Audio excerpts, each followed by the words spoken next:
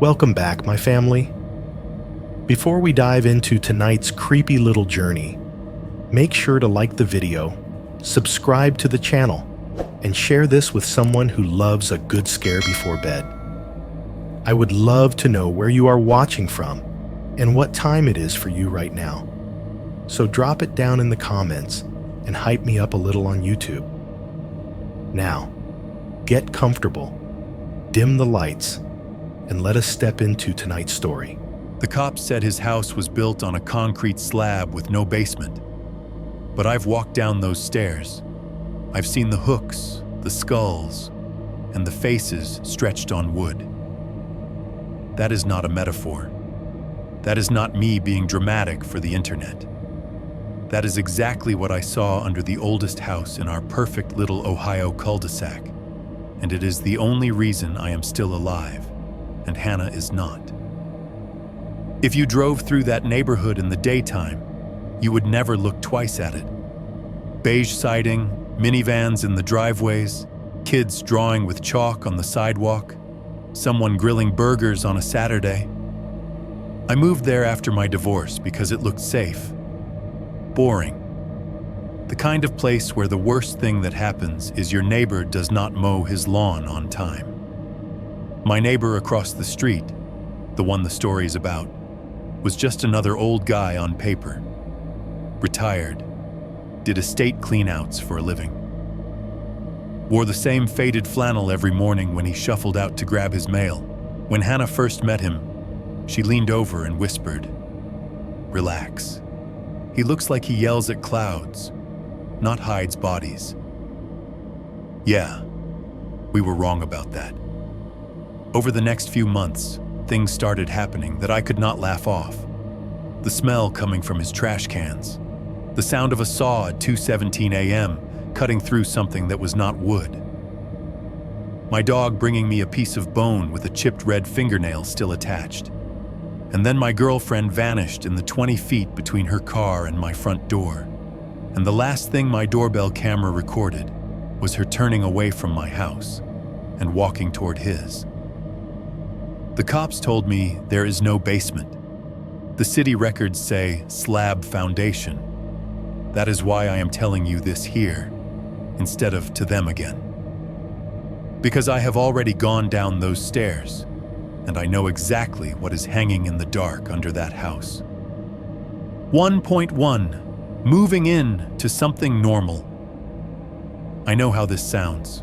A guy moves into a quiet little cul-de-sac after a divorce, starts fixating on his strange neighbor, and a few months later he is writing to a horror channel about skulls and faces in a basement nobody else will admit exists. I get how it sounds. That is why I need you to hold it with me for a bit. Just long enough to see it the way I saw it, before everything went wrong. It did not start with blood or screaming. It started with beige siding, fresh mulch, and a for rent sign that looked like a second chance. Back then, I was 34, newly single, and sleeping on my brother's pull-out couch. Every morning, I would stare at the ceiling fan and think, I cannot start my life over here. So on my lunch breaks, I scrolled listings instead of answering emails. And one afternoon, this place popped up just outside Columbus, Ohio. 3 bedrooms, 1.5 baths, attached garage. Quiet, family-friendly cul-de-sac, the description said. The pictures showed a maple tree in the front yard and grass almost unreal green. There were kids' bikes in a driveway down the street, as if they had been dropped mid-laugh and left for later. It looked painfully normal. That was exactly what I wanted. When I drove out to see it, the GPS dragged me past the usual fast food signs and gas stations, then into a subdivision where every house looked like a slightly different copy of the last. My street was a small loop off that, a dead-end circle with maybe 10 houses around it. A cul-de-sac. There were American flags on a couple of porches, a basketball hoop over one garage, a white SUV with high school band decals. Somewhere a mower droned, cutting neat stripes into somebody's yard. It felt like the kind of place where the biggest drama would be whose trash can blew over in a storm. The house I was there to see sat on the left side of the circle, second from the end. Beige vinyl siding, brown shutters, a small concrete porch with 2 steps up. The maple from the listing picture stood in the front yard, thin branches stretching over the sidewalk, the first leaves bright in the spring light. As I got out of my car, I heard a sprinkler ticking somewhere down the block. Water arced over a strip of lawn, making that soft shh sound when it hit. The air smelled like cut grass and faint grill smoke from somebody's backyard. A kid on a scooter scraped his shoes as he turned at the top of the circle. A golden retriever watched me from behind a screen door, tail thumping once. The landlord and I shook hands in the driveway. Inside, the house smelled of cleaning chemicals and old carpet. The living room was empty, just beige walls and a big front window. The kitchen had laminate counters and white cabinets with cheap metal pulls, and a window over the sink that looked toward the street. "This will be your main room," the landlord said, tapping the frame of the living room window. "People like to put a desk here. Good light." He had no idea how right he was. I walked over to the glass and looked out across the circle. That was the first time I really noticed the house directly opposite mine. Number 14. Even from that distance, you could tell it was older than the others. While my place and most of the block were wrapped in vinyl, 14 still had wood siding, the paint gone chalky and thin so the grain showed through. The roof line sagged just a little in the middle. The front porch leaned forward an inch or two, the railing looking like it was bracing itself. There were no kids' toys in the yard, no lawn decorations, no wind chimes, no wreath on the door. The grass was short, but not lush, cut down to a tight buzz, patches of dirt showing through like a scalp. The windows bothered me before I knew why. Every window I could see had its blinds pulled all the way down, sealed off, except the front one. In that living room window, the blinds were fully closed, except for a single vertical strip, maybe 3 inches wide, dead center. A narrow rectangle of bare glass, like someone had reached up, pinched the slats together, and left that one slice open on purpose. I remember leaning a little closer, squinting, trying to see if someone was standing there looking back. The inside of 14 was just a dark shape behind my own reflection, the glass catching my face and the pale sky behind me. "Problem?" the landlord asked. "No," I said, stepping away. "Just checking the view." We finished the tour. 3 small bedrooms upstairs, a bathroom with a fan that rattled when it ran. In the back, a sliding glass door opened onto a tiny deck and a patch of yard that backed up against a line of scrubby trees. It was not impressive. It was not special. It felt like a place where I could disappear into a routine and stop feeling like a failure for a while. I signed the lease that afternoon. A week later, my brother helped me move in. We carried in the sagging gray couch, my mattress, a kitchen table, a couple of mismatched chairs. Most of my life fit into the back of his pickup and the trunk of my car. We argued about where to put the TV until we gave up and left it in a corner. The one thing I was sure about was my desk. I dragged it into the living room and set it where the landlord had tapped, in front of the big window, facing out toward the circle, toward number 14. I set my monitors up so that if I looked over the top edge of the screens, I could see the cul-de-sac spread out in front of me. By the time my brother left, the sun was going down. The sky over the subdivision faded from blue to gray. Porch lights clicked on around the circle. A car rolled past, bass thumping faintly, then turned out onto the main road. Somewhere a screen door slammed. Inside my house, the air conditioner kicked on with a low, steady hum. The fridge in the kitchen added a quiet buzz. Farther away, a delivery truck rumbled by, brakes hissing as it stopped at the corner, then moved on. These were not horror movie sounds. They were just the noises of a neighborhood settling into evening. When full dark came, the streetlight at the center of the circle clicked on with a dull metallic pop. Yellow light pooled on the asphalt, catching the edges of mailboxes and bumpers. The houses became silhouettes with lit rectangles of window. A TV flickered blue in one living room. Somewhere, a baby cried and then went quiet. A dog barked once and was hushed. I turned on the small lamp on my desk and opened my laptop. The glow from the screen lit my hands, the edge of the keyboard, and the faint reflection of my own face in the window. Beyond that thin mirror, I could see number 14, darker than the houses around it.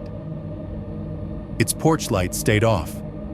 Its windows were blank, all the blinds shut tight except for that one narrow strip of glass. I let myself stare at that gap a little too long, trying to decide if it felt more like an accident or an eye. Then I shook it off, told myself I was being weird, and started my shift. Back then, this place was still the safe house in my head. Just a rental in a quiet neighborhood where I could work nights, pay my bills, and maybe finally be ordinary again. I had no way of knowing that the little opening in those blinds across the cul-de-sac was already pointed at me like an open pupil. 1.2. The first night with the light.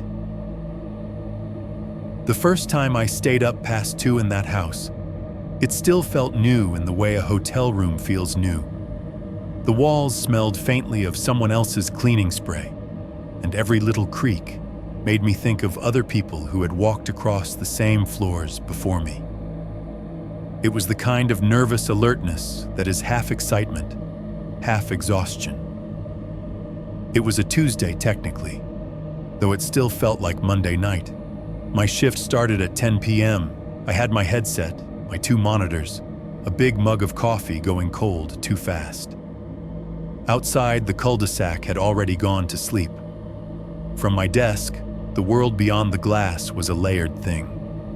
Closest was my own reflection, faint and ghostly over the dark. Behind that, the circle of asphalt, the ring of houses, the maple tree, and then the deeper dark where the subdivision ended and the sky took over. The streetlight at the center of the cul-de-sac cast a yellow cone down onto the pavement. Bugs orbited it in slow, endless spirals, flickering in and out of view like ash. The lawns were darker patches, edges softened by the wet shine of dew. Every now and then, a breeze would slide through, stirring the leaves on my maple tree so they whispered against each other. Farther away, beyond the roofs, I could hear the low, distant rumble of a freight train moving somewhere out past the main road. It had that metallic clatter buried under the sound, rails singing under the weight. That noise, combined with the hum of my air conditioner and the fridge in the kitchen, made a kind of lulling background drone. White noise, small life. I was in the middle of closing a ticket. Some warehouse in Indiana could not get their scanner guns to sync to the network. When my eyes started burning from staring at the same lines of text too long. It was 2:09 a.m., according to the little clock at the bottom right of my screen. I blinked, rolled my neck, and let my gaze drift up and past the monitors to refocus on something farther away. That is all it took. Just that habit of looking out the window to rest my eyes. My stare landed on number 14. Up until that moment, it had been just a darker shape among dark shapes. Porch light off. No car out front. The wood siding and slumped roof blended into the night so well, I could almost pretend it was abandoned. a cutout set in front of the tree line instead of a house where someone slept. Then, without warning, a harsh, yellow light snapped on behind the narrow strip in his living room blinds. It did not come on gently the way some lamps do. It was instant, like a switch had been thrown.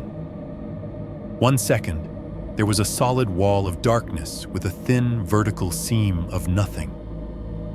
The next, that seam became a razor of light slicing out into the street. It was the kind of light that does not feel like it belongs in a living room. Too bright, too cold. It reminded me of the bulbs in hospital supply closets and old locker rooms. That sickly yellow that washes the color out of everything and makes shadows look bruised. The beam cut through the night, and for a brief moment, the glass of my own window caught it. My reflection vanished, replaced by a faint glare. I watched that slice glow like an open wound in the black face of the house. At first I thought, okay, normal, he turned on a lamp, big deal. Then something moved across the strip. It slid in from the right side of the gap, slow and steady, and at first my brain tried to make it into something ordinary. A coat sleeve, a curtain. Maybe he had just hung something up and it was swinging, but it kept going, and more of it came into view, and the shape did not match any of those things. What filled that narrow rectangle was long and pale, tapering, mottled in places with darker patches. It was hanging upside down, the thicker part at the top of the gap, the thinner part at the bottom, like gravity was pulling it down. It swayed just a little, a lazy pendulum motion. The color was what made my stomach drop.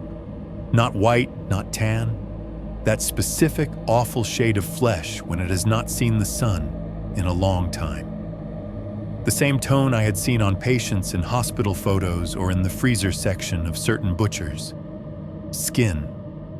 My first stupid thought was, oh, he really does butcher deer in his house. But deer do not have shoulders like that. They do not have that subtle outward curve of a chest, the faint line where ribs meet belly. They do not have that smooth, soft swell of what should have been hips, even distorted by being upside down. I realized I was gripping my mouse so hard my fingers hurt. The longer I stared, the more details popped out, each one worse than the last.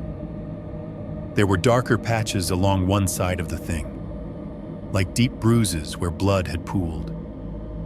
Below those bruises, at the very bottom of the strip of light, something kept dripping. I watched a bead of liquid swell, elongate, and then fall. It hit something out of sight, but for an instant the line it traced down caught the light, black and shiny. Blood does not look red in that kind of light. It looks like used motor oil. I forgot to breathe. My throat locked up. The rest of the world went silent in the way it does when your body is trying to decide whether to freeze or run. I blinked, just once. My eyes had dried out, and the sting forced it. In that fraction of a second, the light in his window switched off. By the time my eyelids came back up, number 14 was just a dark shape again. The vertical gap was still there, a darker strip in the dark. But whatever had been hanging in it was gone. The harsh yellow glow was gone. It was as if someone had slapped a lid over a box. My heart started beating again, too fast now. I shoved my chair back, the wheels hissing on the cheap laminate floor, and stood up so quickly my knee hit the underside of the desk. A mug on the edge rattled, the cold coffee inside sloshing up the sides. I stepped right up to my window, palms flat on the sill, and leaned in until my forehead was almost touching the glass. From that angle, my reflection came back. Pale face, wide eyes, the faint outline of my headset hanging around my neck. Beyond it, Nothing but the circle of houses and the silhouette of 14. All the blinds on that house were down, no glow, no movement. Just that single vertical strip of bare glass, black now. I squinted, trying to see into it, but it was like looking into a throat. Maybe it was deer, I thought. Hunters hang them up by their hind legs to dress them. I had seen pictures online of meat processing. Maybe he had a hook in the ceiling and he used that front room for whatever people who hunt do. Maybe there was a TV on in there earlier, casting weird shadows. Maybe the angle from my desk had combined a reflection from my own monitor with some shape in his house, and my brain had stitched it together into something familiar and wrong. That is what brains do. They take pieces and make patterns, even when there is nothing there. I told myself all of that in quick little bursts, like bailing water out of a sinking boat with my hands. But underneath the excuses, one stubborn thought would not move. It had not looked like an animal. It had looked like a body, a human body, skin still on, hung up by the feet. The silence outside pressed up against the glass. It felt thick, heavy, like the air had congealed around the circle of houses. For a moment, I wondered if maybe the train had stopped running, if the highway beyond had gone quiet, if the whole world had paused just to see what I was going to do. Then, from somewhere out there in the dark, so soft I might have missed it if my ears were not straining for any sign of life, I heard a sound. Tink. Just that. A single, light, metallic tap, like a chain being nudged, like a hook gently swinging and brushing against something. The hairs on my arms stood up under my t-shirt. I stepped back from the window, turned in a slow circle in my own living room, as if I expected to see someone behind me. The lamp on my desk threw a small, warm pool of light. The couch sat where my brother and I had dropped it. The TV screen was a cold, black slab. The hallway to the bedrooms was a gray tunnel. Nothing was wrong, but everything felt wrong. I went around the house checking locks. Front door, deadbolt turned, chain latched. I looked through the peephole, saw only the empty porch and the faint halo of the streetlight. Back door, sliding glass, bar in the track, latch clicked. I jiggled it twice to be sure. Kitchen window, bathroom window, bedroom windows, each one shut, each lock turned fully horizontal. The whole time, the normal noises of the house followed me. The fridge compressor kicked on and made me jerk. Ice dropped in the ice maker with a muffled crack, and I spun toward the sound like someone had thrown something at the wall. The air conditioner's fan changed pitch, and it might as well have been a heavy footstep right behind me. By the time I made it back to my desk, I was sweating lightly, even though the thermostat read 72. My ticketing system had logged me out for inactivity. The little clock on the corner of the screen now read 2:23 a.m. I sat down, headset suddenly too tight on my head, and stared deliberately at the blue-white of the monitor. I kept my gaze there like it was a lifeline, refused to let my eyes drift upward toward the glass. Normal, I told myself. You're alone in a new place. You're tired. You handle dead printers, not dead people. It was probably deer. It was probably a trick of the light. Across the street, where I was not looking, a blind moved just a fraction of an inch. I did not sleep when my shift ended. I lay on my mattress with the covers pulled up, listening to the fridge hum, listening to the ice machine clatter, listening to the house breathe. Every sound the same as it had been an hour before, and yet all of them too loud, too sharp, as if the volume on reality had been turned up one notch past comfortable. Somewhere between one heartbeat and the next, I realized I was not just afraid of what I might have seen in his window. I was afraid that I had seen it clearly. afraid that the worst explanation was the true one. 1.3. The smell by the cans. The morning after the hanging thing in the window, the world did its best impression of being completely normal. Sunlight came in weak and white through the blinds in my bedroom, cutting lines across the wall. Somewhere outside, a leaf blower started up, the motor whining up and down as somebody tried to herd their yard into presentable stripes. My phone alarm buzzed on the floor where I had dropped it, and for a second I lay there, staring at the ceiling, with that foggy half-memory of the night before hovering right out of reach. For a few blessed breaths, I almost managed to convince myself it had been a dream. Then my brain replayed the image in full resolution. Pale skin, upside down, bruises, that dark line of liquid falling. I sat up too fast. My heart stuttered in my chest like it had missed a step. The house in daylight looked smaller, less haunted, more cheap. The living room carpet was a little more worn than I had noticed during the tour. The kitchen linoleum had some faint yellow stains no amount of mopping was going to fix. The maple tree out front cast a mess of shadows across the front window, and the glass showed nothing but blue sky and the white circle of the cul-de-sac. My shift for the night was over. I was technically off until 10 p.m. again. I told myself I should get some sleep. Real sleep, in bed. Not the half-doze I had done after logging off. But when I lay down, my mind would not stop replaying that yellow light. Deer, I kept thinking. People hang deer. You live in Ohio now, not downtown. People hunt. My stomach made a noise that felt like both hunger and nausea. It was trash day, I remembered. If I did not get the cans to the curb, I would be stuck with a week's worth of cardboard boxes and old takeout containers.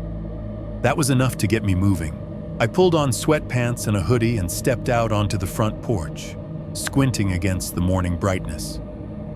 The air was cool and damp, the kind that promises it might hit 70 by noon, but is still hanging on to the last of the night's chill. Around the circle, the neighborhood was in full weekday morning mode. The guy 2 houses down, middle-aged, cargo shorts, a gut he was not ready to admit was permanent, was wheeling his own trash can out, talking on speakerphone so loud I could hear both sides of the conversation. Across from him, an older lady in a pink bathrobe was picking up her newspaper from the driveway. Somewhere in the background, a dog barked in short, irritated bursts. "Morning!" Cargo shorts guy called to me when he noticed I existed. He pointed at the Browns flag hanging from his porch, like that explained something about his soul. "You catch the game last night?" I gripped the handle of my trash can and tried to pull it down the driveway. The wheels bumped over a crack in the concrete. Nah," I said. "Working nights. Did we win?" He snorted. "Please, of course not. But at least it wasn't a total dumpster fire for once. Weather's finally turning, though." He looked up at the sky like he was personally responsible. "No snow in the forecast. I'll take it." "Yeah," I said, because that seemed safer than, "I think I saw a dead person hanging in our neighbor's window 6 hours ago." He went back to his phone. The woman in the bathrobe shuffled back inside with her paper. A UPS truck turned into the neighborhood, rumbled past the mouth of the circle, and disappeared again. It was all so aggressively regular, it made me feel stupid for how keyed up my body still was. I got my can to the curb and turned to go back for the recycling bin. That meant walking directly past number 14. In the daylight, it looked worse, but in a different way. The faded paint on the wood siding was more obvious, all patchy and peeling. The sag in the porch was clearer. The blinds in the front window were still all the way down, with that same narrow vertical strip of glass showing, now just reflecting the sky. No sign that anything strange had ever happened behind it. What I remember most clearly is thinking that the house looked sealed, like a mouth pressed tight, refusing to talk. I was almost past the edge of his lawn when it hit me. The smell. It came in a heavy, invisible wave, catching me full in the face. 1 second I was breathing cool morning air that smelled like wet grass and exhaust, and the next my nose and throat were full of something sweet and thick and wrong. If you have ever opened a fridge and found meat you forgot in the back, weeks beyond when it should have been thrown away, you know the general direction. But this was more. It had that sugary, rotten edge that clings. Underneath it was something metallic, a ghost of iron. It felt like it did not just sit in the air, it crawled into you. I gagged before my brain had even identified it. My eyes watered. It was as if the smell had hands and was pressing itself down my throat, trying to get inside. My first instinct was to step back, away from whatever was causing it. That put me right in line with his trash cans. They sat by the side of his driveway, 2 plastic bins with their lids closed. Next to them, on the concrete, was a black contractor bag. The heavy kind, thick plastic, shiny where the sun hit it. Someone had wrapped duct tape around the top 3 or 4 times, silver bands biting into the black. The bottom of the bag, where it met the ground, was darker. A wide, damp stain radiated out a few inches, turning the concrete a blotchy, ugly color. It glistened in spots, not quite dry. From that patch came the worst of the smell. At first, I could not look directly at it. My brain kept flinching away, focusing on stupid details instead. The way the duct tape edges curled up a little, the manufacturer logo stamped into the side of the trash can, a single dandelion pushing up through a crack in the driveway. Then a fly landed on the bag. It was early enough in the season that there were not many bugs out yet, but this one found it like it had been waiting all winter. It crawled in slow circles over the plastic, then settled near a wrinkle where something protruded from inside, its little wings shivering. I realized there was more than one. 3, 5, 10. Tiny, shiny bodies all clustering near the same bulges in the bag. They looked wrong here, in the chilly air, like a detail from a summer crime scene dropped into a spring morning. Somewhere in the rational part of my head, a voice said, "Dead animal." People throw away raccoons, opossums. Dogs get hit by cars. Someone, maybe Arthur, had bagged up roadkill and left it by the cans. Gross, sure, not illegal. Another part of me was whispering, that is not what this is. I forced myself to really look at the shape of the bag. It was not a simple, rounded heap. The plastic stretched tighter in certain spots, making ridges and edges. One long curve pressed against the side at a diagonal, from mid-height down toward the ground. It could have been a thick branch, or a length of pipe, or an arm. The more I stared, the more it looked like an arm. The upper part thicker, the lower part slimmer, ending in a slight widening that could have been knuckles curled under. The duct tape cinched the top of the bag like a tourniquet around a shoulder. A breeze moved through the cul-de-sac, whispering through my maple tree, sending a shimmer through the patches of dew on the lawns. It got under the plastic of the bag and lifted it just a little. The whole thing shifted, a soft, sick rustle. The knot arm slid a fraction of an inch downward, like something inside had rearranged itself under its own weight. I physically stepped back, heel hitting the edge of the curb. My hand flew up to cover my mouth. For a second, I had this insane urge to kick the bag, to prove to myself there was nothing solid inside, that it would give like trash.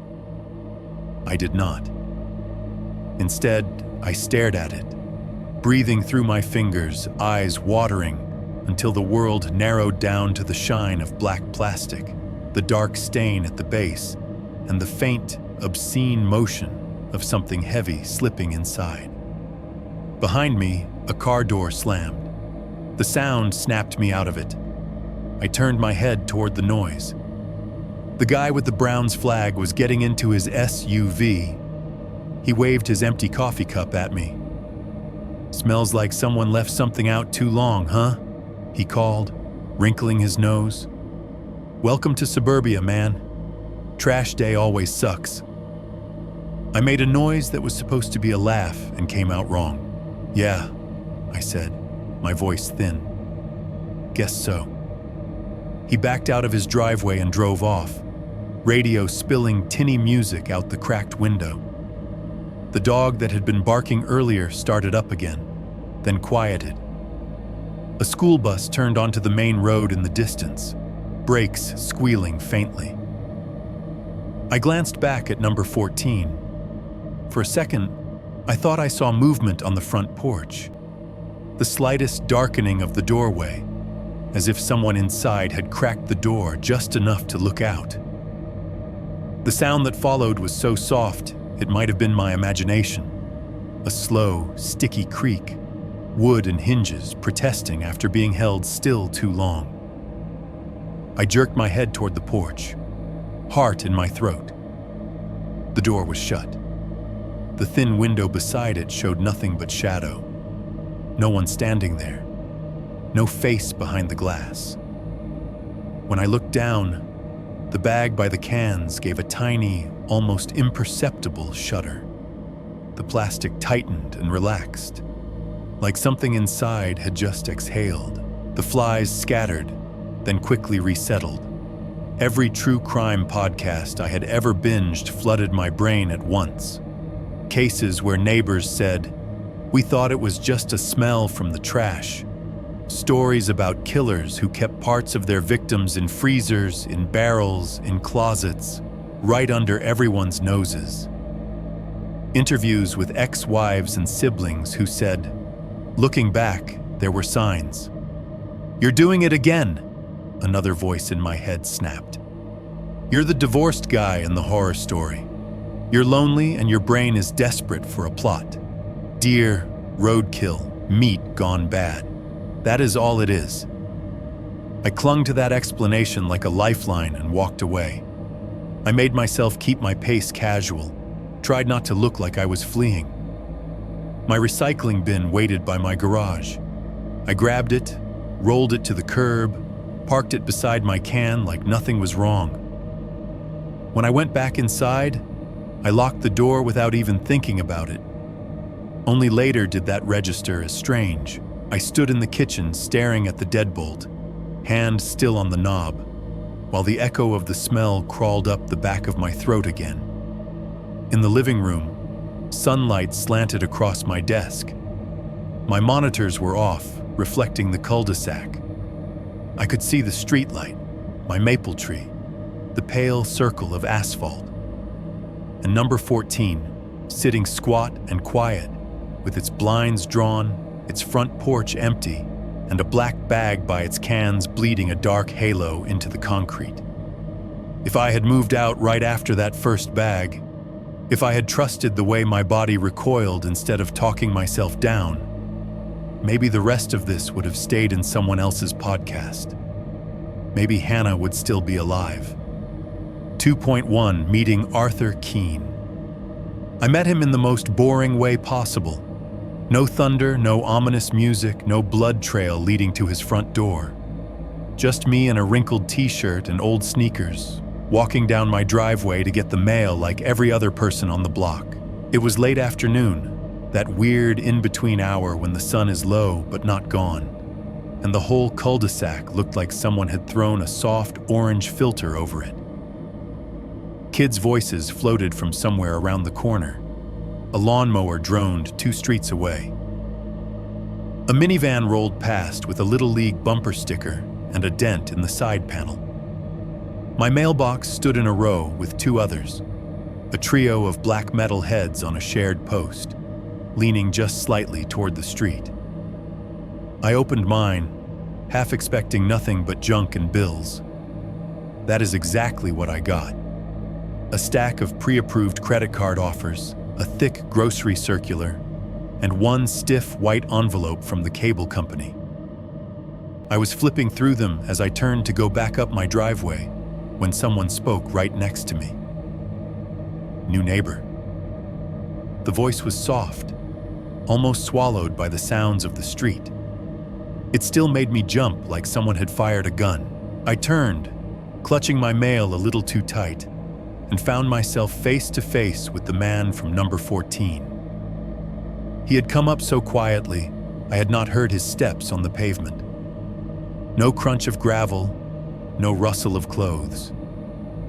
He was just there, standing on the strip of grass between our driveways, like a magician finishing a trick. He was older than I had guessed from a distance. Up close, I pegged him at somewhere in his late 60s, maybe early 70s. Thin, in the way that makes clothes hang straight down instead of following the shape of the body. His flannel shirt, blue and green checks faded almost to gray, looked like it had been washed 1,000 times. The collar was frayed at the edges. His skin had that soft, loose quality some people get with age, like it no longer fit quite right. It sagged at his jawline and in small folds around his neck, but his hands were wiry, the veins raised under papery skin. What I remember most, though, are his eyes. They were not the watery blue I expected on an old guy. They were a flat gray, like ash smeared over glass. There was something cooked about them, as if whatever color had been there once had been burned out and left this dull residue behind. They did not shine. They did not catch the light. They just sat in his face, staring at me, unblinking. Have you ever seen parchment that's been held too close to the oven and browned unevenly? That's what the whites of his eyes reminded me of. Slightly yellowed, with little spiderweb veins that looked more like scratches in paper than blood vessels. His mouth, on the other hand, was busy trying to convince me he was harmless. It was stretched into a wide, neighborly smile, teeth a little too even to be entirely natural, but not blindingly fake either. The corners of his lips pulled back more than they needed to, like the smile had been drawn on with the wrong reference photo. The mismatch between his eyes and his mouth made my brain itch. I said, because my social skills are stellar under surprise. Hey. He nodded, like I had passed some kind of test by acknowledging him. Name's Arthur Keene. He gestured with one hand in the vague direction of his house. I'm across the street, 14. Like I did not know. I shifted my mail from one hand to the other and tried to mirror his polite tone. I'm Mark, I said. Just moved into 12, couple weeks ago. Couple weeks ago, he repeated, the way people do when they like the feel of a phrase more than the meaning. I figured. Saw the U-Haul. Saw your brother, I'm guessing. Big fella. Yeah, that was him. Hard thing, moving. His eyes moved over my face, slow and careful, like he was reading a grocery label. Especially after, well, he flicked his fingers in a little sideways motion, as if shooing a fly off the word. After changes. It took me a second to realize that by changes, he meant divorce. I had not told any of the neighbors about that. The landlord must have. Or maybe it was the way I only had one car, one plate in the dish rack, one set of shoes by the door. Yeah, I said again, automatically. Something like that. What do you do, Mark? He asked. All those screens in your front window, up at all hours. He tilted his head toward my house. Must be important. IT, I said. Remote support, warehouse software mostly, nights. He made an interested humming sound in his throat. Night work. That explains it then. Explains what? I asked. He didn't answer immediately. He just looked at me for a beat too long, that not quite smile still fixed in place, like he was considering whether or not I could appreciate the punchline to a joke. Lights, he said finally. Your lights. I see them sometimes, through the blinds. Little blue glow. People underestimate how much the night listens when most of the houses are asleep. The way he said it, matter of fact, like he was telling me the trash pickup schedule, made something in my chest tighten. To cover the discomfort, I asked, "What about you? What do you do?" He dropped his gaze to the mail in my hand, as if the answer might be written there. "I do what's left to be done," he said. "Old houses, storage units, places people forgot about." He looked back up, and his smile grew a notch more convincing. "Estate cleanouts, they call it. Families pay me to go into the places they don't want to go. Clear out what's left when somebody dies, and the rest of them move on." There was a drift to his voice as he spoke, a gentle seesawing quality. Quiet, smooth, almost soothing on the surface. But underneath it was this faint rasp, like the vibration you feel in your arm when you press your hand against a running power tool. Every time he hit certain consonants, it made me think of a saw blade catching on something hard. I realized, belatedly, that I was staring at his mouth, watching it form the words. "Sorry," I said, blinking. "Estate cleanouts. That sounds intense." He chuckled, a dry little sound that did not disturb the rest of his face. "You'd be amazed what people leave behind when they die," he said. "Stacks of newspapers, boxes of clothes with the tags still on, wedding dresses, toys, teeth in jars."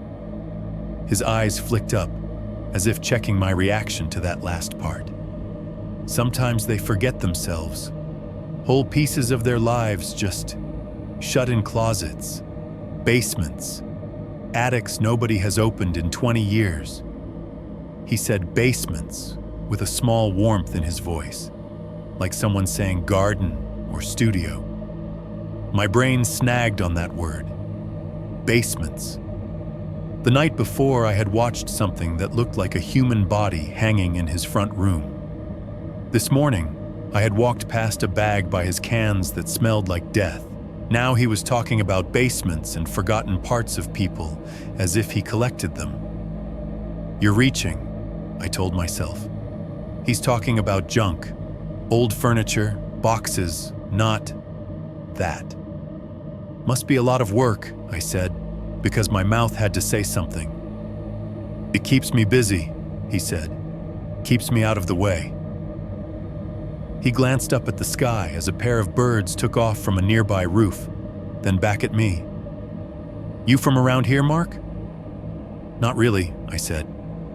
"Grew up farther south, Cincinnati area. Moved up this way for the job. And now for the quiet," he said. "I like this street. Been here a long time. People don't cause trouble, kids ride their bikes. Trash gets put out on the right day. No music after 10. His smile twitched a fraction, as if he had just remembered something and found it privately amusing. Not many places like that anymore. He shifted his grip on the mail he was holding. I had not even noticed him get it out of his box. That bothered me. The letters in his hand were stacked perfectly straight, edges aligned, fingers curled around them with the care someone might use to hold a photograph.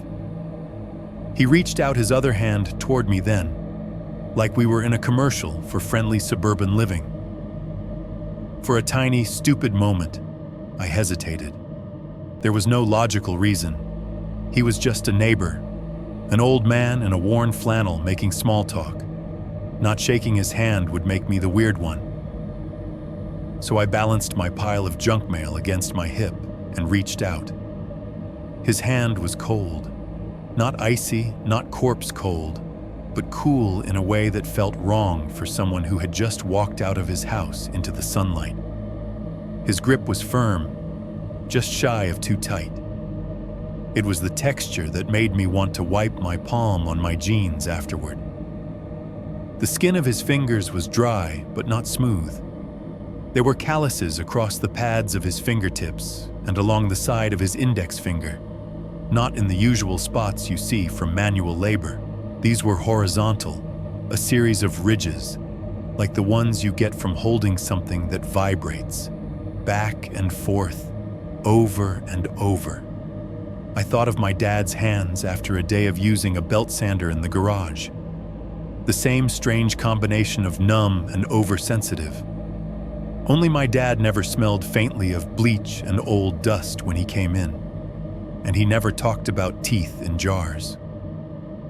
Arthur held my hand a second longer than necessary. His eyes did not leave my face. "It's good to have you here, Mark," he said quietly. "Someone else awake when it's dark is comforting." There was something upside down about that. Usually people say they sleep better knowing their neighbors are there to keep an eye out. He made it sound like he liked having an audience. I pulled my hand back and took an involuntary half step toward my own driveway. "Yeah," I said, hearing the thinness in my voice. "Good to meet you." The breeze picked up a little, dragging the edge of my hoodie against my ribs. A leaf scraped along the asphalt, making a dry shh sound. Somewhere down the block, a car door slammed and an engine turned over. For a second, as we stood there, I smelled it again. Faint this time, like a memory. That sweet, rotten thickness from the bag by his cans. It seemed to seep out from around him, just a thin ghost of it, then was gone. Arthur did not seem to notice. "Well," he said, adjusting his grip on his mail again, "I'll let you get back to your day. I know how it is, working nights. You'll want your rest before the saws start up again." My stomach clenched. The what? He blinked once, slowly, then tilted his head as if replaying his own words. "The calls," he corrected smoothly. "I said calls.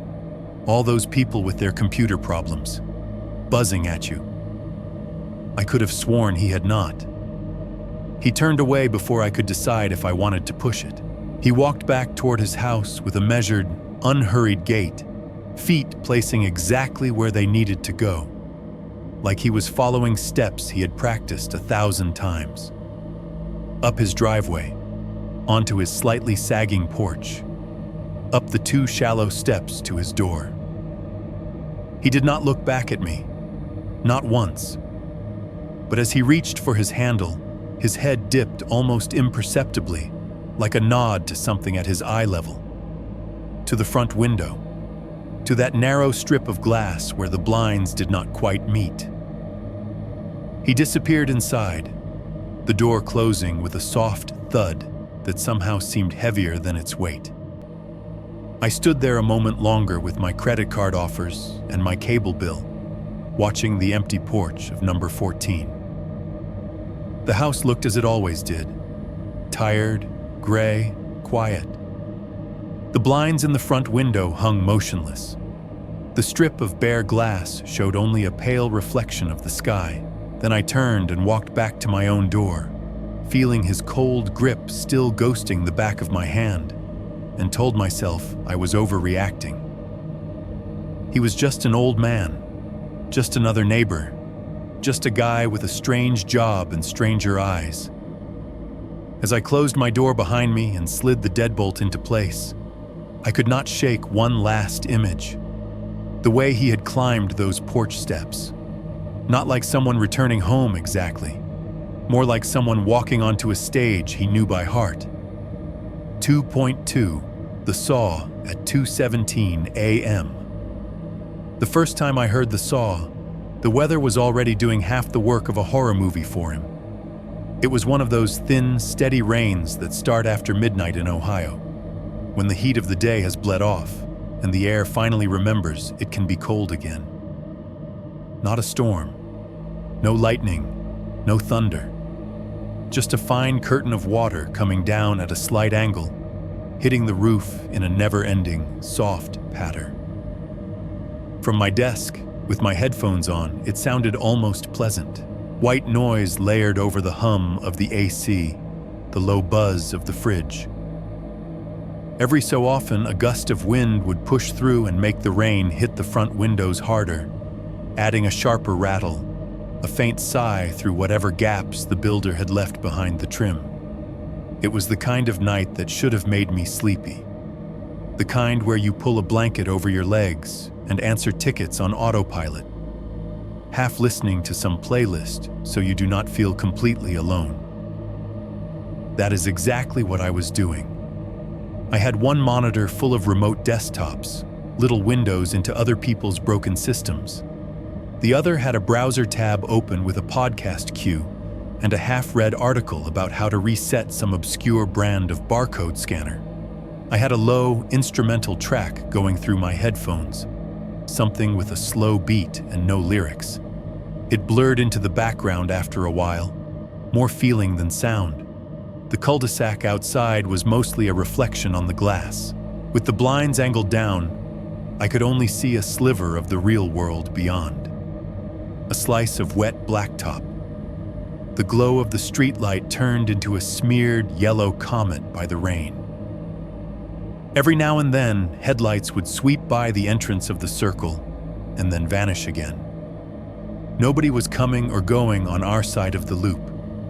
It was 2 a.m. Most of the world was doing the sensible thing and sleeping.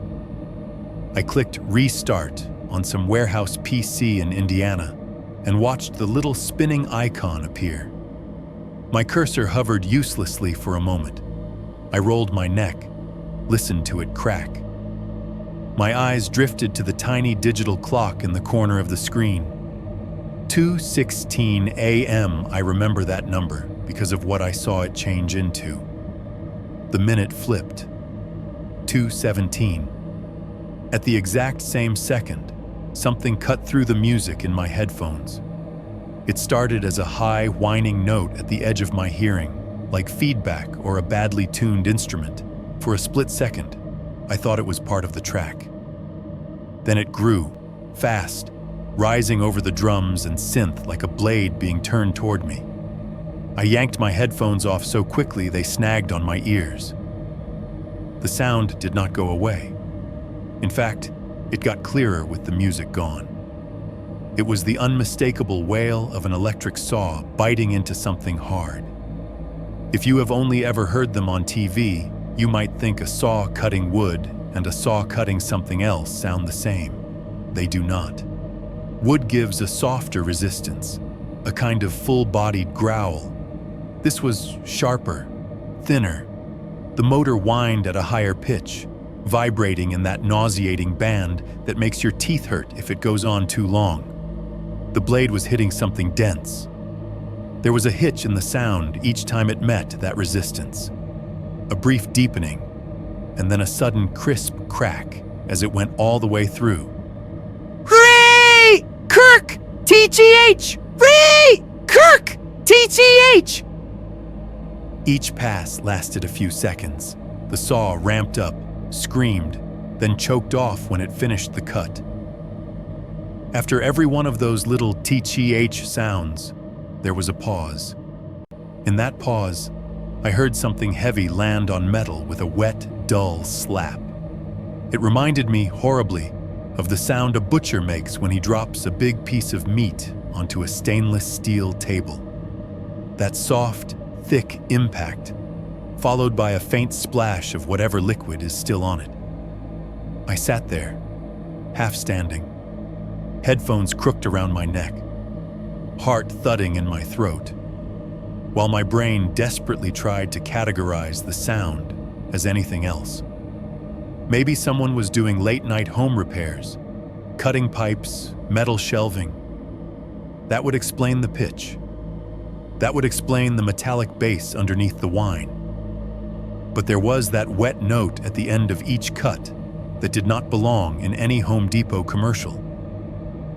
I pushed my chair back and stood up fully. The plastic wheels squeaked. The saw did not care. It kept on, relentless. Kirk, titch, slap.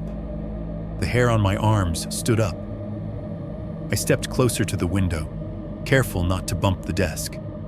The blinds were slanted down, but there was a narrow gap at the bottom between the slats and the sill where I could see a strip of the world outside. The streetlight was still glowing in the rain, turning the falling drops into silver streaks. The circle of pavement glistened. The water on my front steps reflected a dull, wavering version of the world. The sound was not coming from directly beneath my window. It was coming from across the street, from number 14. I could feel it more than track it, a direction, like a pressure in the air. The whine seemed to come from the dark mass of his house, from under it, from inside the walls. It did not match the rhythm of anything else out there. It was its own ugly metronome, cutting the night into uneven slices. My mouth had gone dry. I swallowed and tasted coffee that had gone cold hours ago, sour and thin. "You should call someone," a voice in my head said. "That is what you are supposed to do, right? Hear something weird, see something weird. You don't go over there with a flashlight and a death wish. You call the police, file a noise complaint. Let them figure out if it is a crime or just a crazy old man with insomnia and a hobby." Another voice, just as loud, said, "And what exactly are you going to tell them? Hi, 911, my neighbor is..." What? Sawing something at 2 a.m? In his own house? In his own basement that officially does not exist? "That's not illegal," I whispered to myself. "Being creepy isn't illegal." Slap. I flinched, as if he could hear my judgment through the rain. There was another layer to the hesitation, too. A petty, human one. I did not want to become that guy on the block, the paranoid new resident, calling the cops on the old man across the street because he made weird noises and smelled weird smells. There is always one in every neighborhood. The person everyone else rolls their eyes at when a squad car pulls up. But this was not someone's music too loud, or teenagers cutting through a yard. This was a sound I had only ever associated with one thing in true crime documentaries, and it was not carpentry. Bone. The word slid through my head like ice water. It did not make sense. Bone is not what you cut with a clean saw. It is not convenient. It fights you. It splinters. People burn it, bury it, crush it. But still, my brain decided that was what I was hearing. I was halfway reaching for my phone on the desk, fingers hovering above where it lay face down next to my keyboard, when the saw hit whatever it was, cutting a little harder. Kirk! TH! Slap! The pitch jumped for a second, scraping at the ceiling of my hearing. At the exact same time, a gust of wind hit the front of my house, driving the rain against the windows in a sudden staccato burst. The two noises overlapped, a horrible chorus of impact. And then something hit my window. Not lightly, not like a stray branch or a clump of wet leaves. 3 sharp, distinct knocks in rapid succession, right at eye level. Bang! Bang! Bang! The glass rattled in the frame. The sound was so immediate, so close, that my body reacted before my mind did. I jerked backward, legs catching the edge of my chair. The chair rolled, tipped, and I went down with it, hard enough that a burst of white pain shot up my spine. My right elbow clipped the desk on the way, sending one of my monitors pitching forward. It fell face down onto the keyboard with a heavy thud. The coffee mug I had forgotten about teetered, then toppled, spilling cold, brown liquid across a stack of printouts. A pen rolled off the edge and hit the floor, spinning in useless little circles. For a second, all I could hear was my own pulse pounding in my ears. Then the silence crashed back in. The saw was gone. No whine, no choked TCH, no wet impacts. Just the rain, the AC, the small, embarrassed wheeze of my own breathing as I lay half-sprawled on the floor, heart racing like I had just run up 6 flights of stairs. I scrambled to my knees, ignoring the twinge in my tailbone, and looked up at the window. The blinds were still angled down, but now they were vibrating softly in the wake of the impact. Little shivers running through the slats. They made a dry, rattling sound that set my teeth on edge. I could see the faintest outline of where someone's hand would have been if they had stood on my porch and knocked. 3 points in a vertical line, each about as far apart as the width of a palm. Someone? Or something? "Stop it," I snapped at myself under my breath, as if scolding a dog. I got to my feet, legs a little unsteady, and took 2 steps toward the window. My fingers slipped on the cord the first time I reached for it. My hand was damp with coffee and sweat. I wiped it on my hoodie and tried again, grabbing the plastic wand and twisting. The slats tilted up, slowly revealing more of the outside world. My porch light was on. I must have left it that way unconsciously. A little halo of white on the small concrete pad outside my door. The yellow spill from the street lamp layered over it, turning everything a dirty, overlapping gold. There was no one there. The top step was wet, tiny streams of water trickling toward the edge. The doormat, welcome in faded letters, was darkened with rain. Beyond that, the short walkway to the driveway shone under the drizzle, empty. No figure, no arm pulling away, no kids playing a prank and ducking behind the shrubs. Across the way, number 14 sat in its habitual gloom. No lights in any window, no movement.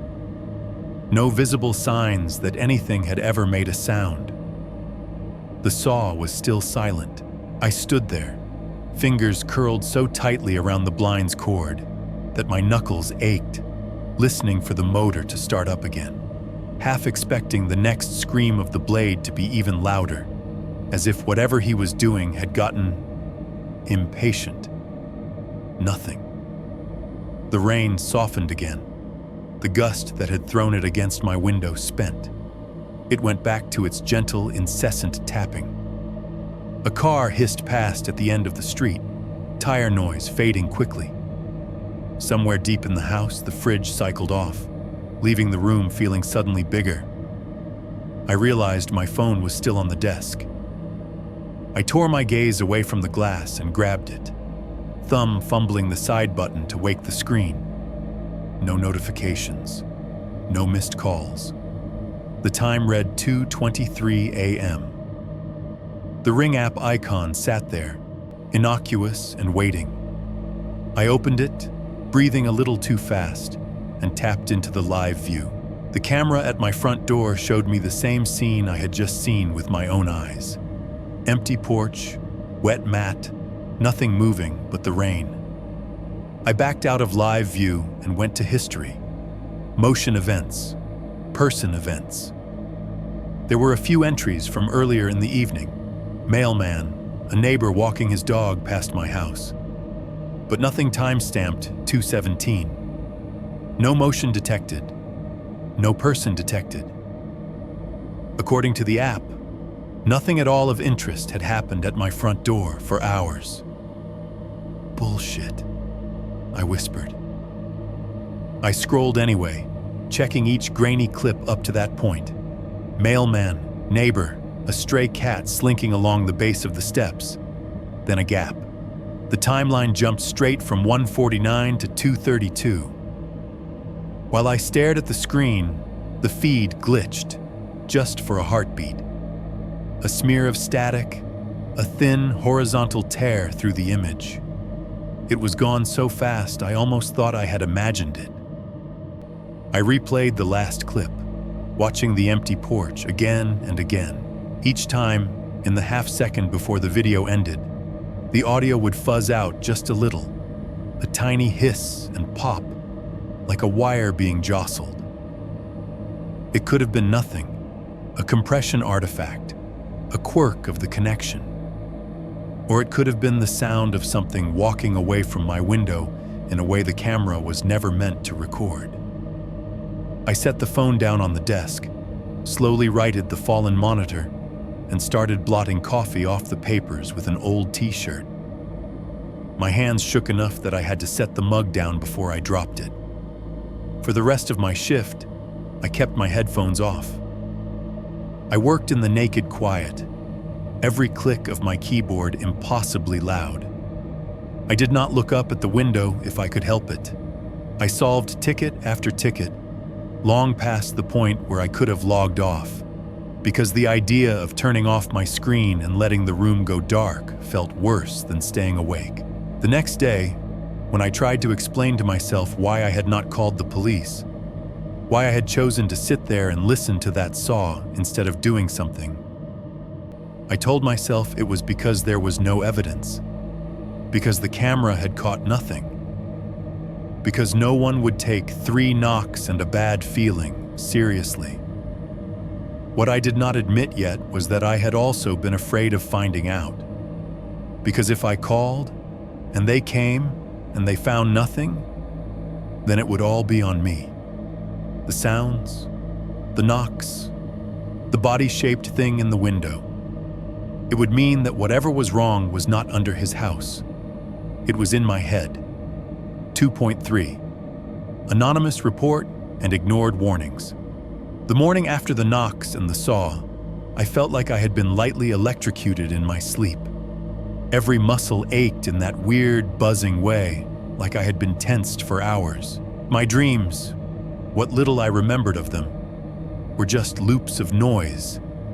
A high whining, 3 hard impacts on glass, and then silence, over and over again. When my alarm finally went off at 9, it took me a full minute to realize the sound was coming from my phone and not from outside. I lay there on my back, staring at the ceiling, trying to decide if last night counted as enough to do something. My brain held up the images like evidence photos.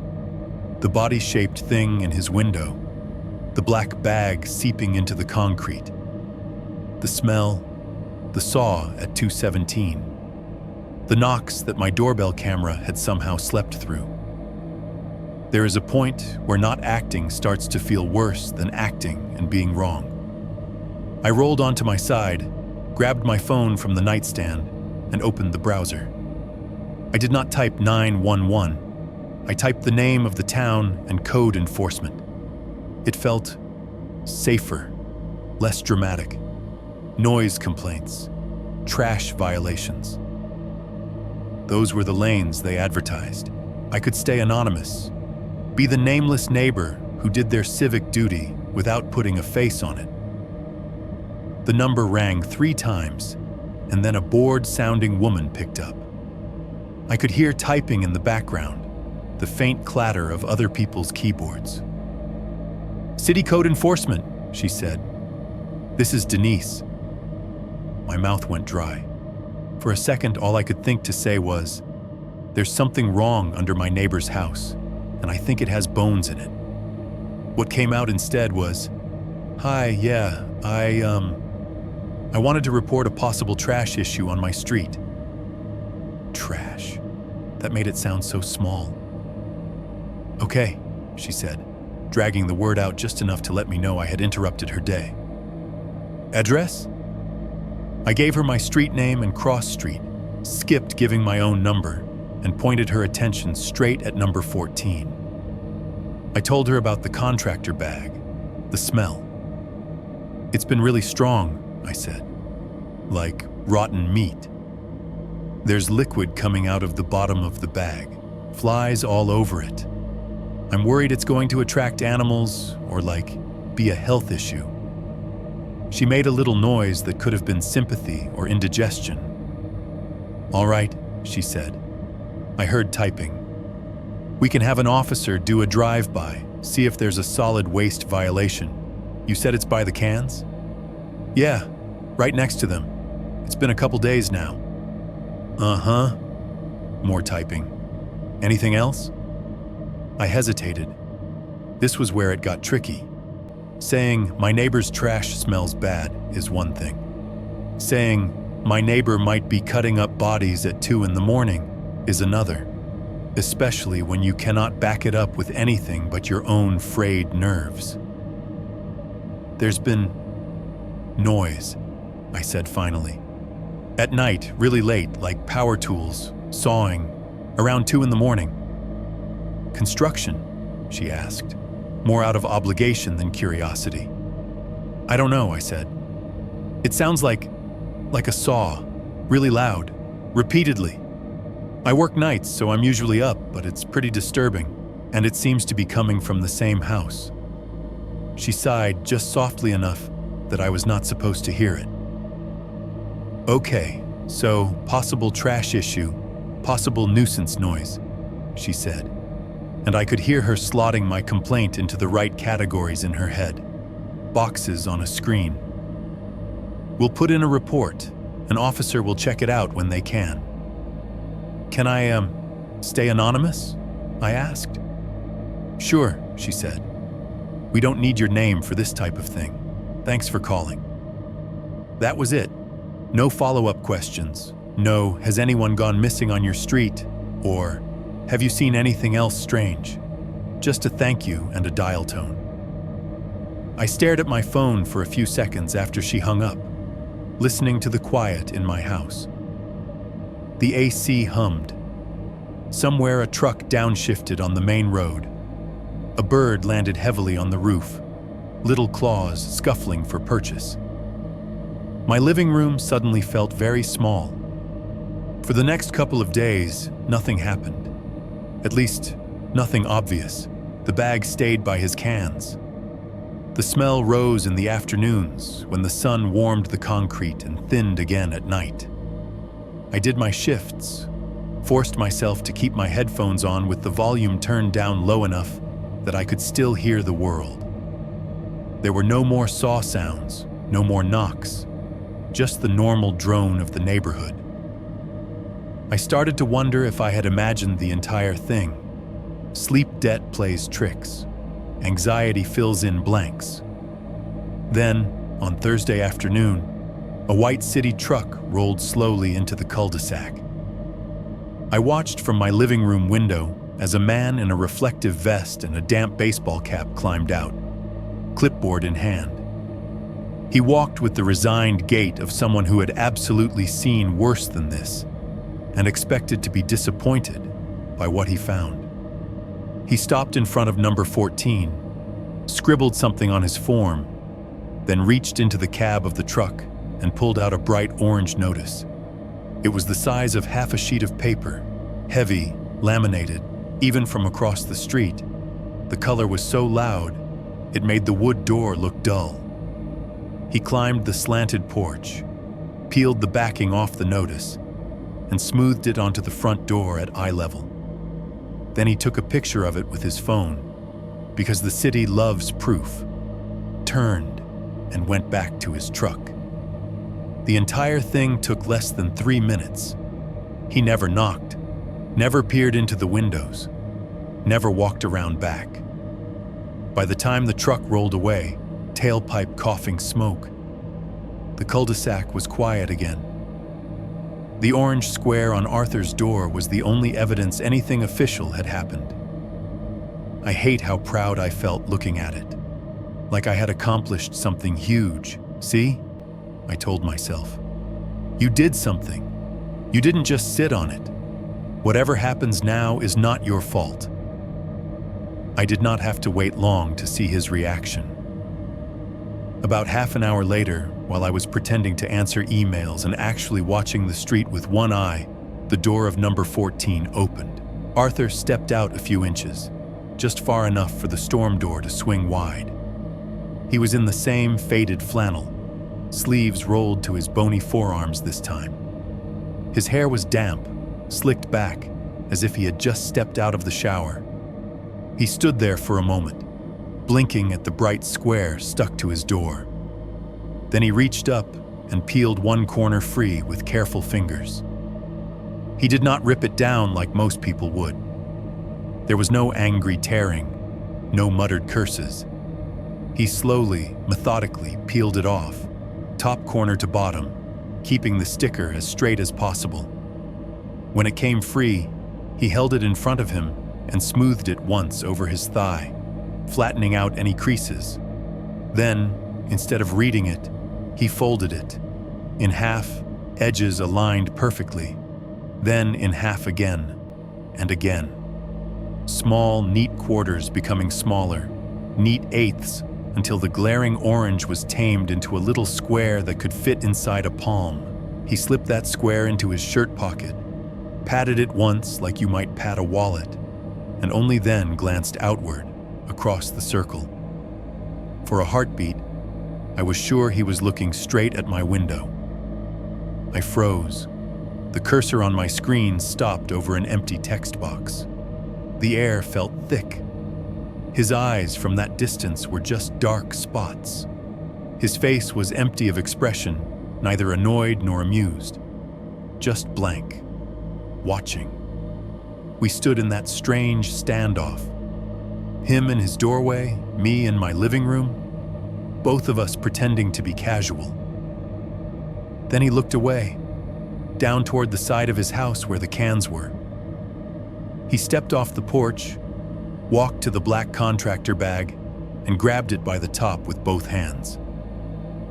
Without any visible strain, he dragged it toward the side gate. The bag slumped and lengthened as whatever was inside shifted. The dark stain on the concrete smeared into a longer streak, like a paintbrush dipped in something thick. He hauled it through the gate and disappeared into the backyard. The wooden panels swung shut behind him with a dull thunk. When he came back out a minute later, his hands were empty. The bag was gone. There was no more smell that afternoon, not even a trace of it. The air tasted normal again. The concrete by his cans dried, leaving only a faint outline where the stain had been, like a shadow that did not know its owner had moved on. That night, there was no saw, no whining motor, no wet slap, no 3 hard knocks on my glass. The rain had cleared, and the cul-de-sac was as quiet as a photograph. Trees stilled, houses dark. The only sound was the occasional car on the main road and the distant bark of a dog who had not gotten the memo about nighttime. You would think that would have helped. Instead, lying in bed, covers pulled up, I found myself straining to hear something. Anything. The absence of the saw was louder than the saw had been.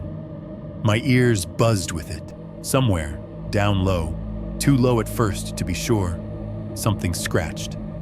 Scratch, scratch, scratch. It was faint, like a mouse in a wall, easy to dismiss if you were not already keyed up. It came from the base of the house, not from above. Not footsteps upstairs or a branch on the roof. Down by the floor, down by the foundation. I held my breath and listened. Scratch, pause, scratch, pause, scratch. It moved slowly around me.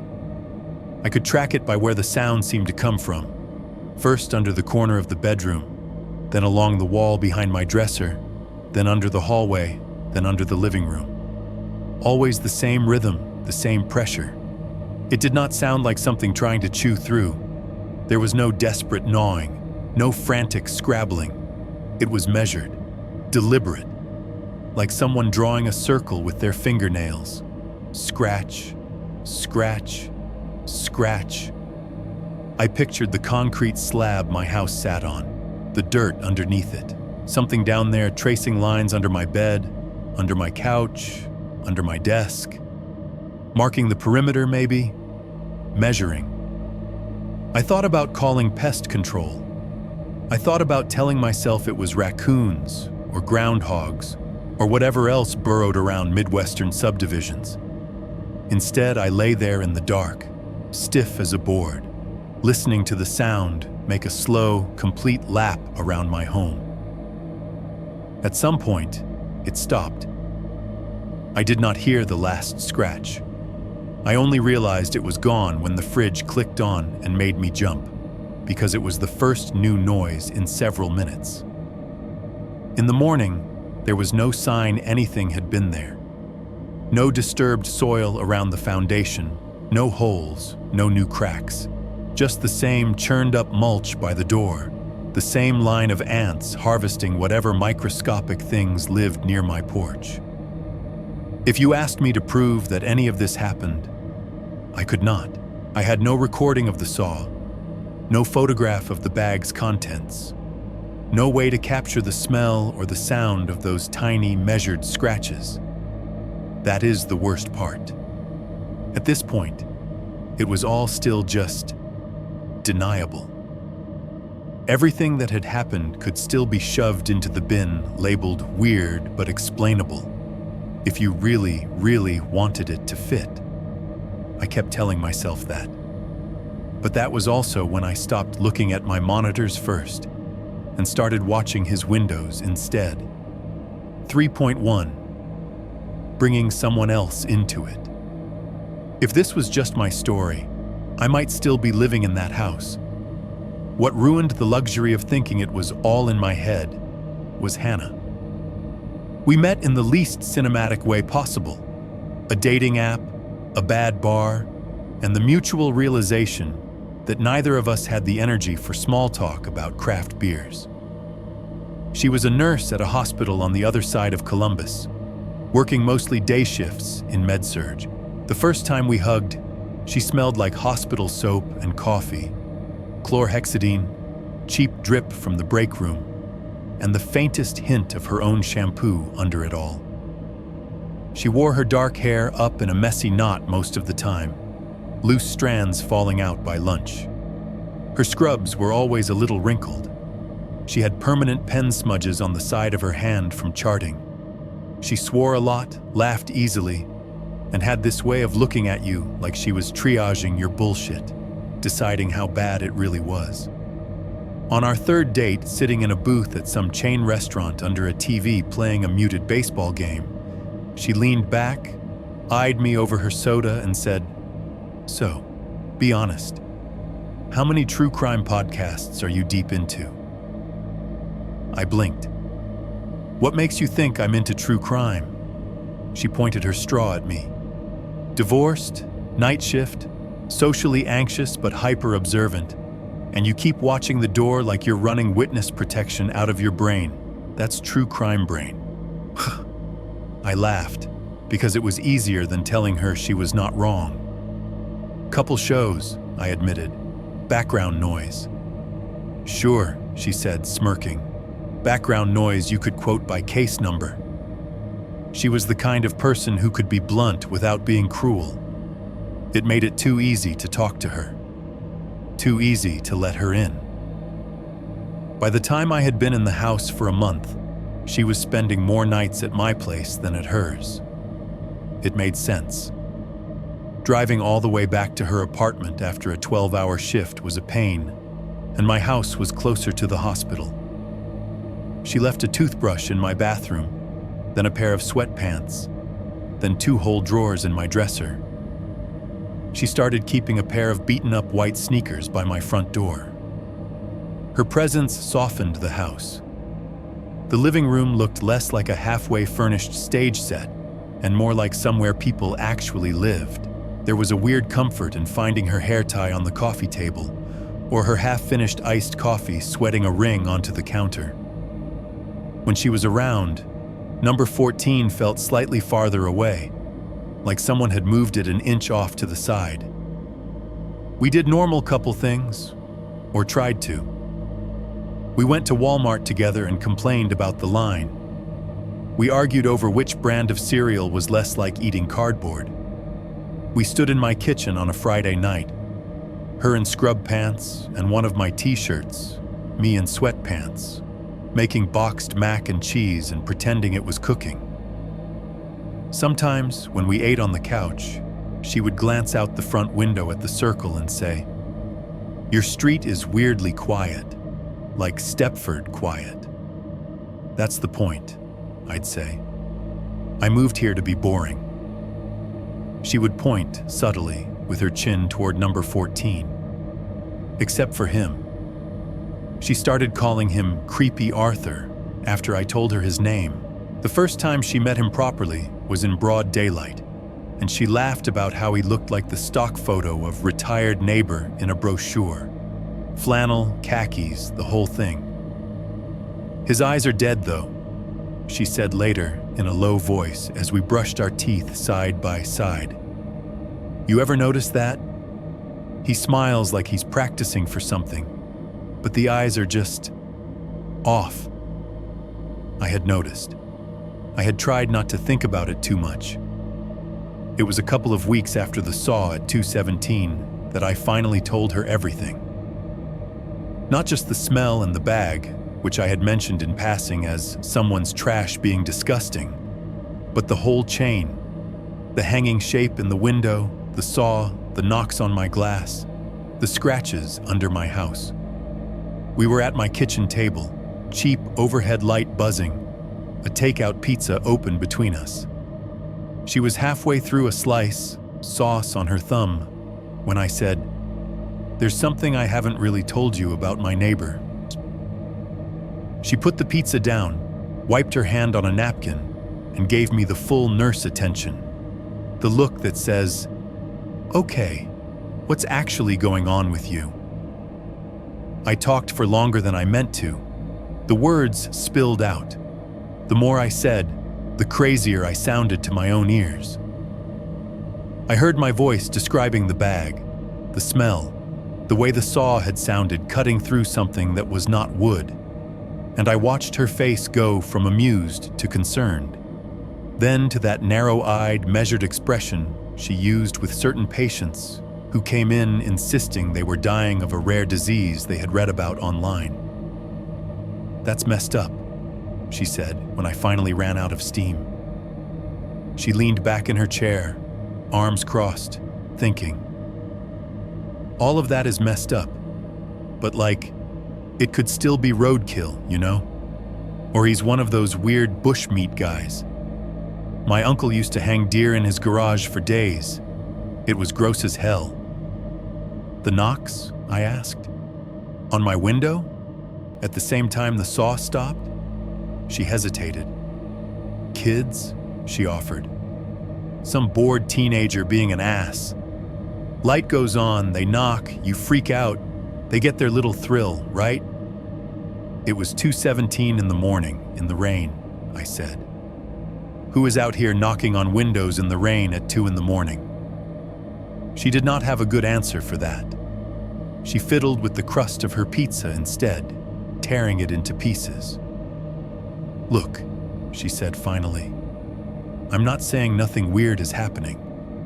I'm saying your brain is filling in the gaps with the worst possible option because you mainline true crime after midnight. You smell something gross, you hear a saw, your brain goes, boom, serial killer. That doesn't mean you're wrong, but it also doesn't mean you're right. Yet. Yet, I repeated dryly. She reached across the table and covered my hand with hers.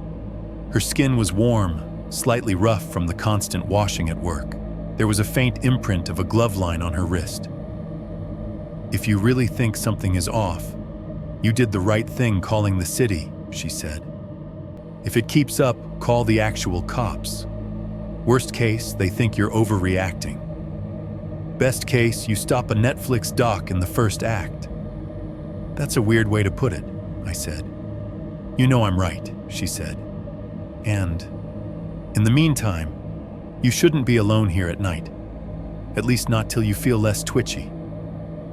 That was how we decided she would start staying over on the nights I worked. Not every night. Her schedule was a mess, and she actually needed sleep, but enough that the house did not feel like a hollow box when the sun went down. The first night she stayed while I actually worked, it was a Saturday. She had just finished a run of 3 shifts in a row and looked like she could fall asleep on a sidewalk if you let her. Her hair was damp from a quick shower. She had that clean, sharp hospital smell, plus the faint floral of my body wash. "You sure?" I asked as she dropped her bag by the couch. "You can go crash at your place and not listen to me curse at printers all night." She flopped down onto the cushions, pulled my old throw blanket over her legs, and grabbed the remote. "Shut up and be grateful," she said.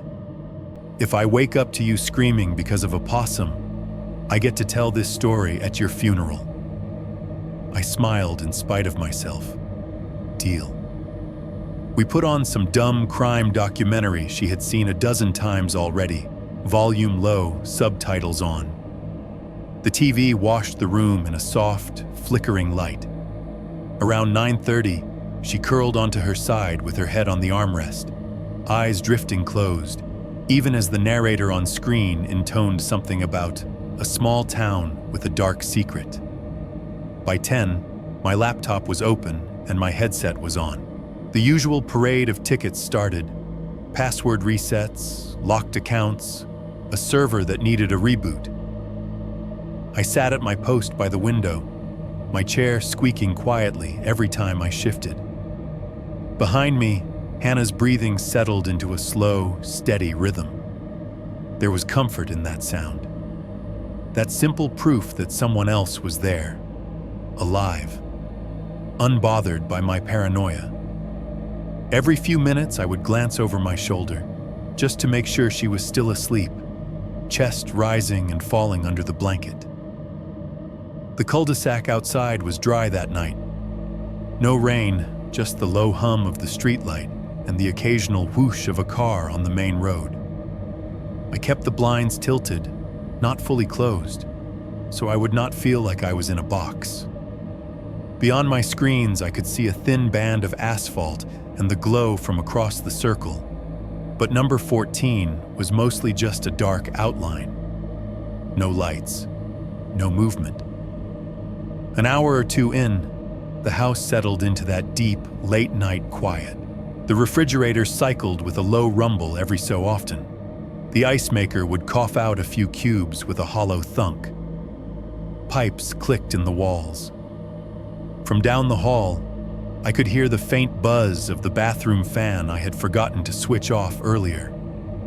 Hannah snored once, a tiny, graceless snort, and then adjusted herself without waking. It made me smile. I filed a ticket. I restarted a router 3 states away. I let the routine of work sand down the sharp edges of my fear.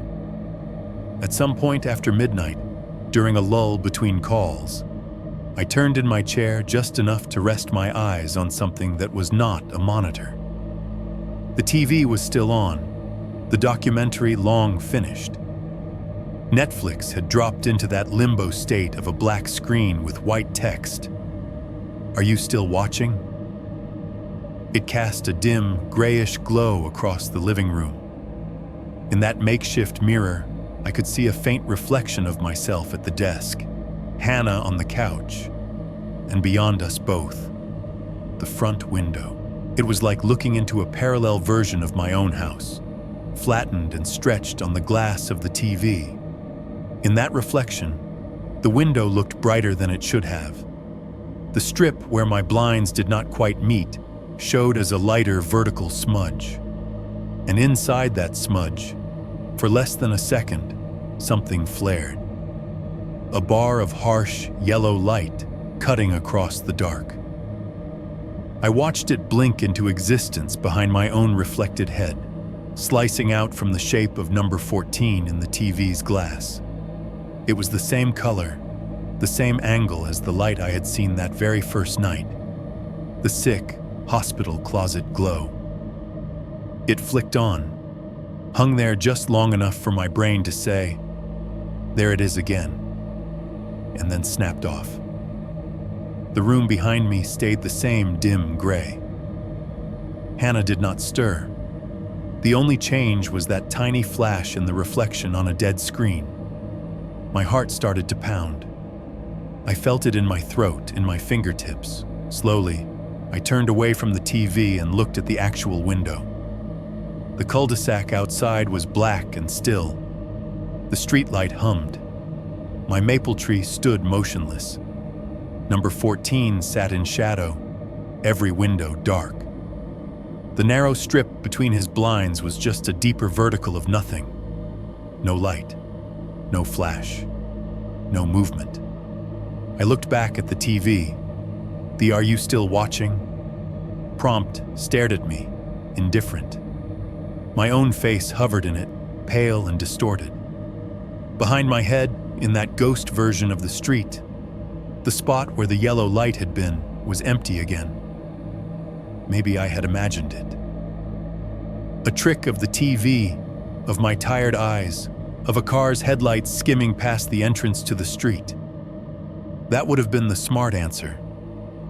But the smart answer did not explain why I suddenly had the sensation that somewhere just out of my direct line of sight, someone else was also watching that reflection. Not from my couch, not from my yard, from his side. 3, 2. Shared smell, shared fear. The next time the smell came back, it did not give me the chance to convince myself I was imagining it.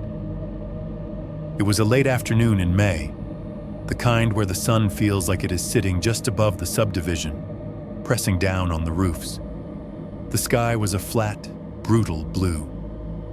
Heat shimmered over the asphalt as we pulled into the cul-de-sac, the Walmart bags rustling in the back seat.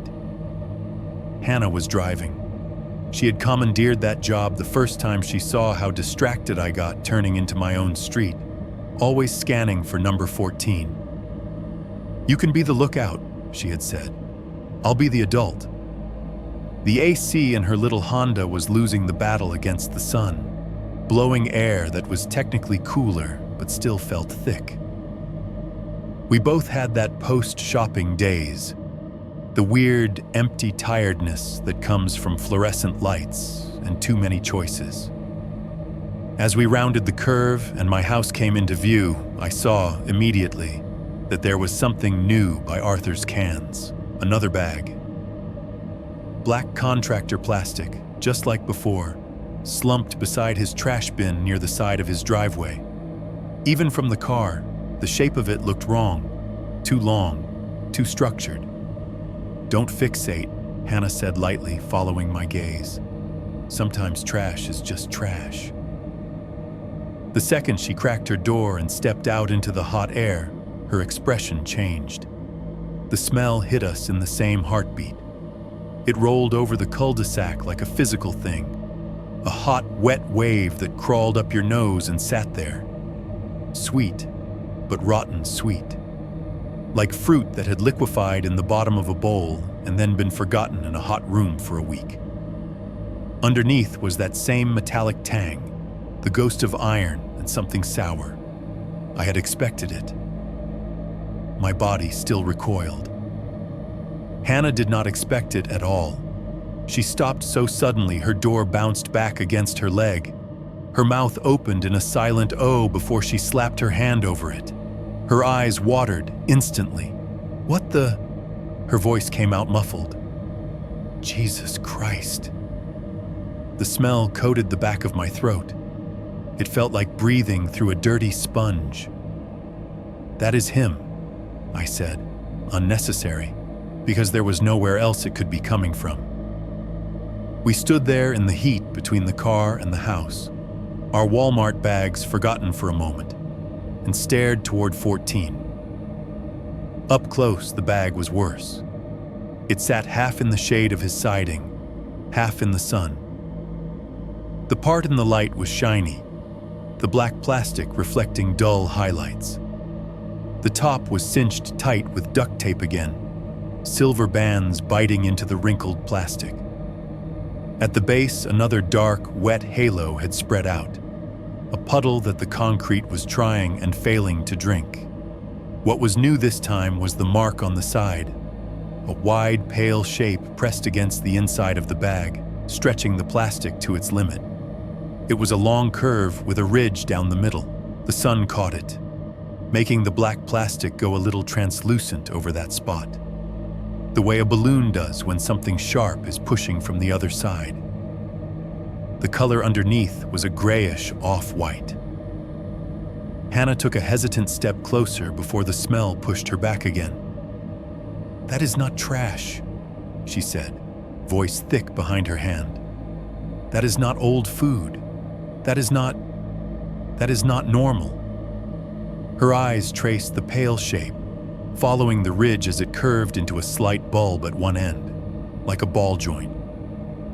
Higher up, the plastic bunched around a narrower area, as if something was tapering. It looked like a bone, a long one, maybe a femur, maybe something from a big animal if you were generous. But the proportions looked human. The rest of the bag's surface was not smooth either. It was uneven, lumps and angles protruding in ways that suggested structure under the plastic. A knobby corner here, a flat plane there, like pieces fitting together inside. The hot breeze moved through the cul-de-sac, flicking at the edges of our shirts, stirring the leaves in the maple tree. It caught the bag and lifted the plastic a fraction of an inch away from whatever was underneath. The whole thing shifted with a wet, sluggish sound, and the pale ridge rolled under the surface, changing the way the light hit it. The stain at the bottom grew a little bit, slowly bleeding outward. Hannah gagged. It was not dramatic.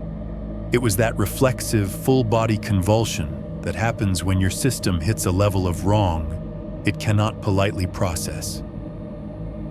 That's not a deer," she said, and hearing her say it out loud made the world tilt.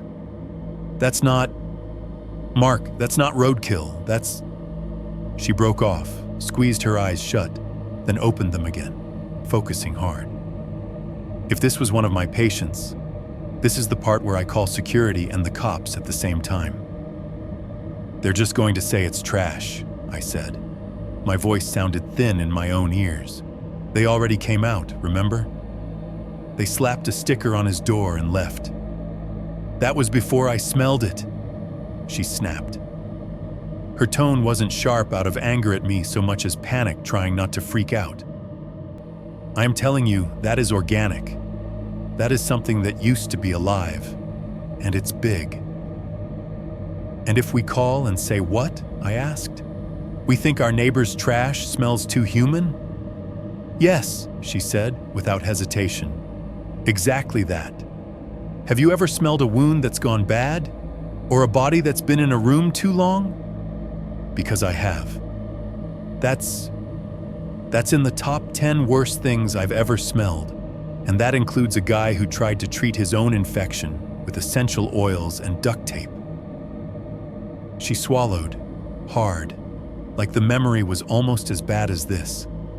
My brain tried to slide into the easy path. "Maybe he really does work with estates," I said weakly. "Clearing out freezers, old meat, I don't know." Her eyes snapped to mine. Gone was the half-teasing, half-skeptical look she had worn when I first told her about Arthur. There was nothing mocking in her face now, only seriousness and a thin thread of fear. "No," she said. "Listen to me. There is a difference. Meat that sat in a freezer too long smells like rot and freezer burn. Dead animal is rank, sure, but it's, I don't know, wild. This smells human. Close-up human. I wish I could explain it better than that, but I can't. I just know it." The words hung there between us, heavy and obscene. We still had armfuls of Walmart bags. Sweat had started to gather at the base of my neck. The sun beat down, relentless, as if nothing of consequence was happening. Somewhere down the block, a kid laughed. completely unaware. "We should go inside," I said. "This looks weird, standing here staring at his trash." "It looks weird because his trash is a crime scene," Hannah muttered, but she let me steer her toward my porch. We walked faster than was natural. The way you do past a house with a dog you are not sure is chained up. Even halfway up my driveway, the smell still clung. It only started to fade when we stepped into the cool air of my entryway and shut the door behind us. We dumped the bags on the kitchen table. Hannah immediately went to the sink and scrubbed her hands, even though she had not touched anything. The smell seemed to have gotten into her skin, into her hair. I could feel it sitting in my sinuses, a ghost I could not sneeze out. "You're calling," she said, flicking water off her fingers, eyes blazing. "Tonight. Not code enforcement. The cops. You're telling them exactly what you told me and what we just saw. They'll think I'm insane," I said. "He's old. He's been here forever. Nobody else has complained." She slammed her wet hand down on the counter, hard enough to make the dish rack rattle. "If this was a patient's house," she said, voice low and controlled, "and I walked in and smelled that, I would call Adult Protective Services and the police too. I would not care if it made me look dramatic. Because if I didn't, and something happened, and it came out later that I had smelled that and did nothing, I would have to live with that." I opened my mouth, then closed it again. Because she had just spoken aloud the thing I had been skating around for weeks, the guilt that waited either way. Do nothing and be wrong, or do something and be wrong in a different direction. "I already called once," I said finally. "They put in a report. They gave him a sticker. They didn't go inside. They didn't even knock. You saw how that went. What's going to be different this time?" "Me," she said. "Me being here. Me saying it too. It's not just your true crime brain anymore." The words should have been comforting. Instead, they felt like concrete being poured around the situation, setting it into something solid and heavy. We did not call right then. We should have. I know that now. But in the moment, the instinct to gather more, to listen, to be sure before dragging uniforms back onto our street was stronger. "Tonight," Hannah repeated. "We'll see if there's anything, noise, movement, and then we call, together." It sounded like a plan. Plans are soothing, even bad ones. That night, she did not let herself crash on the couch. She brewed coffee for both of us, loaded with sugar, the cheap kind that tastes more like candy than caffeine. We sat at the small kitchen table, the Walmart haul half put away, half abandoned in bags on the counter. The blinds over the kitchen window were tilted just enough that we could see a sliver of Arthur's side yard if we leaned. The sun had gone down. The cul-de-sac was under its usual pool of streetlight. The spot where the bag had been, by his cans, was now just a darker smudge on the concrete. The smell was gone, as if it had never been there. We listened. The house was full of small sounds, the fridge cycling on and off, the tick of the cooling stove, the occasional clink of ceramic as our cups touched the table. Outside, the night hummed. Distant cars, a barking dog, the faint buzz of the sodium lamps. At some point, the sound of a metal lid echoed across the street. Clang. Skrrr. We both went still. "That's his trash can," I whispered. We heard it again, a little softer this time. A lid being lifted and dropped, then lifted more carefully. The hollow ring of metal on metal, vibrating just enough to set off something in the primitive part of my brain that associates that sound with dumpsters behind hospitals and the sour stink of waste.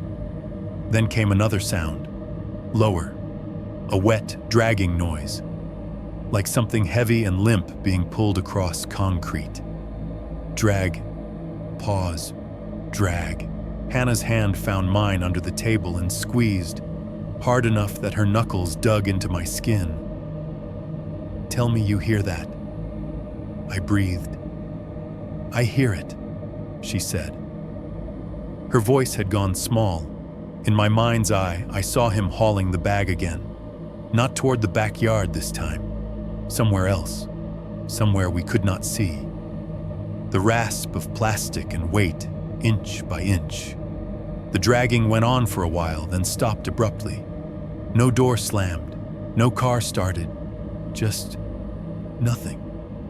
The kind of blank you get on a heart monitor right before the staff starts running. We held our breath, waiting for whatever came next. What came next was closer. A dull, heavy thud hit the exterior wall of my kitchen. It was not the timid, hollow knock of a branch or a raccoon. It was weight meeting wood with intent. The wall behind the fridge shuddered, just once. The plates stacked in the cabinet to our right rattled. The drinking glasses chimed softly against each other. The water in the glass in front of me rippled, tiny concentric circles moving outward. Hannah flinched, her chair scraping back half an inch.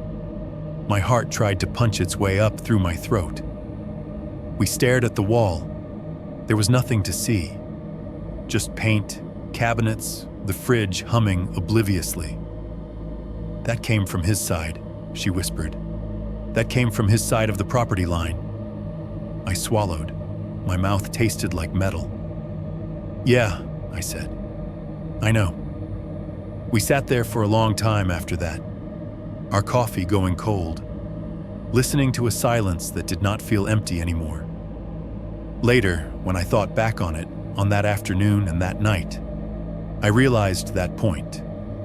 Her standing in the driveway gagging on the same smell I had tried to rationalize away, her hand crushing mine at the table as the wall shook, was the exact moment the story stopped being something that could be dismissed as just my paranoia. It was not just my brain anymore. It was ours. Three. The black bag moves. We told ourselves we were just going for a walk. People do that in subdivisions, especially on bright, sunny mornings, the kind of mornings realtors take pictures in. The sky was a high, clean blue, and the air had that thin coolness left over from the night before, already starting to warm under the sun. A couple of doors down, somebody had dragged out a plastic kiddie pool and left it overturned on the lawn, last summer's leaves stuck to the underside.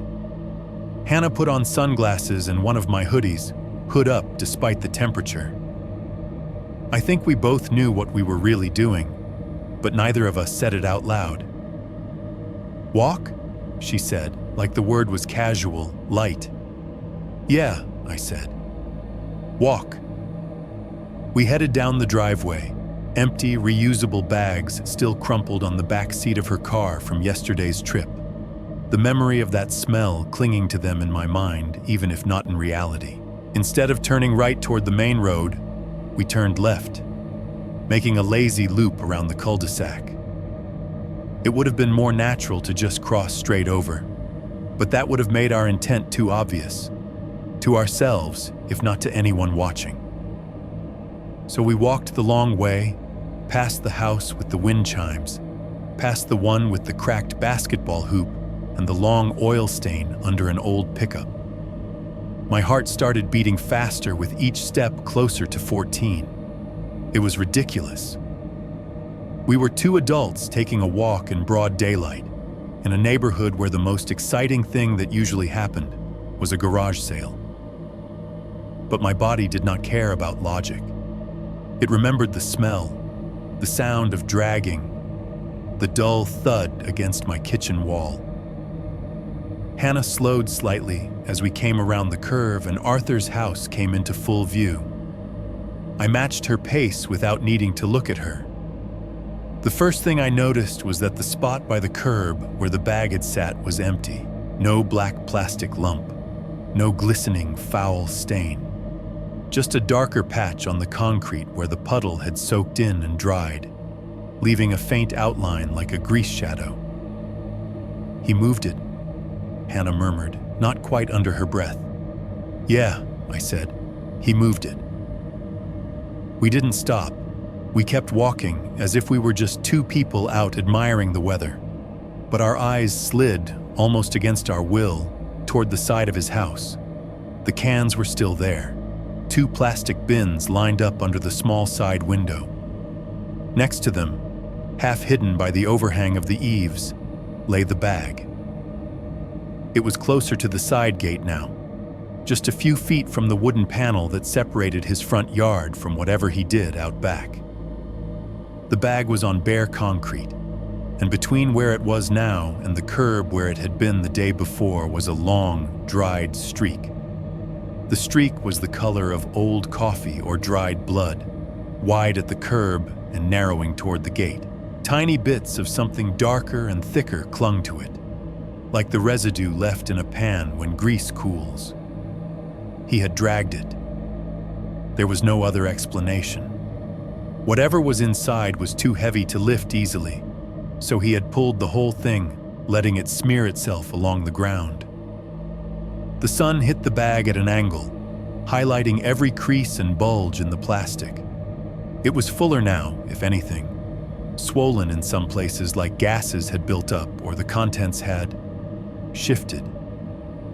"I'm staying here," Hannah said suddenly, stopping on the sidewalk at the edge of his property. "I can't get closer. If I smell that again, I'm going to puke on his lawn." Her tone was half joke, half serious. Her sunglasses hid her eyes, but I could see the tense set of her jaw. "Okay," I said. I'll just..." I gestured vaguely, as if I had some legitimate reason to walk up toward my own house that just happened to bring me closer to his side yard. I veered toward my driveway, cutting at an angle that took me close enough to 14 to see details without technically stepping onto his concrete. It was the kind of suburban boundary violation people yell about on Facebook. He was on my side of the property line, and for a second, I was unreasonably afraid someone would fling open a door and accuse me of something ordinary, like trespassing. The smell was still there, but weaker in the morning air, diluted by sunshine and a slight breeze. It hit in waves, stronger when the wind shifted, enough to remind my body what it had been, not enough to knock me backward. Up close, the bag looked worse. The plastic was stretched so tight in places that it had gone shiny and thin. Beneath a large bulge near the center, I could see that same pale, ridged shape pressing outward. It curved in a way that made every anatomy chart I had ever seen float to the surface of my mind. Long bone, joint, socket. The white-ish imprint on the plastic looked like someone had taken chalk and drawn the outline of a femur from the inside. Other lumps crowded around it, less distinct, but just as wrong. A flatter plane that could have been a shoulder blade, something narrower and straighter, ending in a slight flare, maybe another bone, maybe just my mind playing connect the dots with the worst possible picture. The surface of the bag was not still. There was a subtle rise and fall in one corner, as though the plastic was adjusting to the pressure inside. My stomach clenched. For a heartbeat, a wildly irrational thought flashed through my head. What if it's not just dead? What if something is still moving in there? I stepped closer, just one more step, to force myself to look at the edge, where the bag folded under itself. Hot air shimmered off the concrete. A fly buzzed lazily near my ear.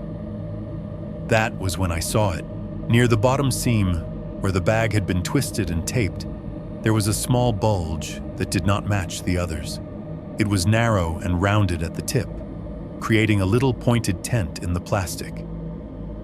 The tape had pressed the material down over it, making the shape more defined. It looked like the first joint of a finger. Not a whole hand. Just that segment, bent, pressing outward as if something inside had been caught near the edge when he twisted the plastic closed. The knuckle bumped against the bag, creating a tiny, unmistakable silhouette. My mouth went completely dry. My heart slipped for a moment into some arrhythmic stutter. It's bone, I told myself. It's some random animal bone pressing weird. It's not a hand. It's not a person. It's not... The plastic around the point shivered. It was a small movement, almost nothing, like the bag exhaling. The little peak of plastic, my possible finger, slid downward in a slow, wet glide, smoothing out as it went. The bulge beneath it shifted, as though something heavy had rearranged itself inside, settling deeper. There was a soft sound, barely audible over the distant traffic and the buzz of the afternoon. A damp little plop, the noise of meat or something thick dropping against a hard surface inside the bag. I flinched, all my rationalizations scattering like birds. Behind me on the sidewalk, I heard Hannah suck in a breath. Even from that distance, she must have seen the subtle change in the bag's shape, the way the bulges redistributed. I took a step back without realizing it, my heel scraping on my own driveway. For a second, all the warmth went out of the sunny day. My skin prickled with goosebumps, and then the gate moved. The wooden side gate next to the bag was slightly ajar, the latch not fully engaged. As I stared, it began to swing inward, very slowly on its hinges. It was not a gust of wind slam. The air was barely moving. The motion was deliberate in its slowness, the kind of creeping change that gooseflesh is made for. The hinges complained in a long, aching creak, a stretched-out syllable of protest. Creak. The gap between the edge of the gate and the post widened just enough that my mind filled it with possibilities. Eyes watching from the backyard, a hand reaching, a shadow waiting. The bag sat inches away, mute and swollen. I held my breath, waiting for a figure to appear in the gap, a face, anything to attach this to. Nothing did. The gate paused at the apex of its swing, hung there for a second like it was thinking, and then began to move back, the same slow, inexorable motion. The creak reversed, lower this time, as wood rubbed against wood. When it met the post, the latch settled into place with a soft, distinct click. Click. The sound might as well have been a lock turning in my own chest. There had been no shuffle of footsteps on the other side, no shadow passing over the narrow strip of dirt visible beneath the wood, no hand reaching out to pull it. It had just moved, like something unseen had needed it to be closed again, now that the bag had shifted. "Mark," Hannah said sharply. Her voice was closer than I expected. I turned. She was standing at the corner of my front lawn, as close as she dared, sunglasses pushed up on top of her head now. Her face was pale, drawn tight. "We're going," she said. She reached out and grabbed my wrist, fingers cold despite the warmth. "Right now." I did not argue. My legs felt unsteady, as though I had been standing too long on some precarious ledge. We walked back toward my front door, too quickly to be casual, the way people walk away from something they pretend not to have seen. When we were inside and the door was shut, Hannah leaned back against it, eyes closed for a second. "If nobody cares enough to check that," she said quietly, "then something's wrong with this whole place." "The city cared," I said weakly. "They put a sticker on his door." She opened her eyes and gave me a look that could have stripped paint. "A sticker," she repeated. "That bag is full of God knows what. It's moving. Your wall shook last night, and your neighbor is dragging it around like it's a rug he bought on clearance. That is not a sticker problem." She was right. Of course she was right. But the idea of calling again, of being the one to push this into official channels when nothing on the surface of the street looked like a crime, still made my stomach knot. The thing is, after that morning, it stopped being possible to tuck any of it into the "maybe it's just me" drawer. I had seen the bag move. Hannah had smelled it, had seen the bone-colored ridge through the plastic, had heard the thud against our wall. We had both watched that gate swing and close on its own, like an unseen hand cared very much about who got to see behind it. From that day on, whenever I looked out my front window, I no longer saw just my monitor reflected back at me. I saw that bag sliding inside itself with a wet little plop. I saw the gate, and I started to understand that whatever was happening at number 14 was no longer content to stay neatly on his side of the street. 4.1. The dog and the finger. Some part of me still tried to live like this was a normal street. That was the only reason I was on the front porch that evening, instead of barricaded behind my laptop or watching Arthur's windows like a CCTV feed. It was one of those Ohio sunsets that almost felt like an apology. Sky streaked in pink and orange over rows of practical houses. The heat of the day bleeding off into a soft, tolerable warmth. I sat on the top step of my small concrete porch with my back against the door, scrolling mindlessly through my phone. My sneakers rested on the edge of the step, laces loose. Hannah was on shift. We had texted an hour earlier, and she had sent me a blurry selfie from the supply closet, mask down, hair a disaster. For a few minutes, I let myself pretend this was just a quiet cul-de-sac evening. Sprinklers ticking, kids' laughter in the distance, the distant sputter of a lawnmower someone had decided to push into overtime. The maple tree in my yard cast a patchy shadow over the circular street. The leaves moved a little in the breeze, making a soft shushing sound. Somewhere farther off, someone grilled. Charcoal and meat and lighter fluid. Normal smells. Normal life. Number 14 sat where it always did, across the circle, wood siding swallowing the last light. The blinds in his windows were closed. The narrow strip of bare glass in the front room just a vertical scratch in the dusk. No bags were visible from where I sat. No city trucks. No orange notices. If you squinted, you could almost believe it was just another old house, tired but harmless. I leaned my head back against the door and forced my eyes away from it, back to my phone. Some video, some joke, some forgettable thing sliding past my thumb. The kind of content that fills the space where you do not want your own thoughts to sit. That was when I heard the tags first. A faint metallic jingle, irregular, accompanied by the soft patter of paws on asphalt. It came from the far end of the circle, growing slightly louder, moving in my direction. A dog barked once, sharp, and then cut off, like it had been scolded. I lowered my phone and squinted toward the sound. A medium-sized dog trotted into view, unhurried, head held at that confident nose-forward angle dogs have when they have found something extremely interesting.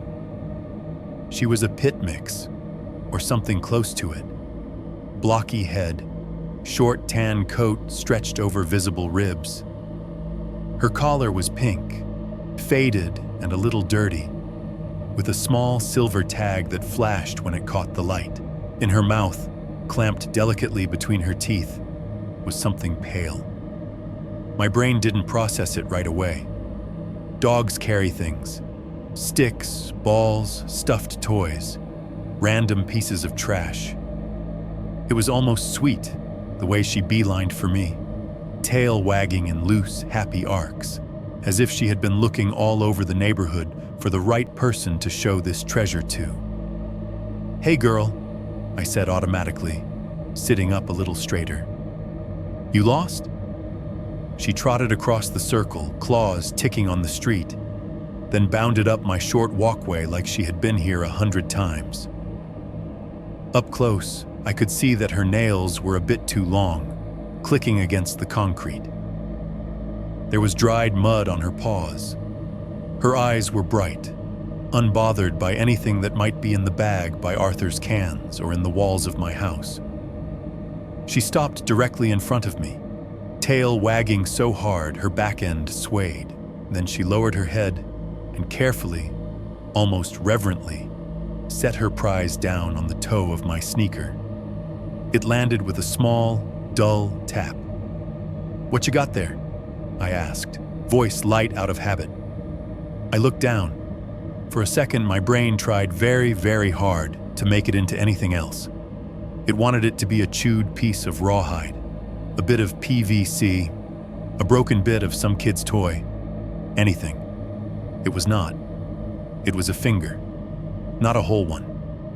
Maybe the top 2 joints, a middle segment and the tip. The bone was exposed along one side, a ragged, chalky line where something with teeth had stripped away most of the flesh. What remained clung in dry, shriveled patches, a brownish, leathery rind hugging parts of the bone. At the end, the nail was still attached. It had been painted once, a dark red, maybe burgundy. Most of the polish was chipped, but enough remained near the sides and base that I could still see the intended color. The nail itself had that subtle curve human nails have, the slight arch, the way it sat flush against the flattened pad of the finger.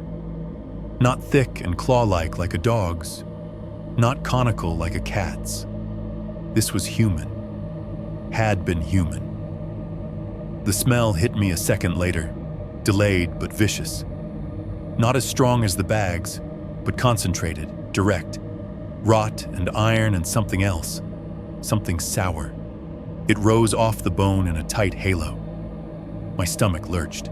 The dog, proud of herself, panted happily, tongue lolling out the side of her mouth. She glanced from the finger to my face, as if waiting for praise. I jerked my foot back, the finger rolling off the rubber of my sneaker and landing on the concrete between us. It made another small sound when it hit, an obscenely soft little clack. For a heartbeat, I could not breathe. The world around me shrank to that tiny, pale object on the gray porch. The chipped red polish, the way the bone's end was splintered just slightly, as if it had been separated from the rest of the hand by something less precise than a surgeon's tool and more brutal than a simple break. Human, my brain kept repeating, like a stuck record. Human, human. I scrambled backward on the step, my shoulder blades hitting the door. My phone slid from my lap and clattered onto the concrete. The dog's ears flattened in confusion, tail lowering a bit. Jesus Christ, I choked. The bile climbed my throat fast. I turned my head and vomited over the side of the porch, stomach convulsing as if I could throw up the image itself. When it was done, when my throat burned and my eyes watered, I wiped my mouth with the back of my hand, shaking. The finger was still there, lying on the porch like a punctuation mark. The dog sniffed toward the edge where I had thrown up, then looked back at me, then at the finger again. She took a small step forward, as if to reclaim it. "No," I croaked, surprising both of us with how sharp the word came out. My brain tried to reboot into some kind of functional mode. Training kicked in. Not work training, but the standard issue American that was in a true crime episode brain. Children find body part. Dog finds human bone. They bag it. They call 911.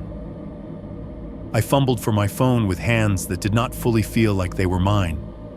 It slipped once, slick with sweat, before I managed to unlock it. My finger hovered over the keypad for a second, and then pressed 911. The operator's voice sounded almost comically calm in my ear after the chaos in my chest. I gave my address, the street name, the cul-de-sac. When she asked for the nature of the emergency, my tongue felt thick. "A dog just brought me a bone," I said, hearing how insane it sounded even as it left my mouth. I think it's human. It looks like part of a finger, with a nail." There was a pause, a rustle of paper or keyboard. Then her voice came back a little tighter. She asked me to describe it. I did, staring at it the whole time, as if turning away would make it worse. She told me to not touch it any more than I already had, to keep the dog away from it if possible, and said an officer was on the way. The dog, sensing the change in my tone, had sat down a few feet away. She watched me with her head tilted, ears semi-up, as if waiting for instructions. I didn't know whose dog she was. I had seen her once before, trotting down the street, but never this close. "Good girl," I whispered hoarsely, not sure if I meant it. I grabbed one of the empty Walmart bags from a pile just inside the door, crinkly blue logo half rubbed off, and carefully, using the plastic like a glove, scooped up the finger. It was lighter than I expected, but still had an awful, real weight to it, like a small stone.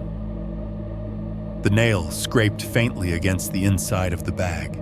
I twisted the handles together, sealing it in, tying a knot that felt far too flimsy for what it contained. The smell lessened, but did not disappear. It hovered, ghost-like, around the edges of the plastic. By the time the squad car rolled slowly into the cul-de-sac, lights off, my hands had stopped shaking enough that I could stand without leaning on the door. The dog had wandered off toward the far end of the circle again, nose to the ground, as if her part in this was done. The officer who stepped out looked young, late 20s, early 30s. His uniform was a bit too crisp, like he still cared about pressing it right. He adjusted his belt as he walked up the drive, one hand resting lightly on the radio clipped to his shoulder. "Mark Whitman?" he asked, glancing up at my house number as if to confirm. "Yeah," I said. My voice sounded small. He stopped at the bottom of the porch steps and looked up at me. His gaze flicked briefly to my face, taking in the sweat, the pallor. Then it dropped to my hands, where I held the tied-off Walmart bag away from my body like it might leak. "That it?" he asked. "Yeah," I repeated. "Dog brought it. From somewhere." I gestured vaguely toward the circle, then more specifically toward 14 before I could stop myself. His eyes followed the gesture.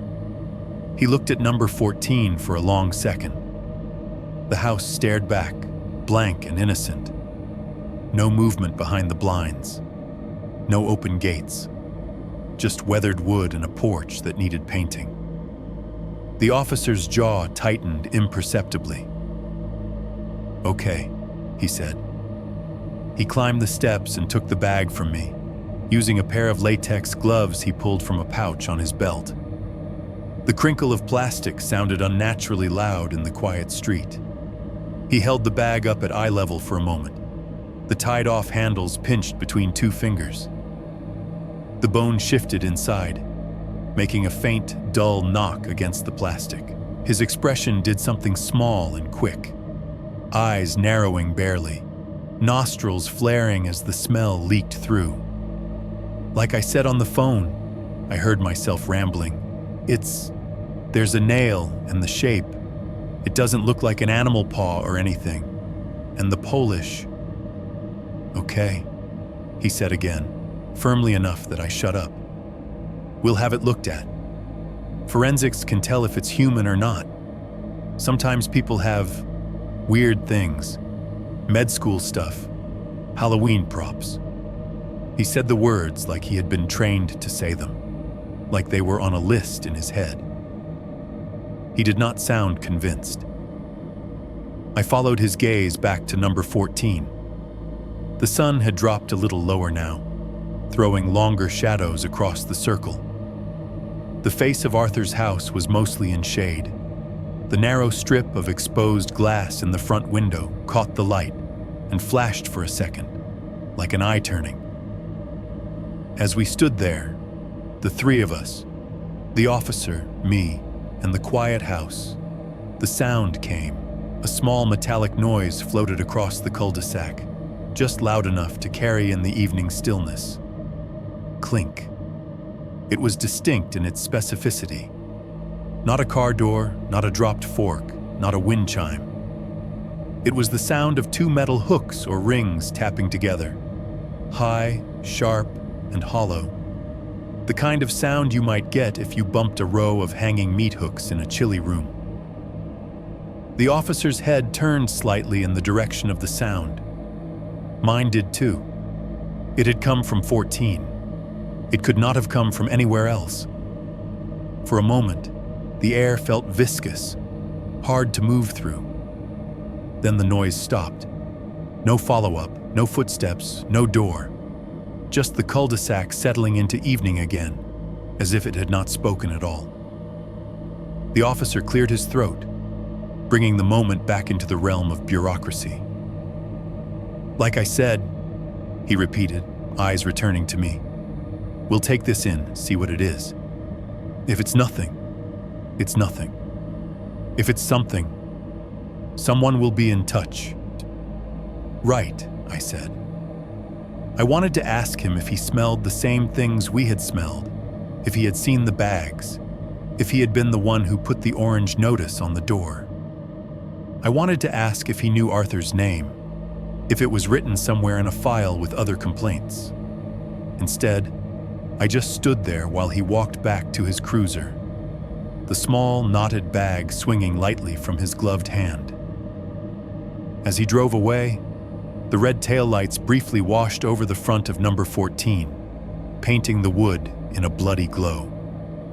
For the first time, I had something real in someone else's evidence bag.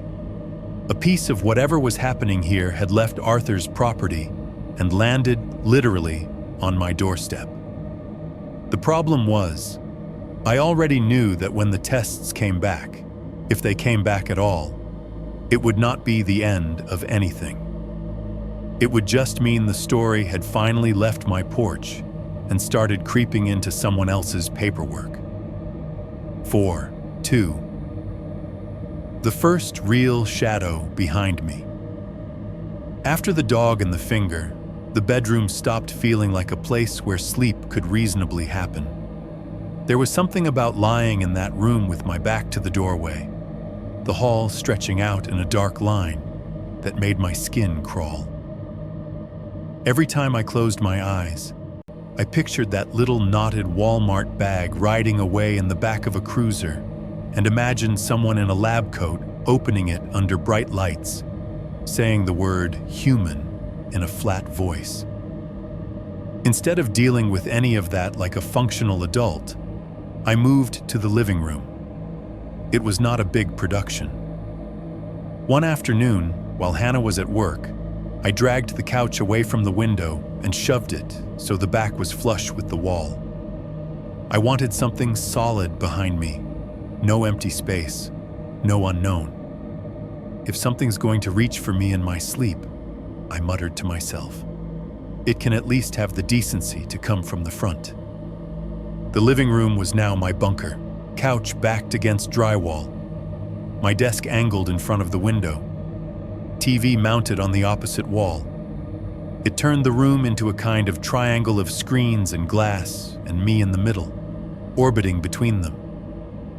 That night, I stayed up later than I should have, partly because of work, partly because the idea of lying down and letting go of consciousness felt like offering myself up.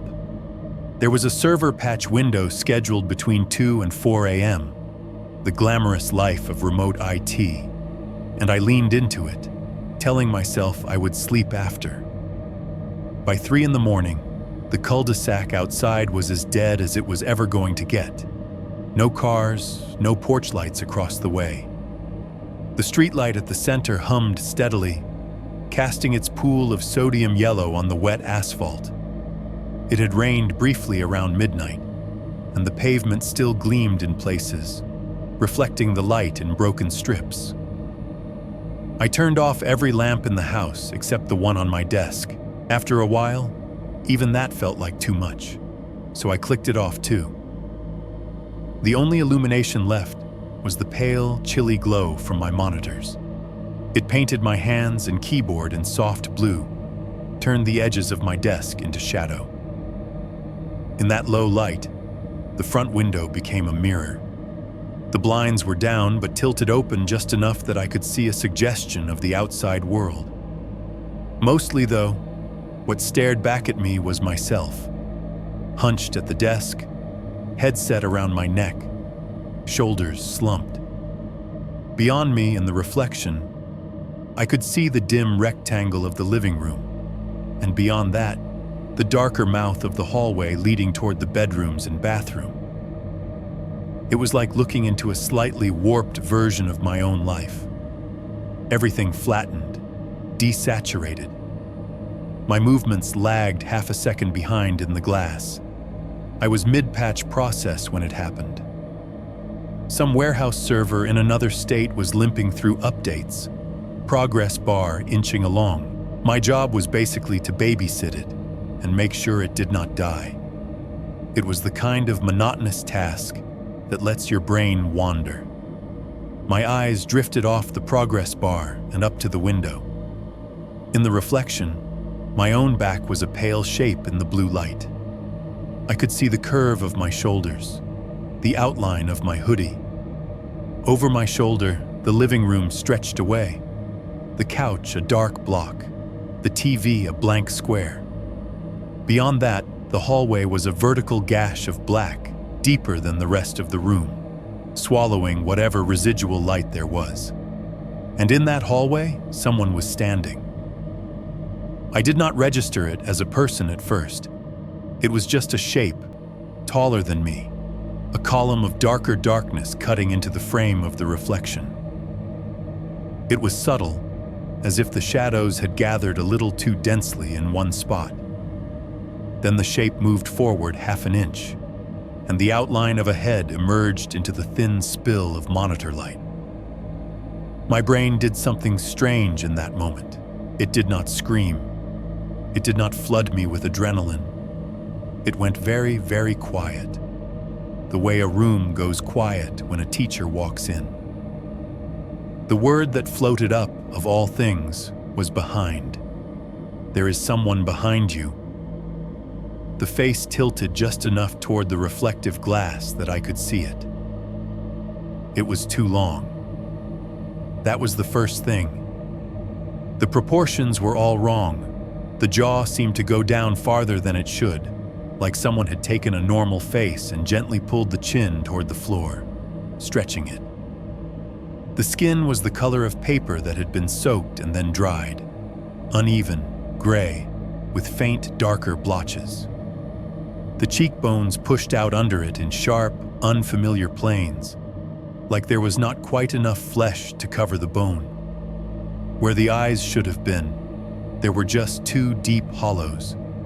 Not sockets exactly, just areas so dark that no light from the monitor touched them. Staring into them felt like looking into the end of a tunnel. The edges of those hollows were soft, smudged, as if whatever had been there once had been picked out, slowly. The mouth was the worst. It was open far too wide. Not in a scream, not in a smile. Just open. A vertical slit that had been pulled down and down until it almost reached the bottom of the elongated jaw. There were teeth, but they were not neat rows. They looked like they had been pushed in at odd angles, some longer, some shorter, some broken. The gums around them were a darker gray, receding, making the teeth look too big for the mouth. No sound came out of it. The head leaned slightly, the way someone does when they are trying to see around another person. As it did, the long neck extended a fraction, vertebrae implied under the thin stretch of skin. The hollow eyes, empty as they were, seemed to lock onto the back of my head. I could see all of this in the window. I could also see myself sitting there, frozen, my shoulders squared up, muscles suddenly rigid, hands hovering above the keyboard. The reflected version of me did not turn. Neither did the real one. For a full second, maybe two, we sat like that. Me staring at the glass, the thing in the hallway staring at me. Then whatever survival instinct I still had left kicked in. I spun around so fast my chair went out from under me. The wheels hit a snag in the carpet, caught, and the whole thing tipped. My legs tangled in the base. I went down hard, shoulder hitting the arm of the couch, breath whooshing out of me. My vision jolted, the room spinning once, twice. When it settled, I was half on my side, half on my back, looking directly at the hallway. It was empty. Just a strip of darkness framed by the lighter walls. The doors off it were where they always were. The bathroom door half closed. The laundry closet across from it, with its white, louvered panels, shut. At the far end, the open doorway to the bedroom was a solid block of shadow. No tall, thin shape. No gray skin. No stretched mouth. My own ragged breathing filled the room. The server fan whirred steadily on my desk. Somewhere, a pipe ticked as the HVAC cycled off. I sat there, heart pounding against my ribs, palms sweating. The memory of that face burned into the backs of my eyelids.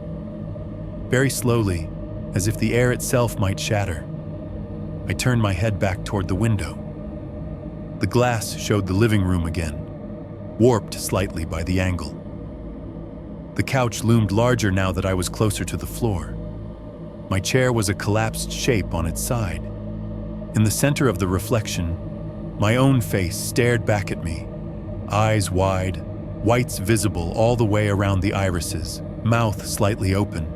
There was no one standing in the hallway behind that version of me, just the same strip of darkness, undisturbed.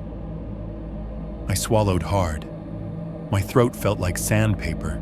"Okay," I said, out loud, because the silence was starting to feel like pressure. "Okay. You're tired. You've been staring at screens too long. You saw something, and your brain put a mask on it." Saying it did not make it feel true. I pushed myself up, ignoring the twinge in my side, and righted the chair. The server patch had completed while I was on the floor. The progress bar now said 100%, the little green check mark sincere and oblivious. I was reaching for my headset, fingers still trembling, when the sound came. Tick. It was small, precise, like a fingernail tapping on hardboard. Tick. It came from directly behind me, not from the hallway, not from the window. From the wall behind the couch, the one I had pushed the furniture up against so nothing could be at my back. I turned my head slowly, as if any sudden movement might make whatever was there decide to push harder. The wall looked like any other wall. Off-white paint, a faint scuff mark where the couch had scraped it when I moved it. No cracks, no holes, no bulges. Tick, tick. Two more, close together. They had that odd, brittle quality, like bone knocking lightly against drywall. There was intent in the rhythm, not random settling noises, not the house adjusting to the night's temperature. An almost conversational tempo. I reached back and laid my hand flat against the wall. The drywall felt cool under my palm, smooth. For a second I thought I felt something on the other side, a faint vibration, a whisper of movement. But it might have just been my own pulse pounding through my fingers. "Hello?" I said. hating how stupid it sounded. There was no answer, of course. Just the hum of the fridge, the far-off hiss of a car on the main road. Tick. This one was softer, as if whatever was on the other side had tapped lightly, testing. I jerked my hand back and went into motion. I checked the house the way you check a patient after a fall, systematically, even if you are not sure what you are looking for. Front door first. Deadbolt still turned. Chain still latched. Peephole showing nothing but my own porch and the faint glow from the streetlight. Back door, sliding glass shut, metal bar still in the track. Lock twisted closed. No footprints on the damp deck outside, just the pattern of old raindrops. Windows in the kitchen, the bathroom, the bedroom, latches all horizontal, no screens pushed out, no sign that anyone had pried anything. I even opened the laundry closet, braced for something to be standing over the hamper. There was nothing but detergent and a humming washer. The bathroom was empty. The shower curtain hung flat. The medicine cabinet reflected my own pale face back at me. Every entry point was sealed. No broken glass, no forced locks, no muddy tracks on the floor. And yet, when I came back into the living room and stood there in the middle of the triangle, desk, couch, window, I could not shake the feeling that something had been in the house with me. Not in the hallway where I could see it. Not at the front door where a camera could record it. Right behind me, pressed up against the same wall I had chosen to protect my back. Later, when I tried to rationalize it, I told myself the shadow in the reflection had been a trick of my tired eyes. The ticks a quirk of the settling foundation, or pipes contracting in the pause between AC cycles. But that night, as I lay on the couch with my back against the wall I no longer trusted, and my eyes on the strip of hallway I could see over the armrest, the image that kept replaying was not the empty doorway. It was that face in the glass, leaning just far enough out of the dark to let me know it knew exactly where I sat. 4, 3, sleepwalking at the window. The night it got inside my sleep, it did not start with anything special. No saw, no smell, no bags, just exhaustion. Hannah had just pulled 3 12s in a row. I had been riding a week of broken nights, half work, half staring at the window. We were both at that point where you start dropping things in the kitchen and laughing too hard about it, because the alternative is crying. "Can you skip tonight?" she asked, barefoot in my hallway, brushing her teeth with her hair down for once. "Tell them your internet died. Blame the raccoon that doesn't exist." "I already swapped shifts twice this month," I said, leaning against the bathroom doorframe. "If I start crying wolf, they'll think I'm just falling apart." She gave me a look in the mirror, foam at the corner of her mouth. "You are falling apart," she said, but there was no judgment in it. That's the point. In the end, we compromised in that stupid way tired people do. We decided to sleep a little before my shift and set an alarm. "We'll crash early," she said, climbing onto the couch, pulling the blanket over her legs. "You'll sleep 2-3 hours. I'll sleep forever. Win-win." I killed the overhead lights. The living room fell into a softer gloom.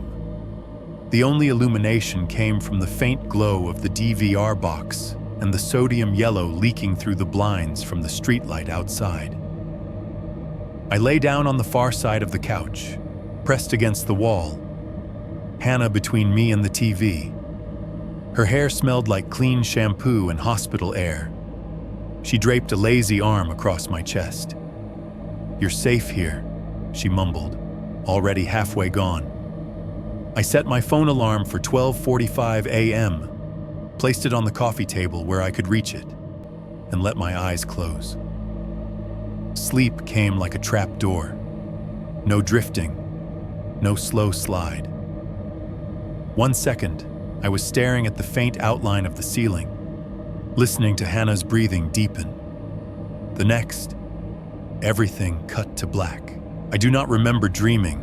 No murders, no bags, no saw, just a blank, thick dark that could have been 5 minutes or 5 hours.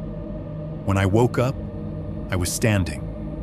I was upright in the dark, my hand on something cool and hard. My first thought was that I had gotten up for water and forgotten I had done it.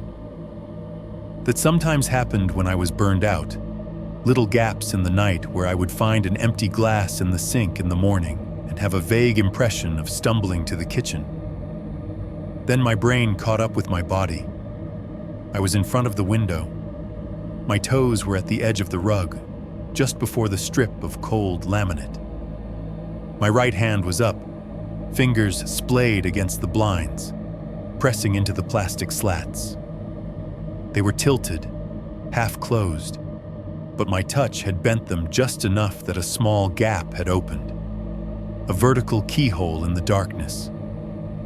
I had no memory of getting off the couch, no memory of standing, no memory of crossing the room. The air near the glass was colder. It rolled off the window in a dull sheet, washing against my face and neck. My skin broke out in goosebumps. Behind me, the room was almost black. The TV was off. The DVR box's pinprick of green was the only artificial light. Most of the illumination came from outside. The streetlights glow leaking in through the gaps in the blinds, painting my hands and forearms in a muddy grayish yellow. Hannah was on the couch, somewhere directly behind my left shoulder. I did not need to turn to know. I could feel her presence the way you feel a radiator's warmth on your back. She was still, her breathing slow and regular. I realized my face was close to the blinds, too close. My breath bounced back at me, dampening the plastic with a faint cloud of condensation. Through the thin slot my fingers had made, I could see the cul-de-sac. It was late enough that the street had gone past quiet into that weird, suspended stillness. The circle of asphalt looked slick, either from dew or a late patch of rain. The streetlight threw a halo onto it, bugs moving listlessly through the beam. Number 14's front window was visible in that strip.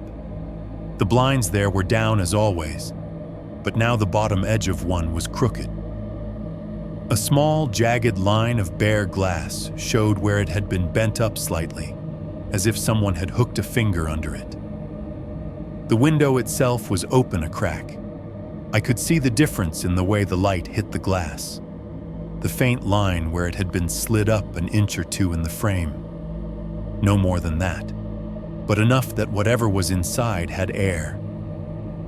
As I watched, a shadow moved behind it. It was not the way curtains billow or objects sway. It was a shape, dark against darker, passing across that small rectangle of visibility. Too tall for Arthur, or maybe just badly proportioned.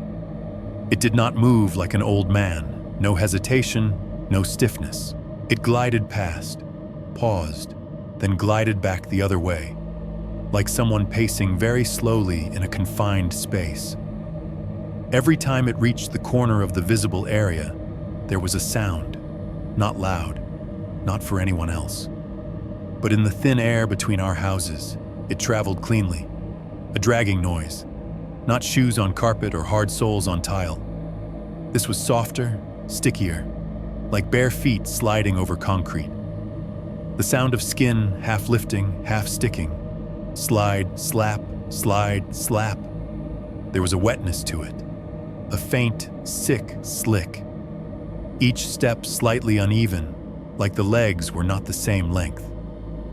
I don't know how long I stood there, breathing shallowly through my mouth, hand numbing against the blinds, listening to those steps trace and retrace some invisible route behind that glass. At some point, my rational mind tried to break through. "You need to move," it said. "You need to wake her up." You need to stop standing here like this." I tried to take my hand off the blinds. My arm did not respond. It felt like it belonged to someone else, held in place by strings I could not see. I could feel the pressure of my fingers against the plastic, the slight ridges of the slats under my skin. But when I told my muscles to unclench, nothing happened. The same with my legs. I willed my feet to step back, to put a little distance between me and the glass. My calf muscles trembled but did not obey. I was awake. I was aware. But my body was a thing being piloted by something else. Finally, with what felt like an enormous effort, I managed to jerk my hand away. The blinds snapped back into place with a small rattle, cutting off the narrow view. I stumbled backward, heart rate spiking suddenly as the spell broke. My heel caught on the edge of the rug. I pinwheeled my arms, overcorrected, and almost went down. The living room swam for a moment, shadows shifting in the corner of my vision. I spun toward the couch. "Hannah," I said, voice too loud in the dark. "Aunt Hannah, wake up." She made a small, grumpy noise and rolled onto her back, blinking. "What time is it?" she rasped, her words slurred around sleep. I glanced at the dark TV screen, then the faint green of the DVR, no clock. My phone sat on the coffee table, screen black. I grabbed it, thumb fumbling over the side button. 3:02 a.m. Of course. "I was at the window," I said, still half breathless. "I don't remember getting up. I was just there and his window." She squinted at me, eyes not really focusing. "You were... what?" "I think I was sleepwalking," I said. Saying it out loud made it feel slippery. I was standing there and his window was open and something was... "Mark," she mumbled, dragging the blanket up over her chest. "You're freaking yourself out. Come back to sleep. Or go log in, whatever. Just..." She yawned, jaw cracking. "Just don't stand and stare at his house in the middle of the night, okay? That's his job." She closed her eyes again, already sliding back under. Within seconds, her breathing evened out. I stood there, phone in hand, feeling stupid and terrified at the same time. Had I really been asleep? Or had I just lost time? Zoned out so completely that the moments from couch to window had been erased. Either answer was bad. Work won in the end, the way obligations do. I logged in, hands on autopilot, brain buzzing. For the rest of the shift, I kept the blinds fully shut and did not let my eyes drift upward once. I didn't tell her about the dragging steps. Not yet. My own description sounded crazy in my head. Something pacing in his house, barefoot on concrete, loud enough for me to hear across the street. Maybe I had hallucinated it. Maybe it was the sound of my own breathing, twisted by the glass. Maybe it was all nerves. I told myself all of that. Lying on the couch again around dawn, watching the rectangle of the window lighten behind the blinds. The next morning, over coffee at the kitchen table, Hannah stared into her mug for a long time before speaking. "I had a dream last night," she said, not looking up. "Yeah?" I tried to sound casual. The coffee tasted burnt, the way it always did when I made it. She nodded slowly. "It was about your window." "Surprise, surprise." She gave a humorless half smile. "I was standing right where you stand, looking out at his house. Everything was dark except the streetlight. Your blinds were open. I couldn't tell if they were." My skin prickled. "Okay." "In the dream, I knew there was something over there," she went on. "In his window, or behind it, watching. But every time I tried to focus on it, my eyes slid off, like looking directly at the sun. You know something's there, but you can't hold it in your mind. She finally looked up at me. "The weird part wasn't that," she said. "The weird part was, I could feel something behind me, like right behind me, close enough that if I stepped back, I would have stepped into it. And I knew it was tall. I knew its mouth was wrong, but I could not turn around. I couldn't move. I just kept standing there, staring out with this thing, standing at my back, and I couldn't do anything about it. I stared at her, spoon suspended above my bowl. The clink I made when it finally dropped back into the cereal sounded too loud. "In the dream," she said slowly, "I remember thinking, if I don't turn around, it can't be real, like a kid under a blanket. If I just keep looking forward, it'll stay right behind me, close, but not." She shivered, rubbed her arms. I woke up with my neck killing me, like I'd been holding it still for hours. My heart thudded in my chest so hard I could feel it in my collarbone. "I think I was sleepwalking last night," I said. "I woke up at the window, hand on the blinds, looking at his house, and I couldn't move at first. Like my body wasn't mine." We sat there, at my cheap kitchen table, sunlight creeping in around the edges of the blinds, and the parallel between what she had dreamed and what I had lived hung in the air like a bad smell. Her standing in my exact spot, in a dream, feeling something behind her, afraid to turn.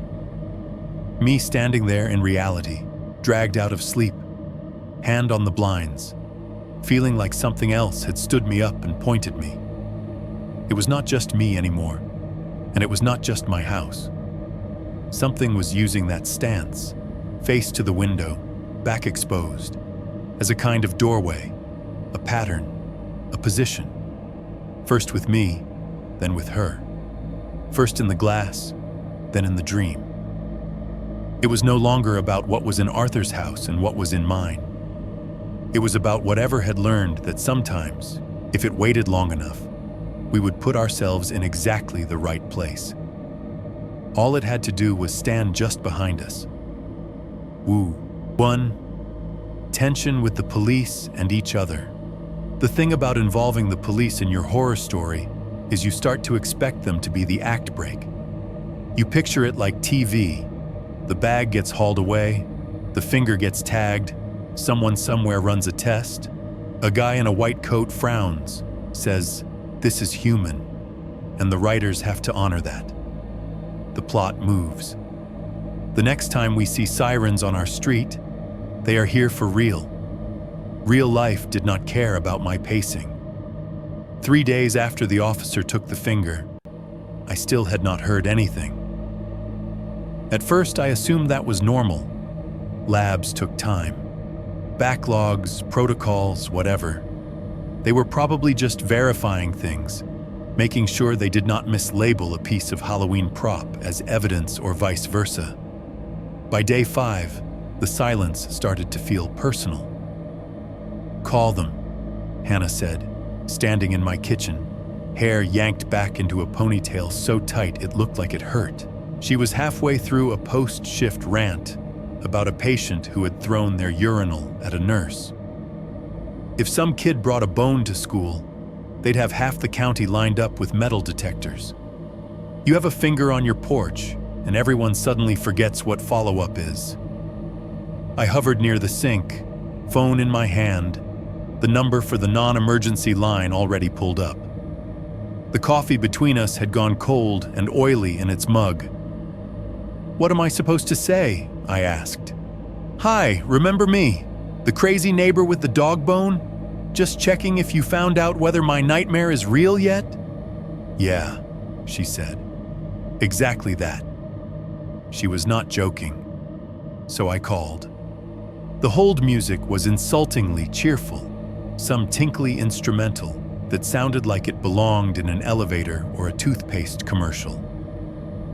I listened to it for 5 minutes, the sound wearing grooves in my nerves, before a dispatcher finally transferred me to The officer on your case.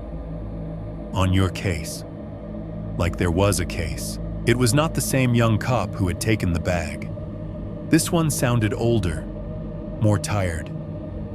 He asked for my name, my address, the date the evidence had been collected. Papers rustled, a keyboard clacked. "Yeah, I see it here," he said eventually. "Fingerbone, possible human remains. It was sent to the county lab." "Right," I said. "So, what did they say?" Another pause, longer this time. "They're still processing," he said. "These things can take time."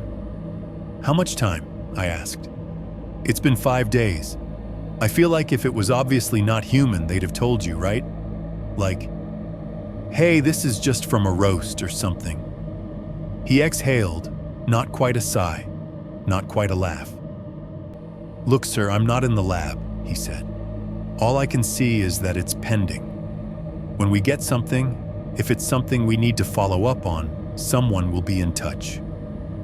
"If," I repeated. "If it's something." "If," he confirmed. "In the meantime, if you see anything else, unusual, document it. If there's an immediate threat, call 911. Otherwise, you can always call in another report. Document it, like I hadn't already been doing that over and over in my head and with every ring video and every half-scribbled note on a legal pad by my desk." After I hung up, the silence in the house felt louder than the hold music. "Well?" Hannah asked. She was leaning back against the counter, arms crossed, scrubs wrinkled from 12 hours of other people's emergencies. "They're still processing," I said, doing the air quotes without meaning to. "When they get something, if it's worth following up, they'll let us know." Her jaw clenched. "Still processing," she repeated. "What? They've got one guy in a closet looking at bones with a magnifying glass?" "I don't know," I said. "I'm not there, You're just supposed to sit here and wait," she finished. "Next to the source." We stood there in the small kitchen, the fridge humming, the cheap light over the stove buzzing faintly. The normalcy of it made the whole thing feel warped. "Maybe it really is nothing," I said, the words tasting sour as I said them. "Maybe it was. I don't know. Medical waste that got out somehow. A teaching thing. Something he shouldn't have had, but not, you know." "Not what?" she said, eyes flashing. "Not murdered?" I flinched. "I didn't say that." "You didn't have to." She pushed off the counter, pacing a few steps across the tiny room and back. "That bag moved. That gate moved. That smell." She stopped, closed her eyes briefly, like she could still feel it. "That finger was not from a mannequin, Mark. I've seen prosthetics. That was tissue. It was hers." "Hers," I repeated more sharply than I meant to. "We don't even know there is a her. We don't—" "You know what I mean," she snapped. "A person. A human being. Not a deer, not a Halloween decoration. You can hear a saw at 2 a.m. and smell people leaking through your neighbor's trash bags. But the second someone in a uniform says, 'processing,' suddenly you're willing to be reasonable about it?" There was a ringing in my ears that had nothing to do with the phone call. Underneath her words, in the back of my head, a phantom sound started up. "Ray Kirk!" Slap. It was not real. I knew that. There was no actual noise in the house. No motor, no blade. But the memory of it had gotten into my thoughts like a stuck song. Every time I got upset now, it spun up in the background, the high whine of the saw slicing through everything else. "I'm not willing to be reasonable," I said, too loud. "I'm just stuck. They won't tell us anything. They won't come look at his house. They won't do anything until someone's head rolls onto their desk with a return address." Hannah's eyes softened for a second. some of the anger draining out into plain exhaustion. "I get it," she said. "I do. I am elbow deep in people the system forgets about every single day. I know they don't care unless it's neat and easy and comes with paperwork. But you," she pointed at me, the gesture sharp, "you can't let him live in your head more than he already does." "He is not living in my head," I said. "Really?" she asked. "Because every time we try to have dinner, you're angled toward the window. You flinch when trucks roll by because you think they're city vehicles coming to check on him. You hear one weird noise in the pipes and you're at the peephole. You replay those ring clips like they're episodes of your favorite show." She was not wrong. That was the worst part. There was a notebook on my desk now with dates and times scribbled down. 2:17 a.m., saw sound. Scratching under house, 2:39 a.m. Bag moves near gate. Finger, dog, 7:12 p.m. I had drawn little circles on a rough sketch of the cul-de-sac, where I thought sounds had come from, as if my brain could be a crime lab if I gave it the right layout. The Ring app was a permanent fixture on my phone screen. I checked the motion history like other people checked social media. Grainy clips of my own porch, an Amazon package, the neighbor's cat. And every gap in the timeline felt like a missing reel of film. "You're letting him live in your head," she repeated, softer now. "And if he is as bad as you think he is, that's exactly where he wants to be." I rubbed at my eyes with the heels of my hands. In the dark behind my eyelids, the sound of the saw screamed once, then cut off. "I can't just stop thinking about it," I said. "There's a line, H. There's a line where it stops being just me being paranoid and starts being..." "Then we move," she said. The words hit like a slap. "Move?" I echoed. "You mean pack up and go? Just leave?" "Yes," she said. "Sell. Break the lease. Crash at my place. I don't care. You tell the landlord the truth or a version of it, or you tell him nothing. You go anywhere else. You get your brain out of this loop. I can't just..." I gestured helplessly. "I signed a lease. I paid to be here, my job." "Your job is remote," she shot back. "You can do it from anywhere in the state, anywhere in the country.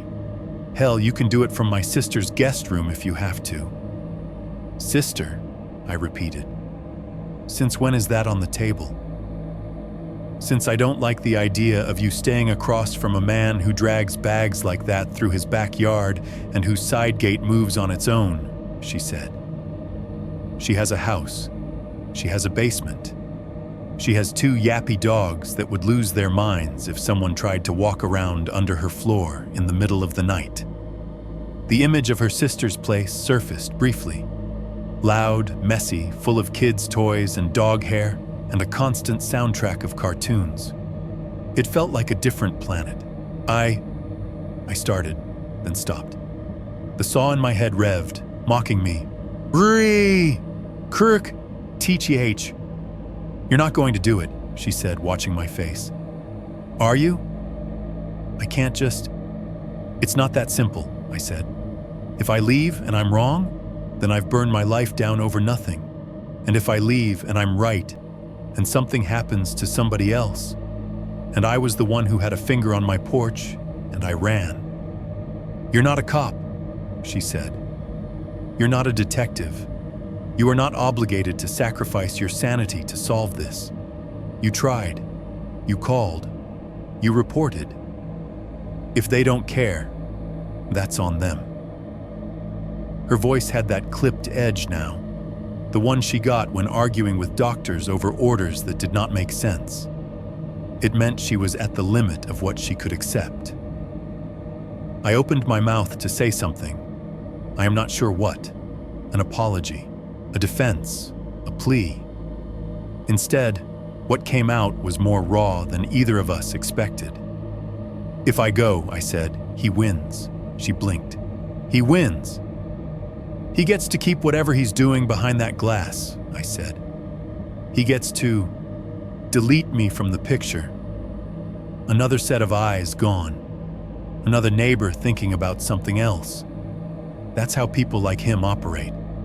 They scare everyone away until nobody's watching. The saw shrieked in my head, now blending with another sound. The wet drag across concrete. My own private chorus. Slide. Slap. Ray. Kirk. TCH. Hannah stared at me for a long moment. Something like pity and something like frustration mixing behind her eyes. You're not his hero, Mark, she said quietly. You're his snack. That stung more than I wanted to admit. We did not talk for a few minutes after that, the kind of silence that is not comfortable. I wiped down a counter that did not need it. She scrolled through her phone with too much force, the screen lighting her face in cold blue. I'm going to my sister's tonight, she said finally, not looking up. So I need a night where I don't wake up to you standing at a window or pacing the house. I need to sleep without wondering what's under us. You're leaving, I said, more hollow than accusatory. For tonight, she said, to cool off, for both of us. You can call me, you can come over, but I can't stay here one more night pretending this is normal. I wanted to argue. I wanted to tell her that leaving, even for one night, meant something in stories like this. That patterns liked openings. That the night you broke routine was always the night something stepped in. Instead, I just nodded. Text me when you get there, I said. I will, she said. She did not kiss me at the door, just squeezed my arm and walked down the steps, keys jangling. The sound of her car door closing, the engine turning over, the fade of her taillights as she turned out of the cul-de-sac. All of it felt wrong, like part of the set was being struck. When her car disappeared, the quiet rolled back in. From somewhere deep in the house or deep in my head, the saw spun up again. Brrrr! I sat down at my desk, Ring app open, viewing my own empty porch in grainy black and white. Across the street, number 14 waited, lights off, blinds down, like it had all the time in the world. 5.2. Ring footage from 11:42 p.m. The night Hannah disappeared did not start like a disappearance night. It started like every other overworked, underslept weekday.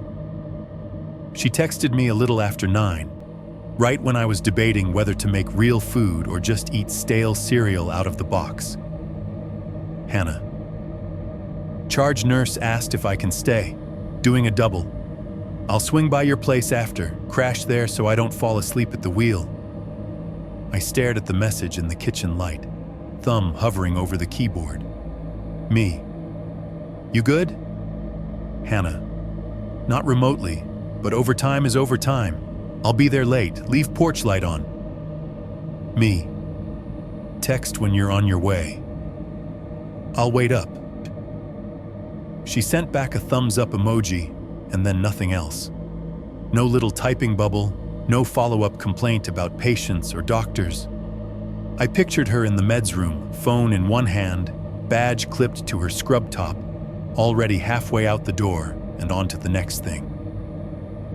I did what I always do when the night is a vague promise instead of a plan. I turned on the porch light and left it on. A little circle of warm yellow spilling onto the concrete. A beacon for her and for the delivery drivers and for whatever else might decide to walk up my steps. I told myself I would stay awake. I made coffee I did not need. I opened my laptop and pulled up tickets I did not care about. I put on a show I was not going to watch all the way through. Around 10:30, my eyes started doing that thing where they burned and went slightly double. The text on the screen blurred. The show on TV became a moving painting, colors and shapes without meaning. I checked my phone. No new messages. The last thing on the thread was still, "Leave porch light on." She's busy, I told myself. She's charting. She's waiting for sign-off. It's a hospital. Time is fake in there. I stretched out on the couch for a second, just to rest my eyes. I set my phone on my chest, screen up, so I would feel it if it buzzed. The porch light glowed faintly around the edges of the blinds. I thought about the Ring camera for half a second, the small, unblinking eye watching the front step, and then sleep hit me sideways. There was no dream this time. Just an abrupt cut from "I am very tired" to "someone is shaking my shoulder," except no one was. I woke up all at once, the way you do when your body decides it has made a mistake.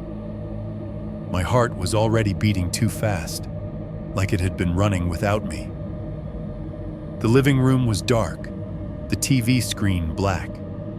The only light was the faint wash from the street lamp and the porch light leaking in around the blinds.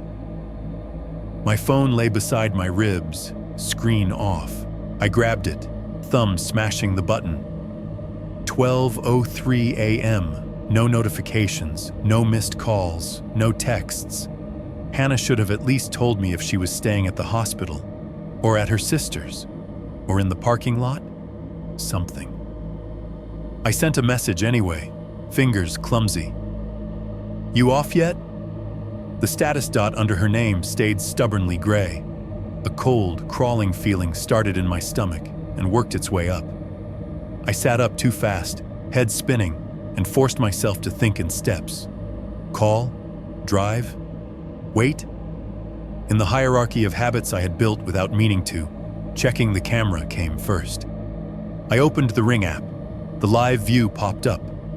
My porch, empty, bathed in the yellow porch light. The mat, the door.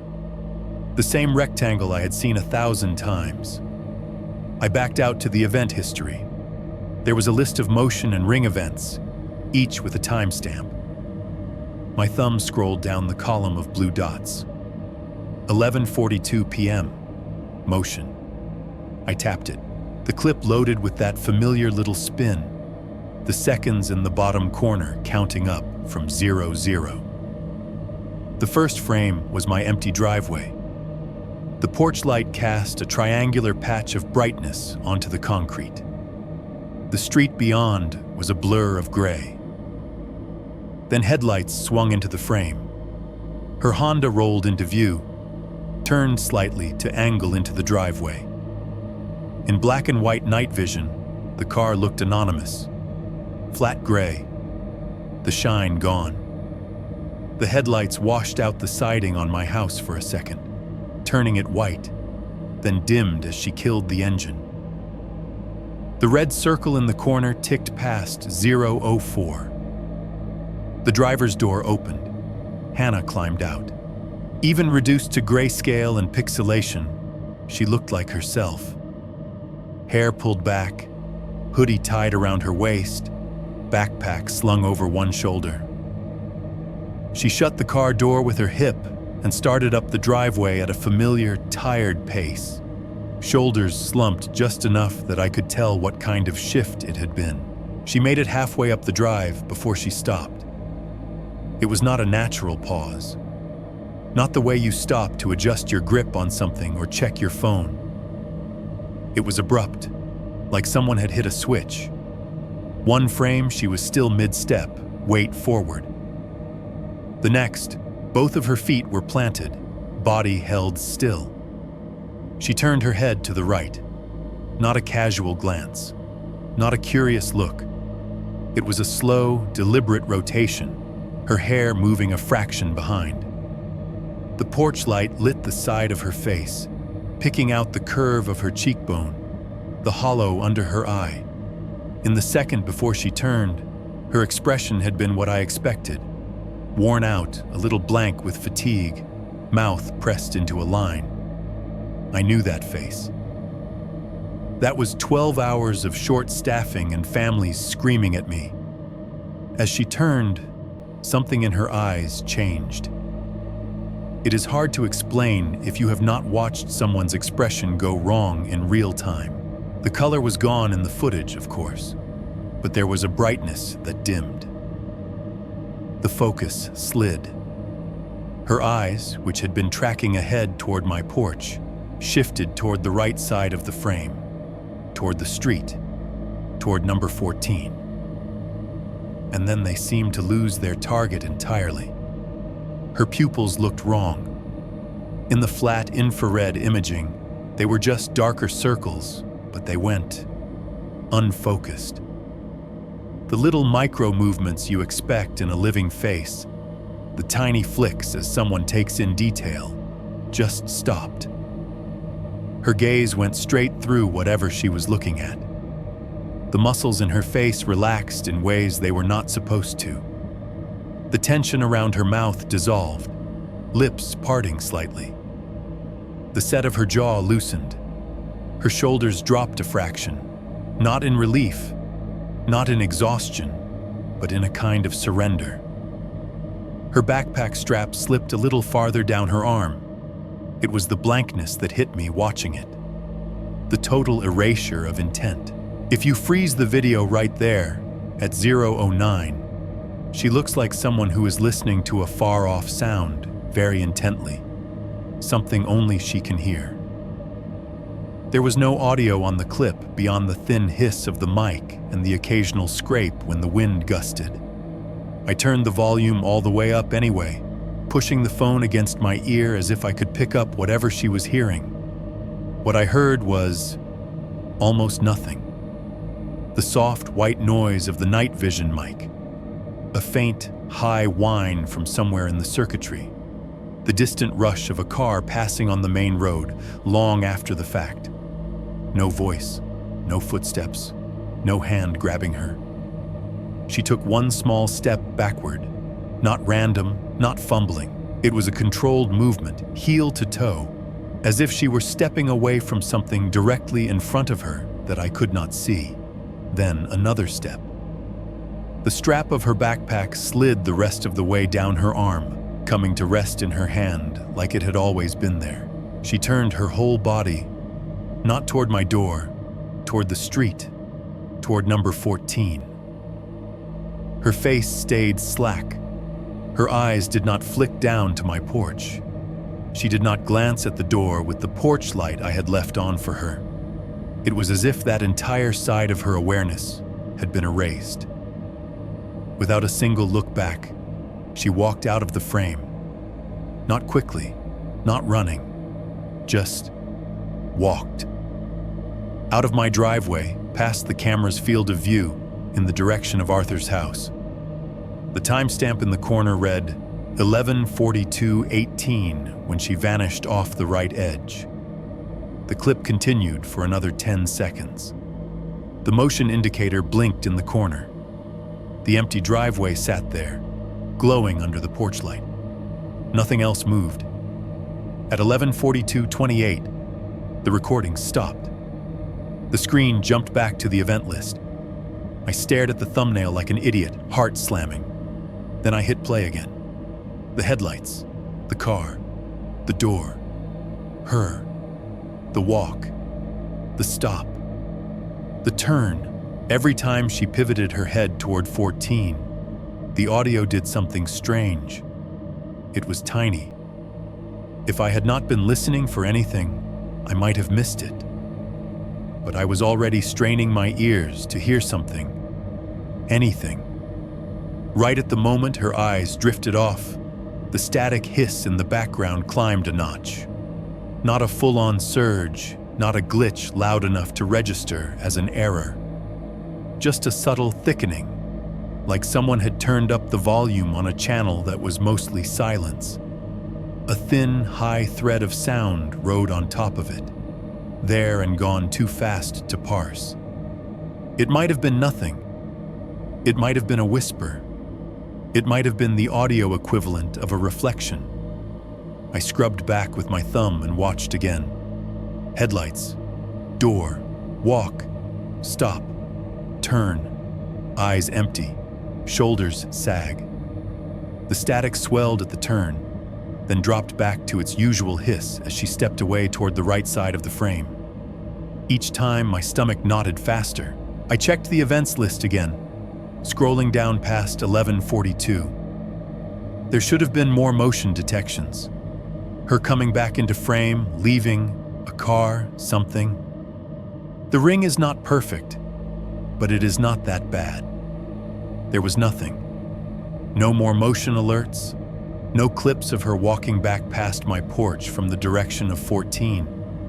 No footage of her car leaving, like she had stepped out of my driveway and into a dead zone. My fingers went numb on the phone. My first instinct was denial, stupid and stubborn. Maybe she had turned at the street, gone back to her car. Maybe she had decided last minute to drive to her sister's after all, or to the hospital, or to a Walmart parking lot to sit and breathe.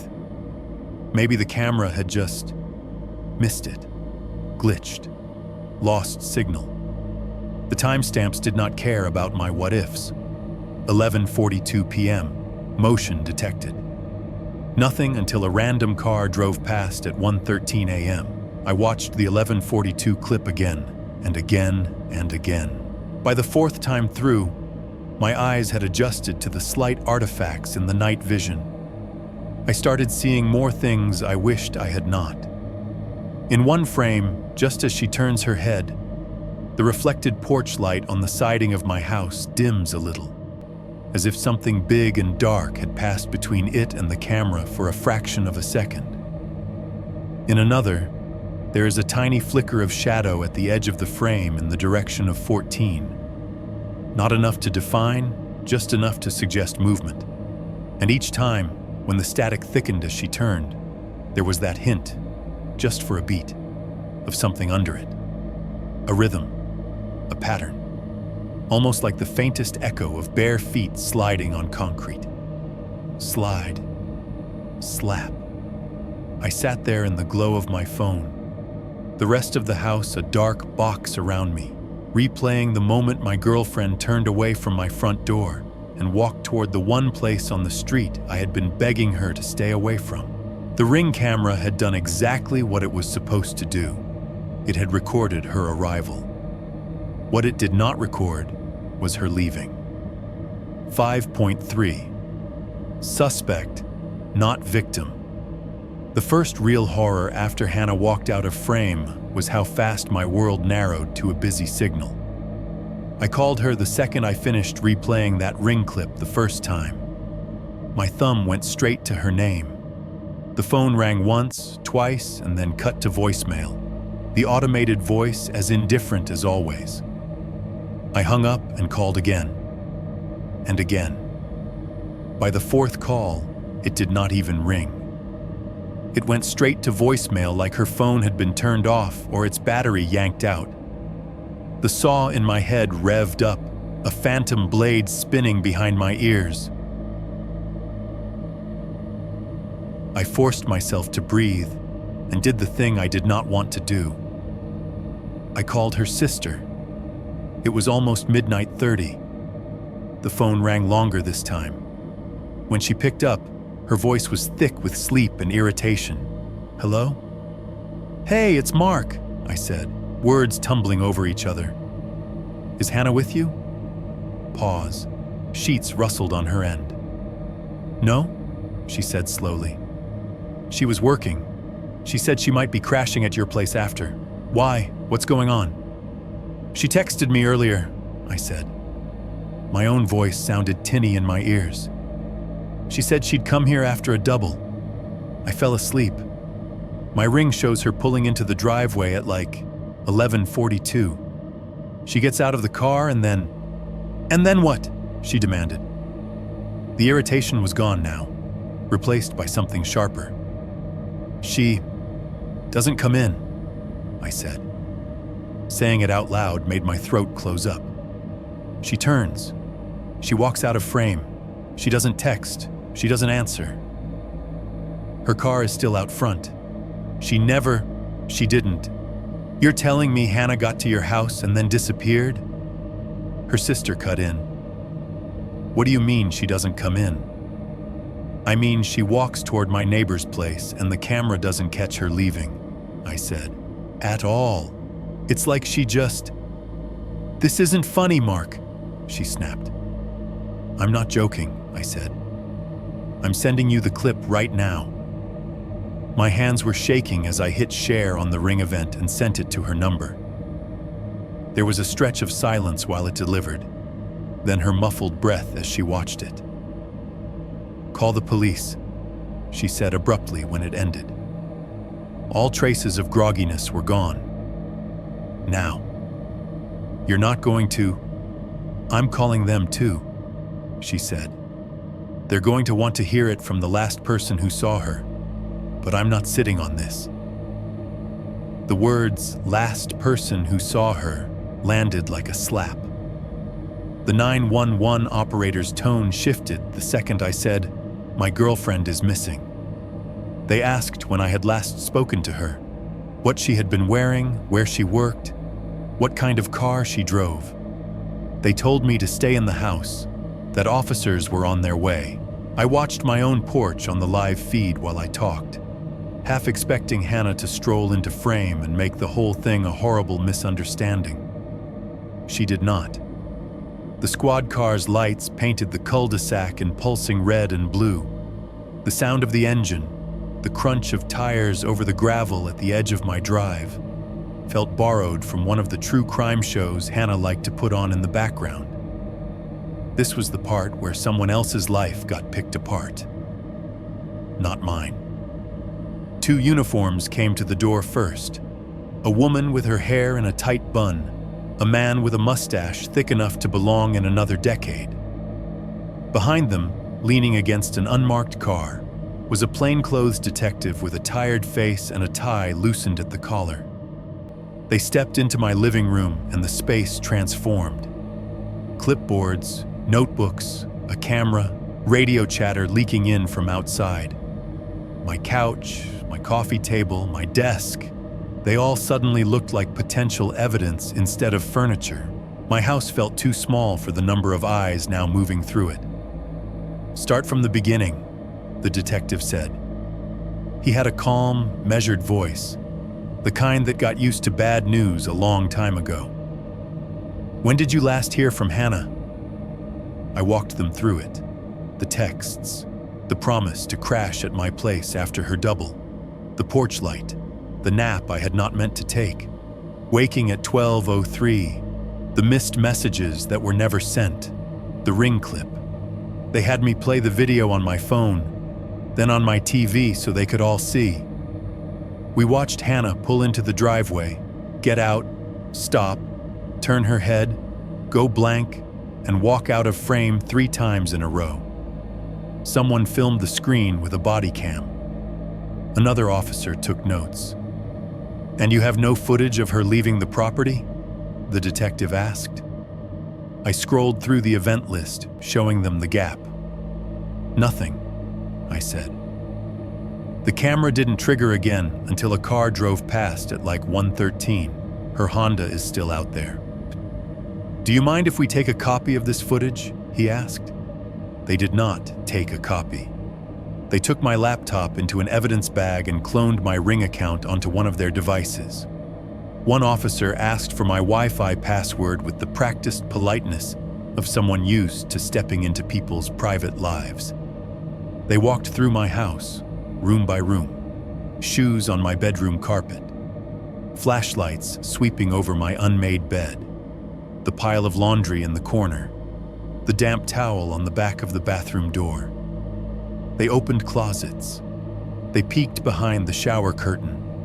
They checked the back door, the windows. They noted the couch pushed against the wall. Every little lived-in mess became, for a moment, suspicious. Any weapons in the house? One of the uniforms asked. No, I said. Just kitchen knives. Any history of violence? The detective asked later, sitting across from me at the kitchen table, pen poised above his notebook. Arguments getting physical? Holes in the wall? Things like that?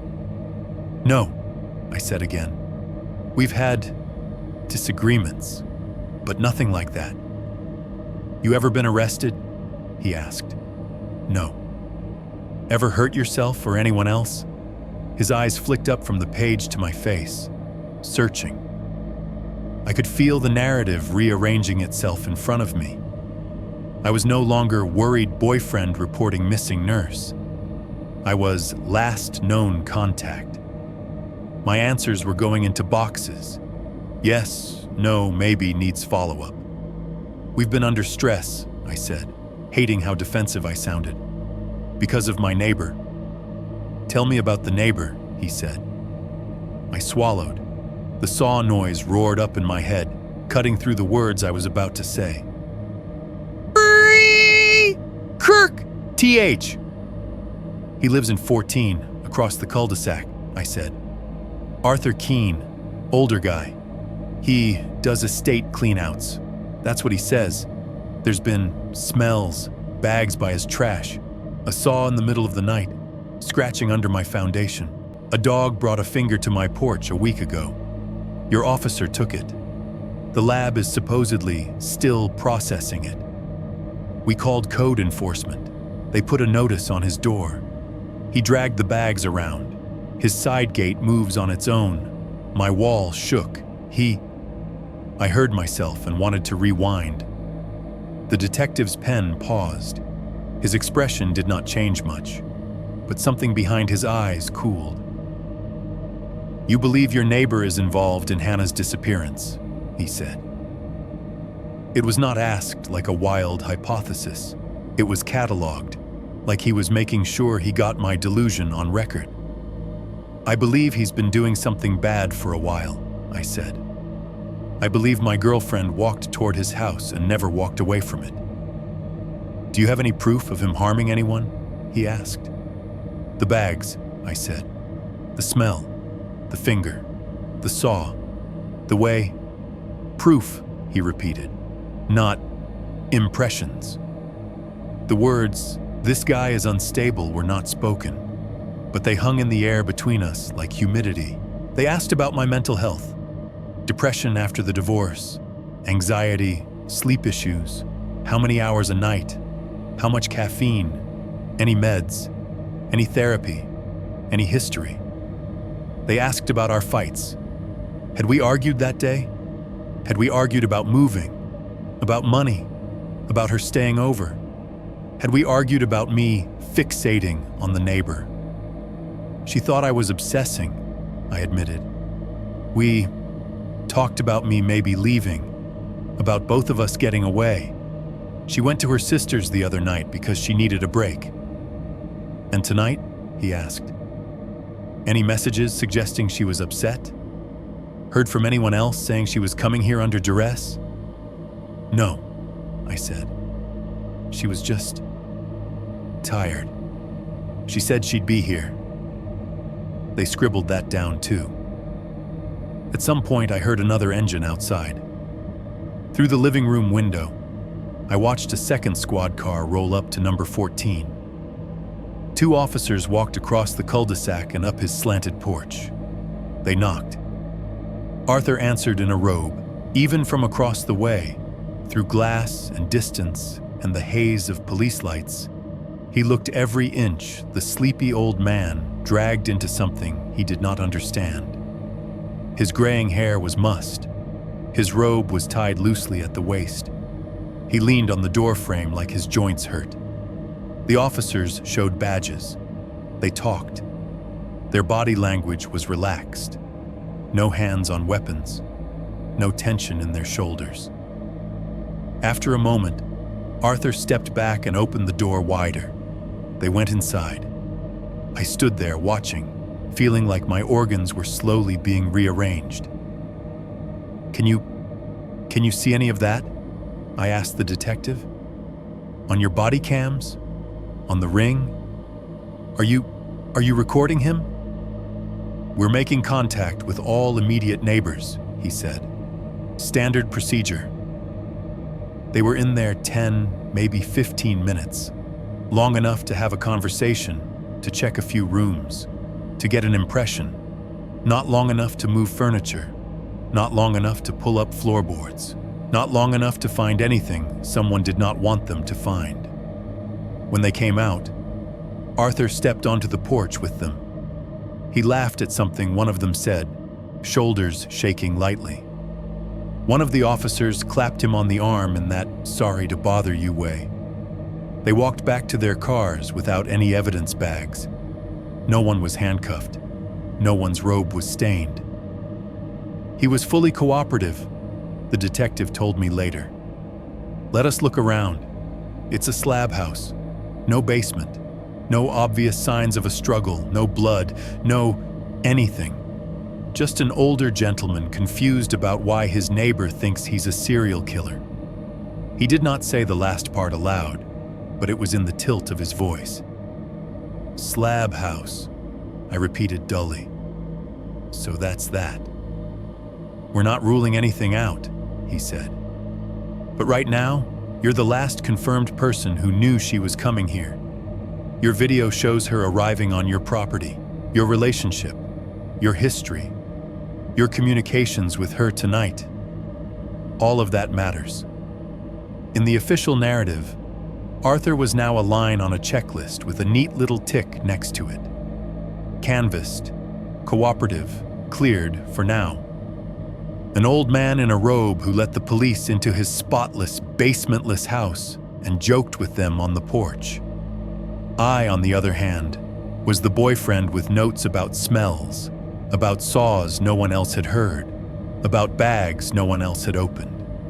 The one who talked about scratching under the house and faces and reflections and dreams that lined up too neatly. On paper, I was no longer the person pointing at the monster. I was the unreliable narrator whose girlfriend left him in a driveway and vanished. The saw in my skull screamed once, then cut off into a clean, surgical silence. In that silence, something ugly settled in. If Hannah's name ever ended up on a news banner, the last person who had seen her in motion would not be Arthur Keene, it would be me.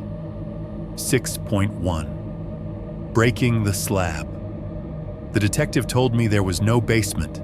He said it like a fact, like gravity. It's a slab house, he'd repeated in my kitchen, pen tapping his notebook. No basement, nowhere to hide anything. For a while I tried to swallow that, to file it next to lab still processing and fully cooperative, and all the other phrases that were supposed to mean you can stop now. But there is a point where the inside of your head stops matching the outside story so completely that something has to crack. It was not some cinematic revelation that did it. It was the bulkhead doors. If you stand at my back deck and look across the yards when the leaves are off the trees, you can see the back of number 14 pretty clearly.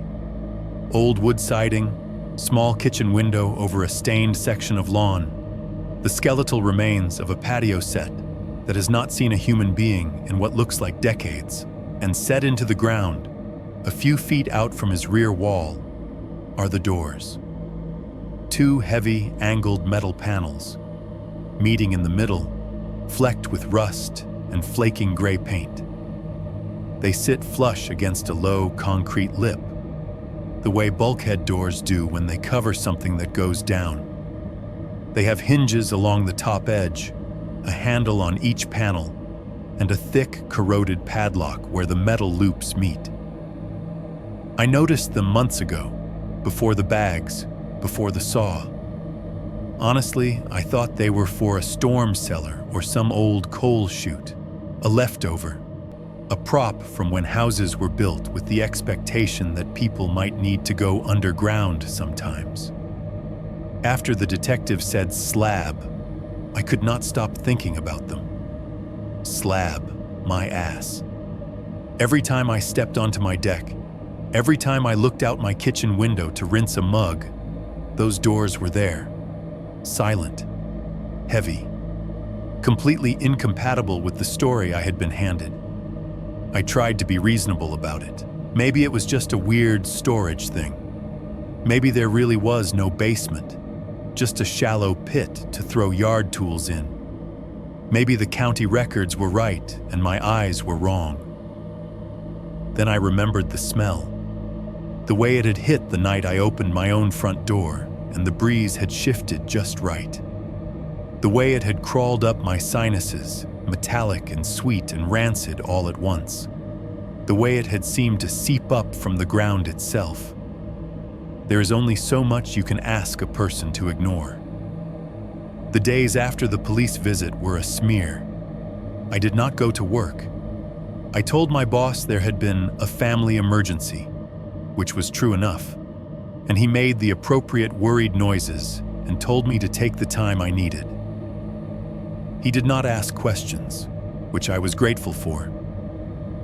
Sleep stopped being a thing my body understood how to do. When I did drift off, it was in short, choking bursts on the couch, waking with my heart racing and my skin cold, convinced there was someone standing over me just outside my field of view. Hannah's sister called, the detective called, the hospital called. Words like investigation and no updates yet, and we'll keep you informed, accumulated, heavy, and useless. The ring clip became my scripture. I watched that 20-second video until my eyes hurt, until I could see every compression artifact, every glitch in the night vision. I rewound the exact moment her expression blanked so many times that it felt like I was chiseling it into the inside of my skull. Headlights, car, door, walk, stop, turn, eyes empty, step away. Every time she turned her head toward 14, the static on the audio swelled, that faint, high-threaded whine riding under it. I started hearing that sound in my house even when nothing was playing. In the fridge hum, in the furnace fan, in the silence between cars. Slide, slap, kirk, TCH. I tried to do the sane things. I called the detective again, asked about the finger, about the lab, about Arthur. Still pending, he said. We checked his property, no basement, nothing to indicate foul play. We're following all leads. It was the no basement that did it. The certainty in his voice, the flatness, the way it bumped up against the image in my head of those doors in the dirt, hinges red with rust, padlock squatting heavy at the edge like a dead eye. I stopped arguing with him out loud. Instead, I started arguing with him in my head. Slab house, no basement. Then what are those doors, genius? Storage, old storm cellar, disused. Then why the lock? Why the smell? Why the bags? I knew I was not thinking straight. I knew grief and guilt were chewing holes in whatever good decision-making skills I had left. I knew that breaking into a neighbor's property in the middle of a missing person investigation, where I was already under scrutiny, was a spectacularly bad idea. I also knew, with a certainty that settled somewhere behind my sternum and refused to budge, that nobody else was going to open those doors. If anyone ever did, it was going to be me. That thought lodged there and grew until it was the only one that made any sense. The night I finally did it was stupidly clear. No rain to cover sound, no thunder to hide movement. Just a sky full of stars you could barely see past the light pollution, and the constant low hiss of the freeway a few miles away, like the world's slowest tire leak. I waited until after 2. That seemed to be when his lights, whatever pattern they had, went off for good. I stood at my living room window in the dark and watched number 14's silhouette, the faint glow of a TV behind his blinds, the sliver of bathroom light that flicked on, then off, then nothing. The cul-de-sac settled into its usual dead quiet. I put on the oldest, darkest clothes I owned, an old hoodie that smelled faintly of detergent and stress sweat, black sweatpants, sneakers I knew would not squeak. I grabbed the heavy flashlight from the closet, the real one, not the phone light, and the crowbar I had bought years ago for emergencies and then never really needed. At the last second, standing in my little entryway with my hand on the deadbolt. I hesitated. "This is breaking and entering," I told myself. "You are about to commit an actual crime based on smells and a bad feeling and a video clip." "You are also," something else in me whispered back, "the only person on this street who has watched that clip 100 times and smelled what you've smelled." The deadbolt turned with a soft click.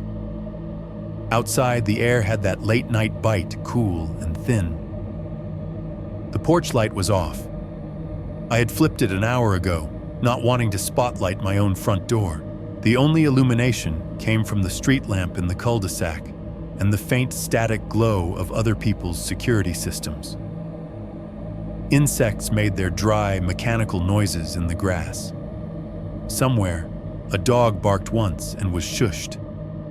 My heart was loud enough in my ears that it felt like part of the soundscape. I stepped off my porch and onto the driveway, crowbar cold and solid in my hand. The concrete felt strangely exposed under my feet, like walking across a stage. Every small noise, a bit of gravel under my shoe, the whisper of fabric as I moved, sounded amplified. Crossing the circle took an eternity. I did not look up at his front windows. I did not want to know if he was standing there in the dark behind the blinds, watching me. Instead, I kept my eyes low, on the curve of asphalt, on the strip of grass between the houses, on the faint path my own feet were making through the dew. The backyards were darker. My flashlight stayed off as long as I could stand it. My pupils stretched, pulling in every scrap of light. Shapes resolved slowly. Fences, the outline of a swing set 2 houses down, the blacker void of trees. Number 14's backside loomed ahead, a rectangle cut out of the night. The bulkhead doors were exactly where I had last seen them. 2 slabs of metal angled into the earth, ridged with age, beads of rust like dried blood at the edges. The padlock hung from the center loop. Up close, I could see the way corrosion had eaten into it, pitting the metal. Flakes dusted the concrete like old scabs. I stood over it, breathing shallowly, listening. Crickets. That far-off freeway sigh, the soft, nervous hiss of my own breath. No footsteps, no voices, no sound from inside the house. I flicked the flashlight on, just once, quick and low, angling the beam away from the windows. The light rolled over the doors, highlighting pits and scratches, then over the lock. It looked like it had not been opened in years. I turned the light off again. I did not trust it. Any second, I expected a bedroom light upstairs to flare on, a porch door to open, a voice to cut through the dark. Nothing did. My hands were slick on the crowbar's handle. I wedged the flat end into the loop where the lock met the metal and leaned my weight into it. For a second, nothing happened. Then, with a dry, brittle crack, the rust gave. The padlock snapped, not cleanly, but enough that one side sheared off. The sound was much louder than I had prepared for, sharp and ugly in the quiet yard. It echoed off the siding. I froze, muscles locking up, every sense straining. The house did not wake up. No lights, no footsteps, no shouted, "Hey!" Only the returning chorus of insects and that steady freeway whisper. I let out a breath I had not known I was holding. The broken lock dangled from the loop for a second, then dropped onto the concrete with a dull clank. I leaned the crowbar aside and gripped one of the metal handles. Up close, the doors felt colder than the air. The paint was rough under my fingers. The hinges groaned as I pulled, a long, protesting creak that made my skin crawl. Dust and flakes of rust fell in little clouds. The right panel lifted slowly, heavy as if something underneath was reluctant to let it go. As the gap widened, Air from below rushed up to meet me. The smell hit so hard my vision went white around the edges. It was all of them at once. Every wrong smell I had cataloged over the past months, multiplied and distilled. Rot, thick and cloying, like meat left in a sealed car in July. Bleach, sharp and chemical, burning the inside of my nose. Copper, metallic and unmistakable, the scent of coins on your tongue magnified until it turned your stomach. Underneath it all, a greasy, sweet note that made me think of burned fat and scorched hair. My throat seized. My eyes watered instantly, tears spilling over before my brain had finished processing what my nose was telling it. My stomach clenched so fast I doubled over, gagging, hand flying to cover my mouth too late. I stumbled back 2 steps, the flashlight beam jerking wild across the yard as it slipped in my grip. The smell did not dissipate. It rolled up out of the opening like something alive, like a physical presence, pushing into my sinuses, coating my tongue. It felt thick, almost oily. There was no fresh air down there, no hint of earth or damp stone or anything natural. Just layers and layers of stopped decay and the harsh bite of whatever he had poured over it to pretend to clean. If the world were sane, that smell alone would have been enough to bring every cop within 10 miles to this door with a warrant. Instead, it was hitting only me in the middle of the night, in a backyard nobody else was looking at. I pressed my sleeve over my nose, breathing through the fabric, eyes still streaming. Slab house, I thought, hearing the detective's voice like an insult in my head. My flashlight beam found the top few steps descending into the dark beneath the doors. Concrete. Stained. There was a basement, and I had just opened it. 6.2. Hooks, skulls, and her name. The first step onto the concrete felt like stepping into someone else's nightmare. The air down there was heavier, like it had been exhaled 100 times and never replaced. My flashlight beam hit the narrow stairwell walls, bare concrete, stained in irregular patches that might once have been water and definitely were not just water anymore. I put my foot down on the next step and heard it. Crunch. A small, sharp sound, like stepping on gravel. I froze, heart punching my ribs, and tilted the flashlight downward. The beam cut across the edges of the steps, catching on little flecks of white scattered along the treads. At first they looked like plaster chips or salt. Then the light picked out their shape more clearly. Tiny, irregular fragments, some sharp, some rounded. A couple curved in a way that was too familiar. Bone, not whole pieces. Not even big enough to be a full tooth, just chips, shards. Bits of something harder than the concrete that had broken under pressure. One piece near the edge was longer, with a faint indentation along one side. It looked like it had once been part of a socket.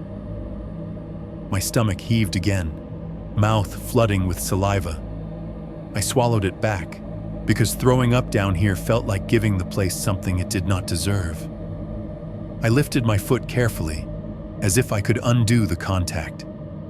The sole of my sneaker had left a faint, dusty print where it had ground a couple of the chips deeper into the concrete.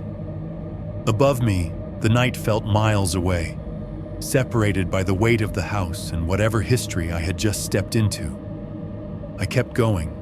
The steps led down farther than I expected. Maybe 12, maybe 13 in all. Each one carried me deeper into the smell. By the time I reached the bottom, it was a coating on my tongue, a film in my nose.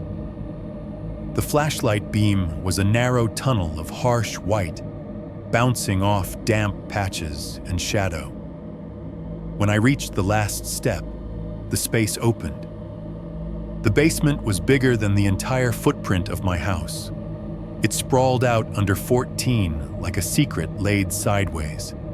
A single open room with a ceiling so low I could have reached up and brushed the pipes that ran along it. The flashlight picked out the metallic ribs of ductwork, the dull gray of water lines. In some places, plastic sheets drooped from the joists, yellowed and translucent, stained with long brown streaks that started above and ran down, like something had seeped or been sprayed and then left to drip. The floor was concrete, cracked in veins here and there. Someone had made an effort, decades ago maybe, to cut channels into it, narrow trenches that led to small, rust-rimmed drains. Some of those channels were dry, others glistened in the flashlight's glare. The walls were lined with things. On the left, along an entire length of poured concrete, a row of hooks protruded from a metal bar mounted near the ceiling. Not little kitchen hooks, meat hooks, thick, curved, ugly, industrial. Most of them were occupied. For a second, my mind refused to recognize what was hanging there. It tried to make them into sides of beef, props stolen from a butcher's shop, medical models, something that belonged in a display case, not a neighbor's house. Then the flashlight found a hand, or what used to be a hand. The hook had been driven through the wrists on some of them, through shoulder joints on others. The skin was gone from most, pulled away in sheets and strips. Muscle, dark and ropey, clung to bone and cords. Tendons stood out like strings in some grotesque instrument. There was no fur, no hoof, no snout. Every proportion was human. On the nearest hook, a body hung headless, skinless from the neck down, arms dangling. The muscles of the back were exposed, carved partially away in ragged, careful lines. The fat beneath was a ghastly, waxy white, cut in smooth slabs in some places, hacked in others. The ribs showed through where too much had been taken. Beneath it, the concrete was stained almost black, the sheen of dried and drying fluid radiating out from a central dark pool. The drains under the row of bodies were clogged with something unmentionable. I realized, distantly, that the soft noise I could hear under the hum of the pipes and the distant freeway was liquid hitting stone. Drip, drip, drip. From farther down the line, more bodies, some fresh enough that the exposed tissue still glistened wetly, others older, edges dry and curling. One had only half its skin removed. The other half hung in a flap over the ribs, the inside mottled with blood and yellow fat. On another hook, someone had begun to separate the muscle from bone with surgical precision. Each strand was cut in parallel lines, leaving a grotesque anatomy lesson hanging in the stale air. I tried not to see individual shapes, tried not to count limbs, tried not to think about the fact that these were people who had had driver's licenses and favorite songs, and someone, somewhere, who would stand in a kitchen like I had and say she was just on her way over. My flashlight beam skated over them, each swing revealing another horror, feet with toenails still attached, some painted, some bare. A forearm with a tattoo half flayed, the ink warped and stretched, a torso with the skin peeled back but left hanging at the shoulders like some gruesome shawl. On the far end of the row, one form stood out. It was more intact than the others. The skin was still mostly on, though it had been cut away from the back in a wide, uneven rectangle. The exposed muscles there looked freshly worked, deep red with smear lines where a blade had pressed and slipped. The rest of the body was covered with shallow cuts, exploratory, like someone had been mapping what was beneath. The hook went through the ankles on that one, leaving the body hanging upside down. Blood, darker now, almost black, was still trailing from the open cuts, drops forming slowly, falling in heavy ticks. Tach, tach, tach. Each drop added to a small, spreading puddle on the concrete below. The air around it was warmer, as if whatever life had been in that body had not yet fully evacuated. I tore my eyes away because I knew, instinctively, that if I started looking at these as individuals, if I tried to guess which one might have been Hannah by height or frame or the shape of a hand, I would never make it to whatever else was down here. I forced myself to turn. The opposite wall was different. Instead of hooks, it held shelves, wooden planks, rough and stained, mounted on brackets drilled into the concrete. They were arranged in rows, 4 high, running almost the entire length of the room, and on every shelf, lined up in uneven but deliberate rows, were skulls. The flashlight hit them and they flared in the beam, a sick parody of a museum display. Some were yellowed and clean, bones stripped bare. Some still had bits of dried tissue clinging to the cheekbones, strands of tendon in the jaw hinge.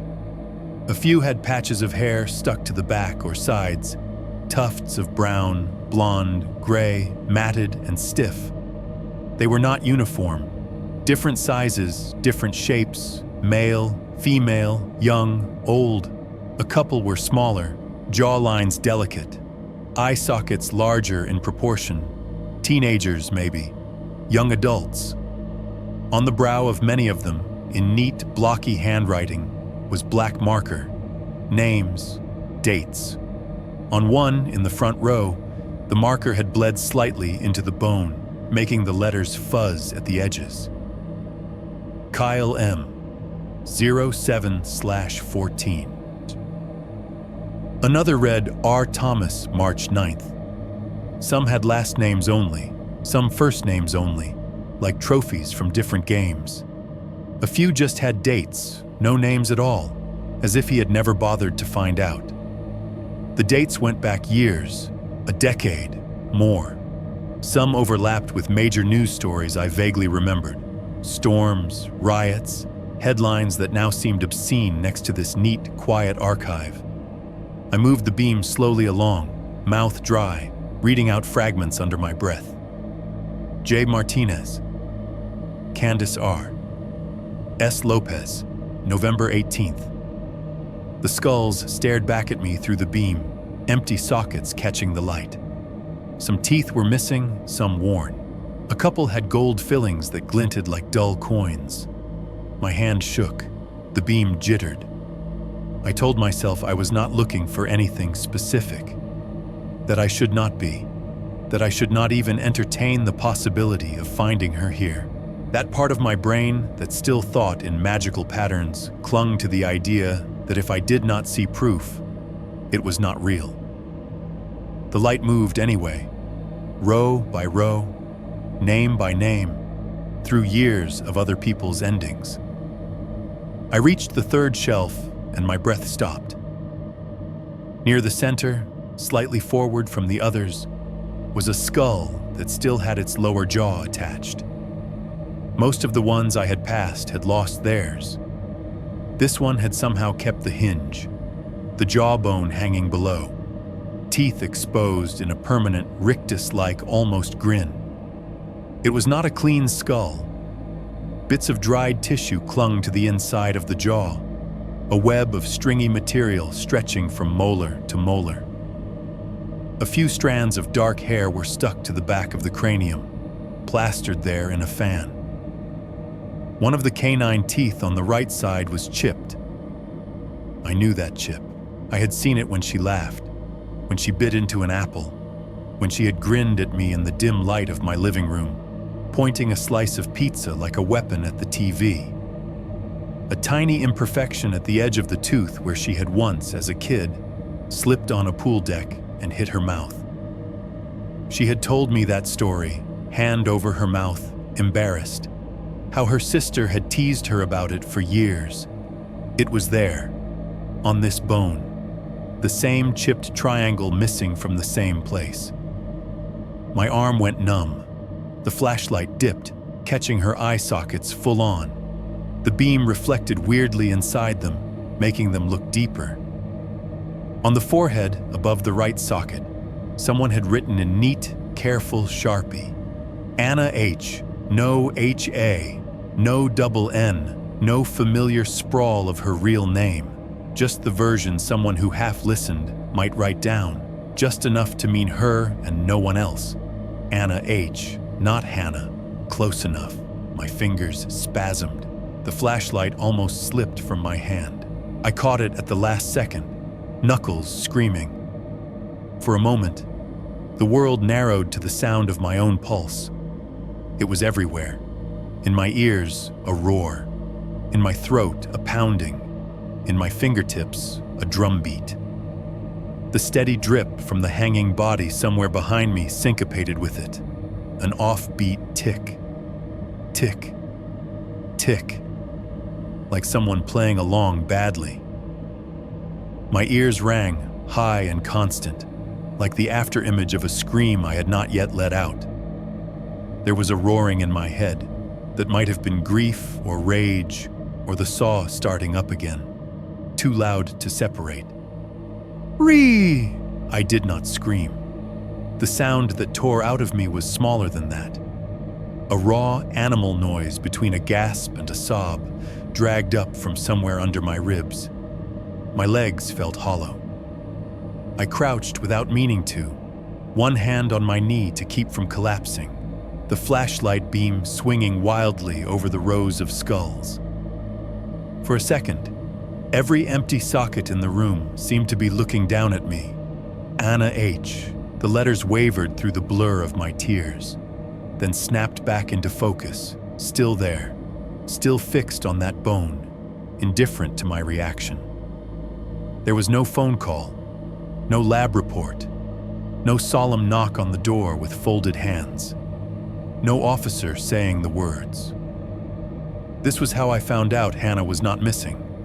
She was cataloged, labeled, added to a shelf in the dark below a house the police had called a slab.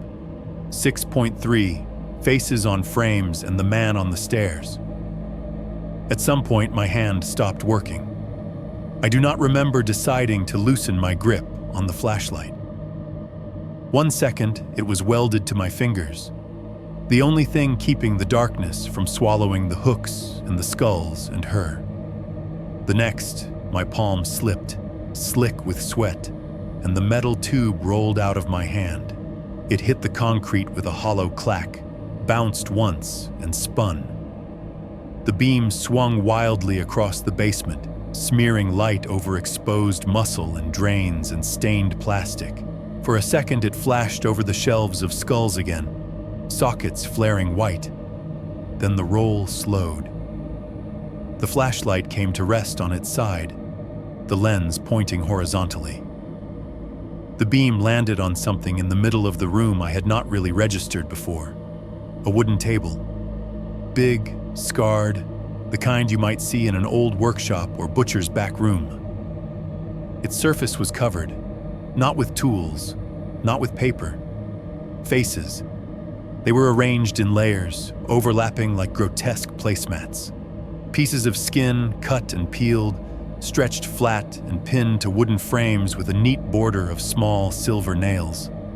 Some frames were square, some rectangular. Each had its own piece. The light hit the nearest one dead on. Without the underlying bone, the anatomy of a face changes in awful ways. The nose collapses, reduced to a limp, flattened ridge.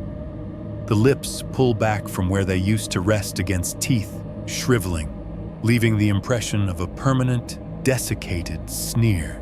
The eyelids cave inward, the sockets beneath them now just dark, empty hollows edged in ragged flesh. This one had been preserved long enough that the skin had taken on a tanned, leather-like texture. It had gone a sick yellow-brown, shiny in places from whatever oil or chemical he had smeared into it. The cheeks were sunken. The lines around what had been the mouth deepened into something like laugh lines, frozen in a death grimace. Pinned next to it was another, fresher. Here the cheeks still glistened faintly in the light. The flesh was plumper, holding on to the last hints of human softness. The lips, though pulled back, still had the barest suggestion of color. The edges where the skin had been cut away from the scalp were jagged and frayed, as if the knife had slipped or been impatient. The eye holes on that one were black pits. The skin curled inward around them, raw and damp, making them look impossibly deep. Some of the frames held only partial faces, just a forehead and eyes, or a strip of mouth and chin. One had only a strip across the nose and upper lip, mustache still attached, pinned like a grotesque specimen in a school lab. My beam caught on one toward the far side of the table. This face still had hair. Long, dark strands fell from the top edge of the frame, hanging down over the table in a stiff, uneven curtain. They clumped where they had dried, stuck together in places with something that had once been wet. The scalp around the hairline was ragged, peeled away from whatever skull it had covered. Along the top of the frame, the skin was tacked down with extra nails, as if the hair had resisted being stretched. At the lower edge, near where the cheek would have been, something small and red clung to the dried flesh. A fingernail. It was half torn off, still embedded in a scrap of skin that had been caught along the cut. The nail was painted a dark red, chipped down the center. The color flaked away in a harsh, uneven line where it had split. For a second, my vision tunneled again. My mind tried to match that red to every hand I had ever held, tried to fit that ragged little crescent back onto a finger that had once rested on my arm. The air in the basement shifted.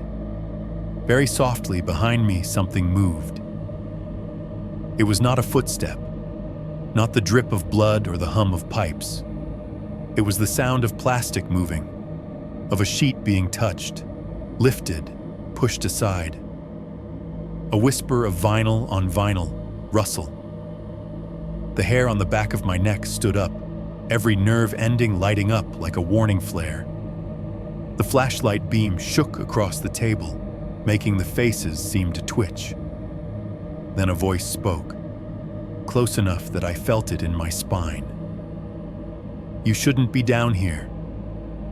It was Arthur's voice, quiet, almost gentle, the way a store manager might murmur to a customer who had wandered into an employees-only corridor. No anger, no surprise, just a soft reprimand, like I had walked behind a counter I was not supposed to cross. I did not turn around. Every instinct I had screamed that if I turned, if I looked at him in this place, he would be closer than he could be by any normal distance, that I would see something I would not survive seeing. My body moved before my brain caught up. I bolted for the stairs. The flashlight beam blurred as I snatched it up. I do not remember deciding to. My legs felt rubbery and powered entirely by borrowed adrenaline.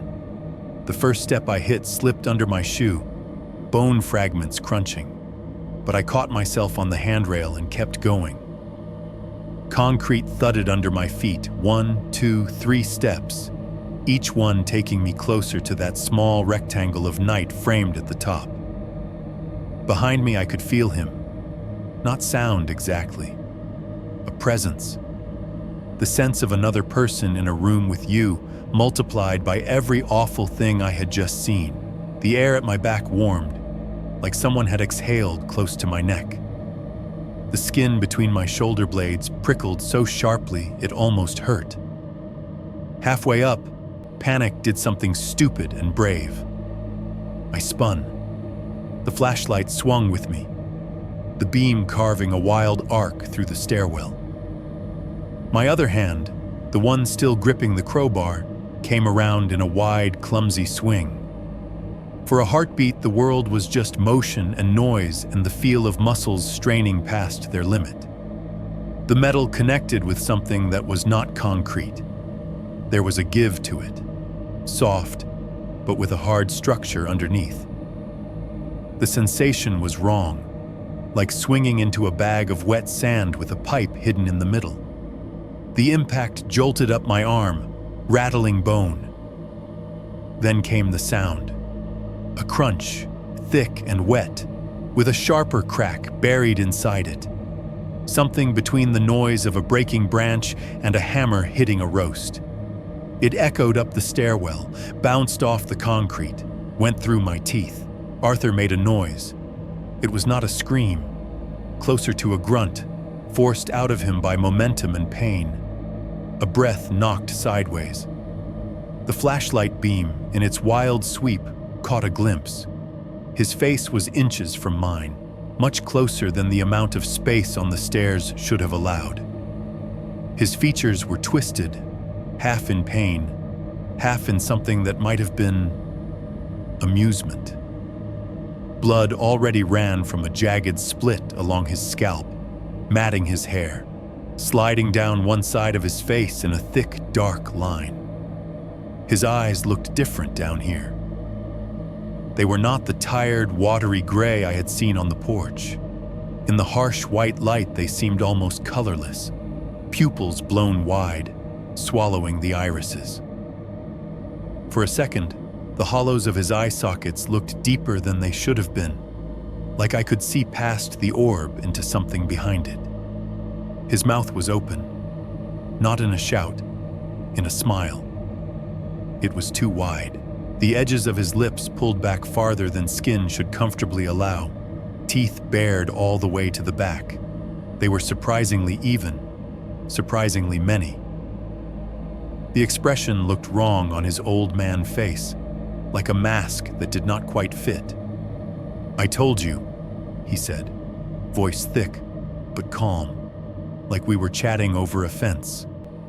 "This isn't—" I did not wait to hear the rest. I stumbled backward up the remaining steps, half crawling, half running. The crowbar clanged against the wall as I dragged it, my shoulder clipping the concrete. The flashlight's beam bounced between the steps and the open yard above, a dizzying strobe of gray and dirt and night sky. My lungs burned. My legs felt like they were moving through water. Then I was out. I burst through the bulkhead opening, shoving one of the metal doors with my shoulder so hard it banged against its hinge. Cool night air rushed at me, a blessed, thin, garbage-scented breeze that still felt cleaner than anything below. I stumbled into the yard and nearly went to my knees, catching myself on the damp grass. My breath tore in and out in ragged, painful gulps. The flashlight swung down to illuminate my own hands, shaking uncontrollably. For a second, the world went strange, too quiet, too bright. The stars overhead seemed unreal. The street lamp farther up the hill glowed like it belonged to some other reality. Behind me, something moved at the lip of the opening. I turned. Arthur stood in the mouth of the bulkhead, framed by the jagged angle of the doors. Blood ran freely now from the wound on his scalp, painting one side of his face a dark, glistening black in the low light. It dripped off his chin in steady trails, darkening the front of his robe. He should not have been standing that steadily. His hand was on the edge of the door, fingers pale against the rust.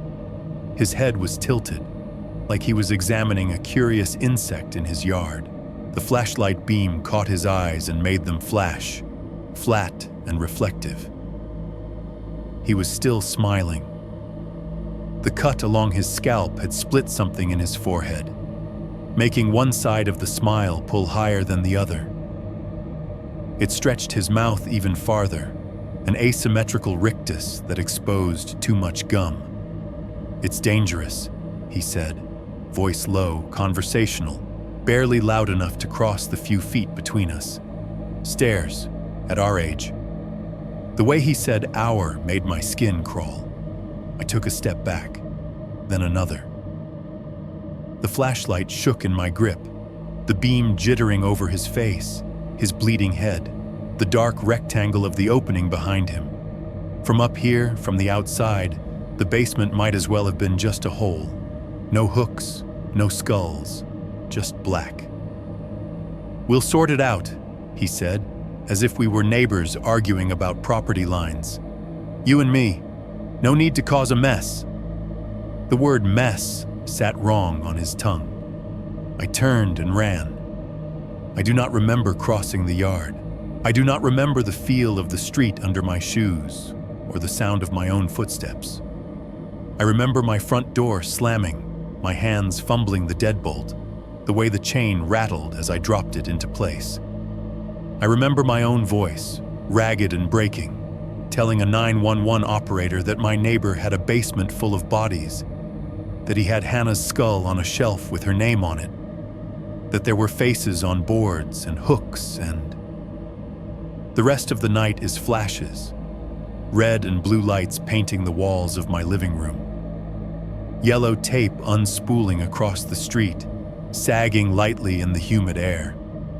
Neighbors standing in clumps on their lawns in sleep shirts and basketball shorts, arms crossed, faces lit intermittently by phones and cruiser headlights.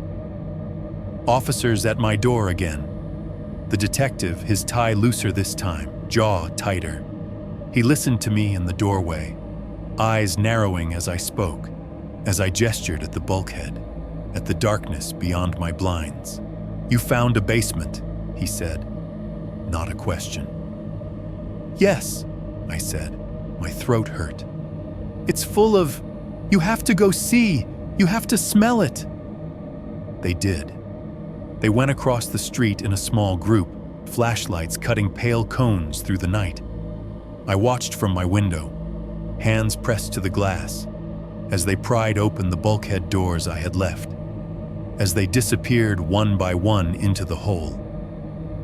It took longer than it should have, long enough for my guts to twist, for every second to stretch, long enough for me to picture them down there among the hooks and skulls and faces, beam landing on Anna H. and rearranging their entire worldview.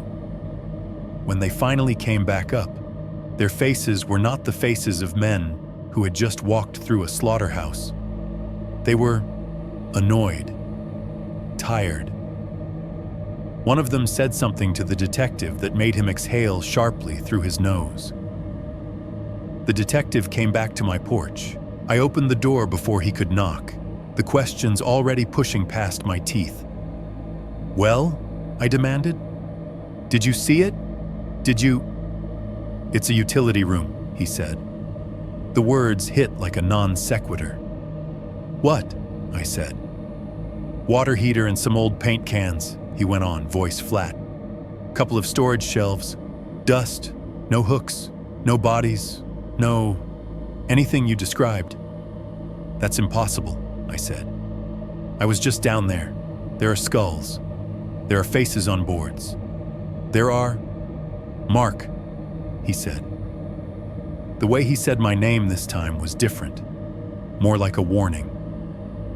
"We've got my guy's body cam footage. We've got your neighbor's statement. We have you admitting you broke into his property and struck him in the head with a crowbar." "He was there," I snapped. "He was standing on the stairs, smiling. He's at county," the detective said. "Concussion and a scalp laceration. Says he heard someone messing with his bulkhead, went to check, and you attacked him without warning and ran. From his perspective, that's attempted assault with a deadly weapon." "He has my girlfriend's skull in his basement," I hissed, leaning forward. "With her name on it. You are telling me you don't see that?" "I'm telling you we don't see a basement like the one you're describing," he said. "We see a concrete room with utilities, no evidence of a crime scene, no human remains, no anything." Behind him, over his shoulder, I could see number 14. The bulkhead doors were still open. From this angle, the darkness inside looked ordinary. A black square, an absence. Neighbors were watching me, not him. They looked at my house, at my wild eyes, at the way my hand clenched and unclenched against the doorframe. They glanced toward Arthur's home with pity now, the way you look at someone whose life has been disrupted by the crazy person across the street. In the official version, the one that would get written down and passed along and maybe one day summarized in some dry case file, this was how it went. I broke into my elderly neighbor's backyard. I forced open a bulkhead leading to a small storage room he barely used. I startled him on the stairs and hit him with a crowbar. Then I called the police with a story about hooks and skulls that nobody else could verify. He was the victim. I was the unstable neighbor who had lost his girlfriend and gone off the rails, seeing slaughterhouses where there were water heaters. The detective must have seen something on my face in that moment, because his voice softened by a microscopic degree. "Get some sleep," he said. "We'll be in touch about the assault complaint and about Hannah." He said her name like it belonged in a different file. They pulled the tape down after a while. The cruisers left one by one. The neighbors went back inside, porch lights winking off. The street light hummed steady over the circle. Across the way, the bulkhead doors were eventually shut again. I did not see who did it. One frame, they were open on the ring feed. The next, they were closed, the padlock back in place, as if nothing had ever disturbed the rust. Down there, or nowhere, if you asked anyone else, were hooks and skulls and stacked, labeled faces. Down there, on a shelf, was a forehead inked with Anna H. in neat, permanent marker. Up here, on paper, there was a slab house with a harmless old man and a neighbor who could not get his story straight. It turns out the worst kind of horror is not the blood on the floor or the faces on the table. It is standing at your own window, looking at a door you know leads into hell, and realizing that as far as the rest of the world is concerned, that door does not exist at all. 7.1 Aftermath and a New Apartment. Arthur Keene died 2 days later. That is the kind of sentence that, in a different story, might have been a victory. The monster is gone. The bad guy does not get to sit smug and alive while everyone else cleans up his mess. Roll credits. In mine, it just meant there would never be a trial. The official phrasing was complications. He took a bad turn at the hospital. Subdural hematoma, cardiac something. I did not get the full terminology. I heard it third hand, filtered through the detective's measured tone over the phone. There was no bedside confession, no hidden ledger pulled from under his pillow, no secret key to a storage unit full of evidence. Just an old man with a cracked skull who quietly stopped being a person of interest the second he stopped being alive. With Arthur gone, the narrative settled like wet cement. The lab finally completed their analysis of the finger. Indeterminate. Animal origin cannot be ruled out. The detective said that phrase very carefully, like he was laying it down between us as a polite barrier. The basement became, officially, a room with a water heater and some paint cans. The body cam footage showed shelves, yes, but empty ones. Hooks, but bare ones, maybe for tools. Stains that could be explained by old plumbing issues. No skulls lined up like books in a private library. No faces pinned like art projects. No Anna H. written in careful black marker on a forehead. Without him alive to answer questions, there was nothing to push against. Hannah became a missing person. Her picture went up on a few local news sites for a week. Her hospital did a small vigil in the break room, candles flickering under fluorescent lights, while co-workers who barely knew her tried not to cry in front of their supervisor. A flyer with her face and "last seen" in block letters sat at the front of the Kroger near the red box for a while, curling slightly at the edges.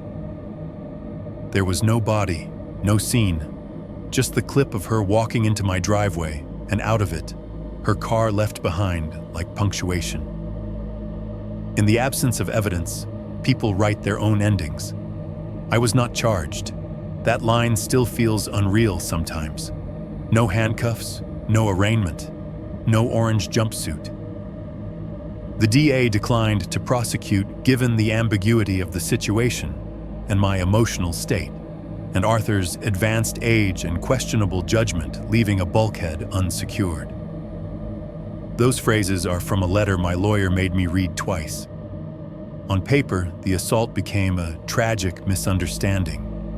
His death was unfortunate but not criminally actionable. I was extremely disturbed by the events surrounding my girlfriend's disappearance and acted out of genuine, if misguided, fear.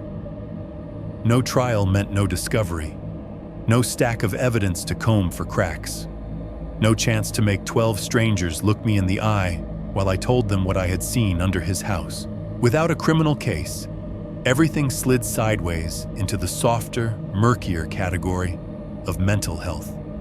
My parents, who had been mercifully absent from my marriage's implosion, reappeared over the phone with worried voices and links to therapists. Friends from college, people I had not talked to in years, sent me messages that danced gingerly around the word breakdown. My boss forwarded an EAP brochure. Hannah's sister sobbed at me once, and then slowly started answering my texts with the kind of clipped politeness you use on strangers. The internet did what it does. On some true crime forums, people speculated about the boyfriend with the security footage. On Facebook, someone called me that weird ex in a comment under a news post. A coworker I barely knew asked me carefully if I was the guy from the article. Whenever anyone said they were keeping an open mind, I could hear the unspoken second half about whether you did it. I moved. The cul-de-sac became something I had to drive into under supervision, escorted by a cop to get my remaining furniture, while Arthur's house sat diagonally across with its blinds firmly shut. After that, my lease became someone else's problem. I rented the third-floor unit of a tired apartment building on the other side of town, the kind of place no one would ever describe as charming. Beige walls, worn carpet, a balcony that looked out over the parking lot of a Kroger, and beyond that, a 4-lane road. There was no basement. The laundry was on the first floor in a cramped, fluorescent-lit room that smelled like detergent and stranger's fabric softener. The idea of below being anything more than pipes and concrete was off the table. From my living room window, if I opened the blinds, I could see a sea of asphalt and white parking lines. Cars nosed into spaces, backing out, rolling past. Shopping carts rattled in snaking chains as teenagers in reflective vests wrangled them back into corral. Delivery trucks parked at the loading dock around the side, engines idling, lifts whining as pallets moved. The sounds were different here. No distant train cry filtered through trees, no quiet cul-de-sac hush. The soundtrack of my new life was the beep of trucks reversing, the clatter of carts, the soft pop of car doors opening and closing, the high, bright chirp of someone's remote locking system. Inside the Kroger, you could hear the scanners beeping in steady, cheerful bursts, all the world's groceries passing over glass. If I left my windows cracked, those sounds floated up and blended with the hum of my refrigerator, the neighbor's TV through the wall, the occasional muffled argument drifting from the parking lot at 2 a.m. That was the theory, at least. Underneath it, tangled in it like bad wiring, there was still another noise. The saw. It turned on the way an intrusive thought does, automatically, inappropriately. I would be standing in the checkout line downstairs, watching some kid bag my groceries, and the register's beep would fall into a rhythm that, if you stretched it just right, became Rory, crack, TCH in my head. The cartwheels squeaking over a crack in the floor would sync up with it, turning a broken wheel into an echo of a blade biting through something that was not wood. In therapy, they called it re-experiencing. They had a phrase for everything: PTSD, complicated grief, survivor guilt, hallucinations from trauma. They said the skulls, the hooks, the faces on frames might have been my mind's way of externalizing things I could not handle. They pointed out how convenient, how narratively neat it was that no one else saw what I saw. How any camera that might have backed me up conveniently did not. I sat on soft chairs and held paper cups of coffee in quiet rooms, while people with kind eyes and framed degrees on the wall told me it made sense that my brain would rewrite a basement. That, in the absence of proof, we had to work with what we knew. What we knew, officially, was that Hannah was gone, and I had been very close to the last place she was seen. What I knew was that I had seen her name written on bone. We compromised. I took the meds they prescribed. Little white pills that sanded off the sharpest edges of things, but left the teeth. My dreams became less vivid, but the saw was still there, humming under the silence. I switched to day shift. No more 2 a.m. server patches.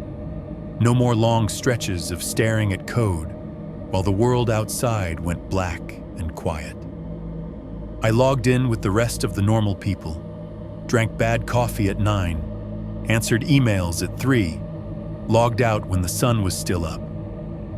I told myself it was healthier, that it was part of moving on. I avoided windows without curtains. I bought blackout drapes for the bedroom, heavy ones that blocked the glow from the Kroger sign and turned the room into a cave. In the living room, I kept the blinds tilted just enough to let light in without turning the glass into a mirror. Because that was the other thing. Reflections. It had started in the old house, of course. My own face in the living room window, the hallway behind me, the gap in the blinds across the street. It followed me here, stubborn and petty. Anytime I turned off a screen, it showed me something I did not want. The TV, when powered down, became a black rectangle that caught the room in warped, glossy miniature. My laptop screen, when I closed the last tab and leaned back, flashed my own features back at me for a split second before going dark. The worst was my phone. Lying in bed at night, the only light the strip from under the bathroom door. I would scroll until my eyes burned and my thumb ached. When I finally forced myself to stop, enough headlines, enough distractions, I would hit the side button and the screen would go from blinding white to pure, reflective black. Every time, for half a second, my brain braced for something to be behind me in that little dark square. Something tall, something gray, something with a mouth that was too wide and eyes that were too deep, stepping out from behind the soft blur of my bedroom doorway. Some nights I caught myself turning around immediately after, checking the empty room, the closed curtains, the safe, blank wall behind the headboard, as if looking fast enough would catch whatever the reflection might delay. Therapy told me to challenge those thoughts, to remind myself I was safe, to ground myself in the present, feel the mattress under my back, the pillow under my head, the rumble of a truck outside instead of a saw under my floor. I tried. I went to work. I made small talk in the break room. I asked about fantasy football teams and someone's kid's recital. I went to my parents for one tense Sunday dinner where no one said her name. I let people tell me it was time to start thinking about the future. I nodded. I even believed it for a few seconds at a time. But most nights still ended the same way. Lights off, room dark. TV screen a dead, glossy eye. Phone cooling on the nightstand. And me, lying there in the glow that leaked around the edges of the bedroom curtains, staring at the faint reflection in whatever glass was nearest, waiting to see if I was really the only person in the frame. 7.2. The box on the doormat. The first weird thing about the box was that it was exactly where it should not have been. Third floor walk-up, end of the hall. My door, my welcome mat with a faded hay on it that I did not pick out myself. Packages were supposed to go to the bank of lockers downstairs or get dumped in the lobby if the delivery guy was feeling lazy. Nobody ever climbed up 3 flights unless they lived here or were lost.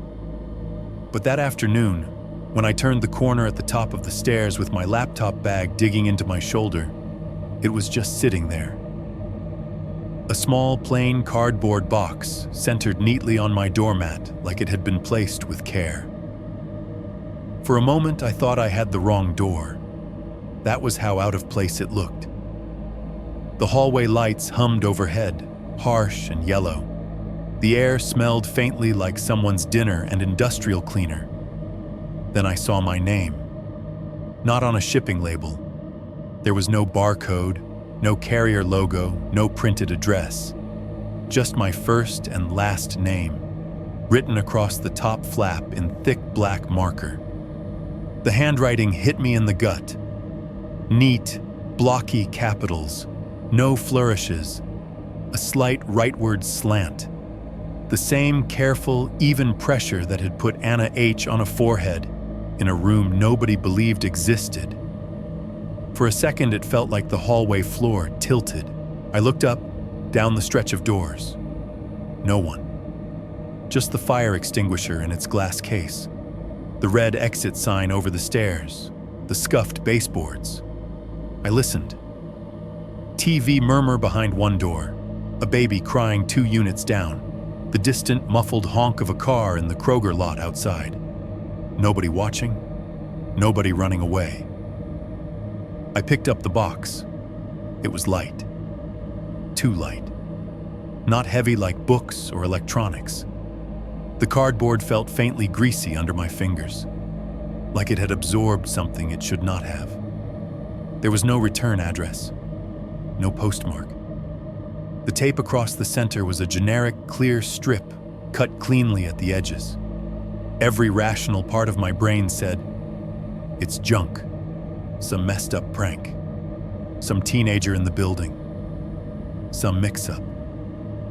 The part that remembered bone chips under my shoe and the smell under a house said nothing at all. It just tightened something in my chest and squeezed. I unlocked my door and went inside. The apartment smelled like stale coffee and whatever microwave dinner I had eaten the night before. Late afternoon light slanted in through the blinds, turning the dust in the air into slow-moving specks. I set the box down on the small kitchen table by the window. My keys went into the bowl by habit. My laptop bag slid onto the chair. For a minute, I just stood there, hands on the back of the chair, looking at it. It looked back. Cardboard. Tape. My name in those careful black letters. The fridge kicked on, compressor humming to life with a low, vibrating growl. Somewhere above me in the ceiling, the upstairs neighbor's footsteps crossed from one room to another. Heavy heel, lighter toe, then the soft thump of something set down. Then, as if the apartment had taken a breath and decided to hold it, things went quiet. The fridge noise cut off mid-cycle. The footsteps stopped. Even the traffic outside dimmed, like someone had closed a door in the distance. The box sat in the sudden hush, small and ordinary on the cheap faux wood surface. I went to the drawer next to the stove and pulled out a battered utility knife. The metal felt cool in my hand, reassuring in its stupidity. Whatever was in there was already in there. The knife was just for me. I sat down at the table and pulled the box closer. For a moment, the scene felt almost normal. Man opens package after work, sunlight on cardboard, shadows of blinds striping the table. My heart was beating too hard for normal, though. I could feel it in my throat, in the back of my tongue. I slid the blade under the strip of tape and drew it across. The sound was soft and crisp, the kind of noise you hear 100 times a day and never notice. It felt obscene in the quiet, like I was opening something I had no right to. The tape parted. I folded back the flaps. Inside, there was a single object, a clear gallon Ziploc bag, the kind you might use for leftovers or to marinate something. The seal was pressed tight, the double ridge closed all the way across. Condensation fogged the inside in spots, tiny droplets clinging to the plastic. I reached in and lifted it out. The bag was heavier than it looked, the contents sliding against the plastic with a faint, wet drag. Inside was a piece of flesh. At first glance, it looked like a scrap of waxy leather, about the size of a handkerchief folded in half. Pale, with a sickly yellow tinge, creased where it had been bent. The edges were uneven, some parts ragged and torn, others cut straight as if with a sharp, steady blade. Here and there, along the folds, I could see faint lines, pores, tiny hairs flattened, the ghost of what might once have been a freckle. At one corner, the color darkened abruptly, a deep, dried red, almost black in places. The stain had soaked into the tissue, spreading out in a jagged bloom. It looked like it had once been liquid that had seeped and pooled and then stopped forever. The smell seeped through the plastic, muted, but there. Copper and rot. Something that made the back of my throat prickle. My hands started to shake. I told myself it could be anything. Pigskin, some disgusting butcher shop joke, a chunk of medical waste stolen from wherever Arthur had ended up. Something rational, something in the realm of things that, while wrong, still belong to the world. I was about to set the bag down when I saw it. In the upper right corner, pressed against the inside of the plastic, was a tooth. Small, off-white, root gone, as if it had been worked free. It had a familiar shape, slightly longer than the incisors would have been, with a gentle curve. One edge of it was broken, a neat chip taken out of the tip of the crown, leaving a tiny, sharp-looking notch. I did not need to run my tongue along my own teeth to know where I had felt that shape before. I did not need to think very hard to recall how many times the edge of that chip had caught the light when she smiled. How many times my thumb had brushed her mouth and she had joked, "Careful, I'm weaponized." The tooth in the corner of the bag looked exactly like the canine from Hannah's skull on the shelf in the basement no one else had seen. The room narrowed. The walls did not actually move, but it felt like they did. The edges of my vision blurred. The light from the blinds seemed to go grainy, like video in low res. My own breath sounded like it was coming from far away. I waited for the scream. It did not come. There was no sharp, cathartic noise, no tearing sound to match what I was feeling. Just a sudden absence of anything. As if the part of me that knew how to react had been scooped out and replaced with nothing at all. Numb is the wrong word for it, but it is the closest I have. I stood up, the chair legs scraping faintly on the floor. The Ziploc was still in my hand, the flesh and tooth inside sliding to one corner with the movement. My arm felt like it belonged to someone else. I walked to the sink. The basin was empty, stainless steel catching the window light in dull arcs. A coffee mug sat upside down in the drying rack, a spoon next to it. I hovered there, the bag held over the sink, my hand trembling just enough to make the plastic crinkle. If I throw it away, I thought, or maybe said aloud, I honestly do not know. Then it's just trash. Trash like the bags at the curb. Trash like the black contractor bags with duct tape and flies. Trash like everything he had left behind, buried or burned or scrubbed with bleach until it was just a stain. It deserved more than that. Or I did. Or she did. Or someone did. I could not even untangle who it was at that point. My fingers tightened on the top of the bag, stopping just short of pulling the seal apart. I imagined the smell filling the apartment, soaking into the walls, clinging to the cheap curtains. I imagined trying to explain it to anyone. Hi, I just got mailed a piece of my dead girlfriend's face. They would ask who from. The answer, obviously, was impossible. Arthur was dead.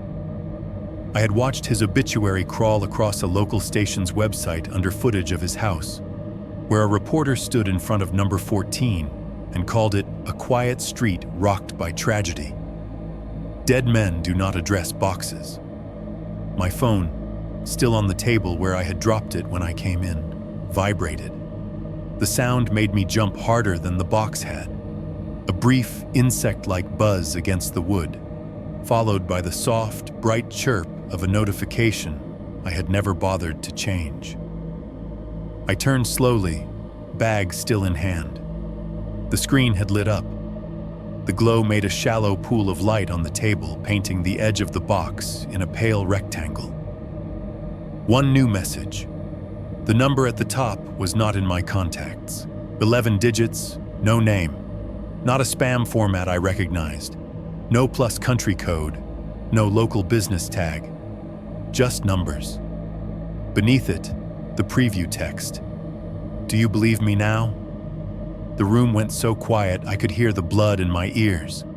For a second, I thought it had to be some echo. Some glitch in the system coughing up words from a message I had sent or drafted or only thought very hard about. Maybe I had written that to myself, sometime in the months between the house and here. Maybe I had typed it in a half-sleep into an unsent text, a note, a search bar.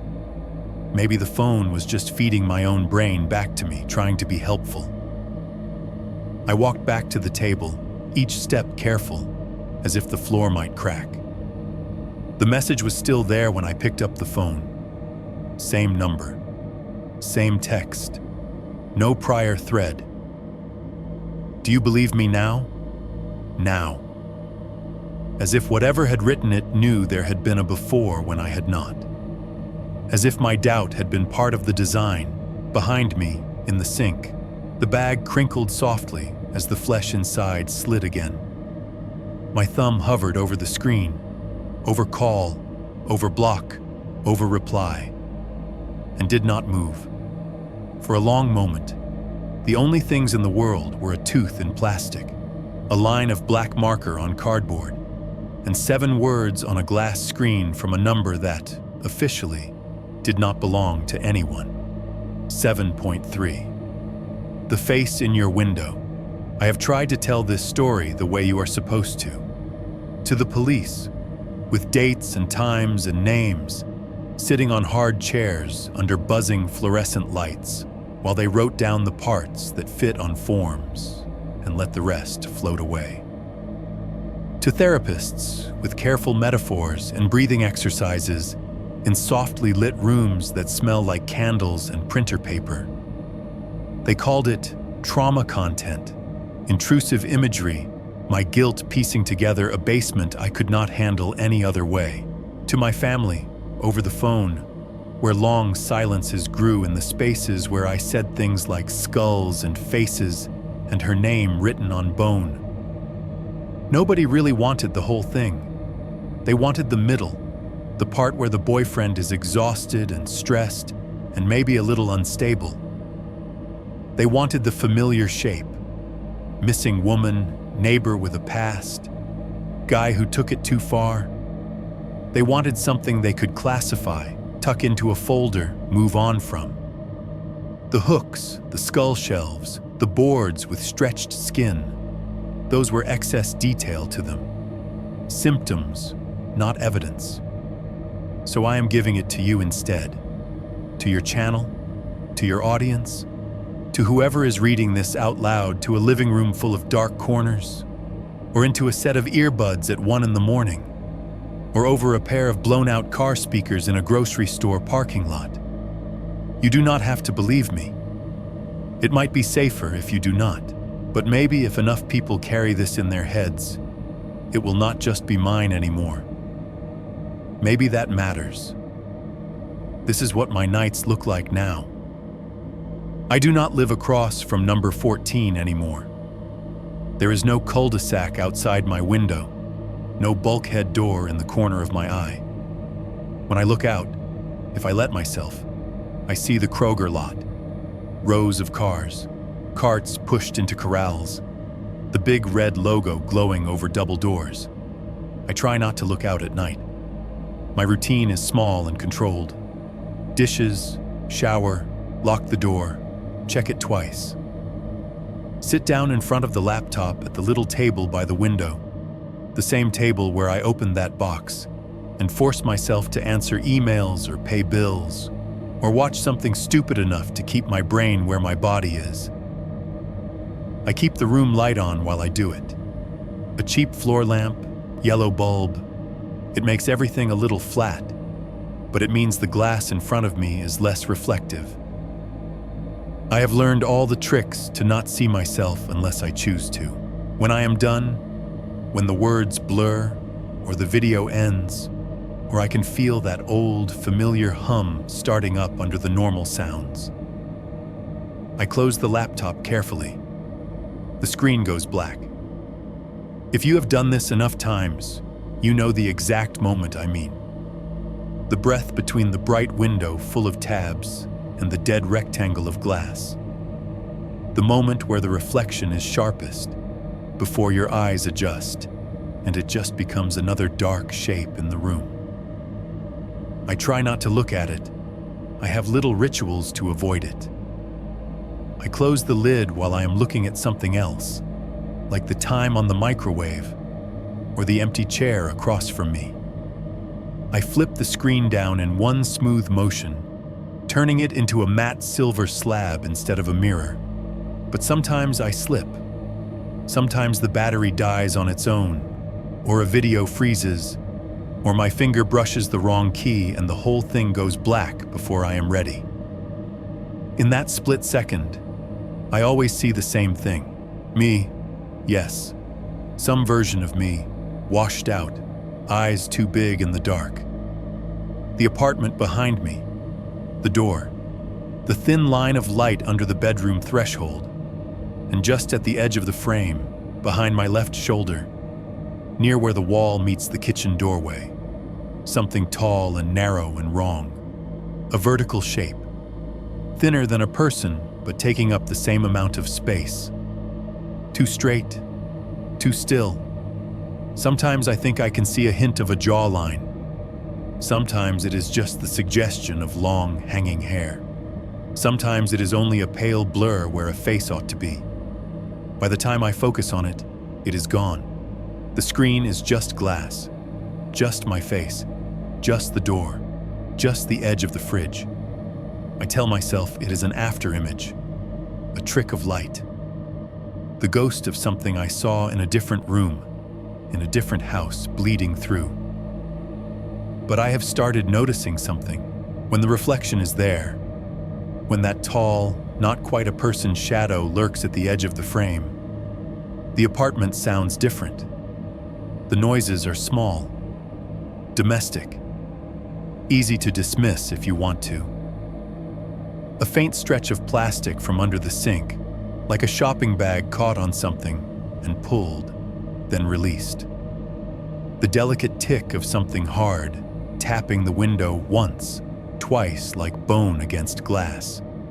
A thin, almost inaudible drag across the floor, wet and soft, as if something is being pulled inch by something that does not quite know how to use feet.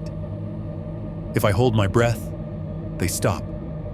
if I sit very still, hands flat on my knees, chest tight, those sounds die away and the apartment goes back to being a box full of refrigerator hum and plumbing and distant traffic. But here is the thing. When I play back the recordings for people, the few seconds of B-roll I send with this story, the ambient track I let the narrator's mic pick up while he reads, you can hear something else. When he gets to certain parts, when he says words like skulls or faces or do you believe me now, there is a noise under his voice. Not a glitch, not full feedback.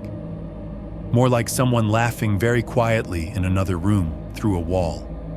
It does not sound like vocal cords. It sounds like breath pushed through something that used to be a throat and is now just an opening. You might be hearing it right now, or you might just be hearing your own house. The fridge kicking on, the heater settling, the upstairs neighbor coming home late, keys and steps and a door that always slams a little too hard. The things you tell yourself are ordinary, because if they are not, then you have to start thinking about what else they could be. Let us talk about you for a second. You, listening to this. Maybe you are in your living room on a couch with a blanket half over your legs, your phone propped up on the armrest. Maybe your blinds are half open because you like to see the lights from the building across the way, or the street, or the other houses on your cul-de-sac. Maybe you are at the kitchen table, laptop in front of you, window just beyond the sink. The glass is a little dark now. You can see your own outline in it if you look.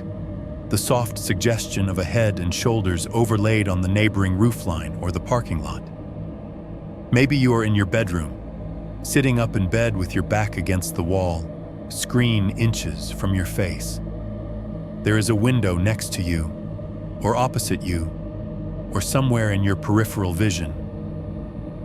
You have not really looked at it in the last 10 minutes. It is just there. If your blinds are open at all, even a little, and you can see any other window from where you are, I want you to do something for me. Do not stare at it just to check. Do not lean forward to get a better angle. Do not squint to see if that shape in the glass across from you is a lamp or a coat on a hook or someone standing there. That is how it starts. With looking and looking again, and convincing yourself you are seeing nothing until the nothing starts to look back. What Arthur did in that basement was only one part of it. The cutting, the hanging, the naming, the neat rows of skulls and the careful block letters on the bone.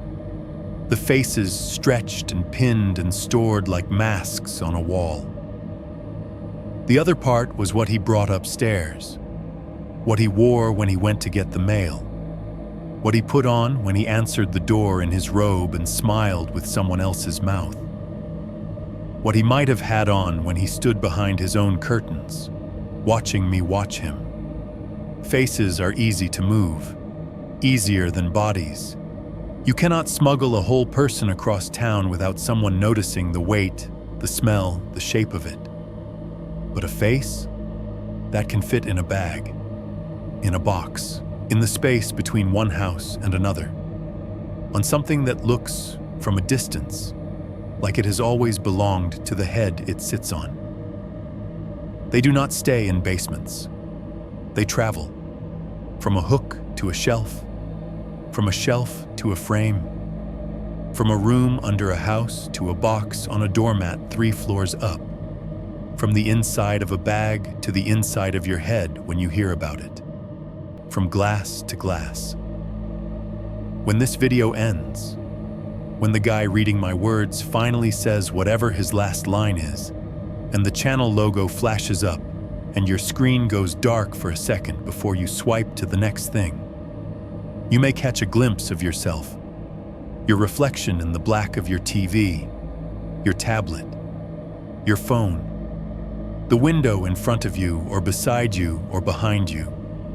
If, in that moment, you see something else too. Something pressed up against the inside of the glass, pale and too close, a mouth smiling too wide with too many teeth. Do not lean closer to be sure. Do not tell yourself you just need to check. Just need to prove to yourself it is nothing. Just need one more look. People like him count on curiosity. That is how they get a new face to wear.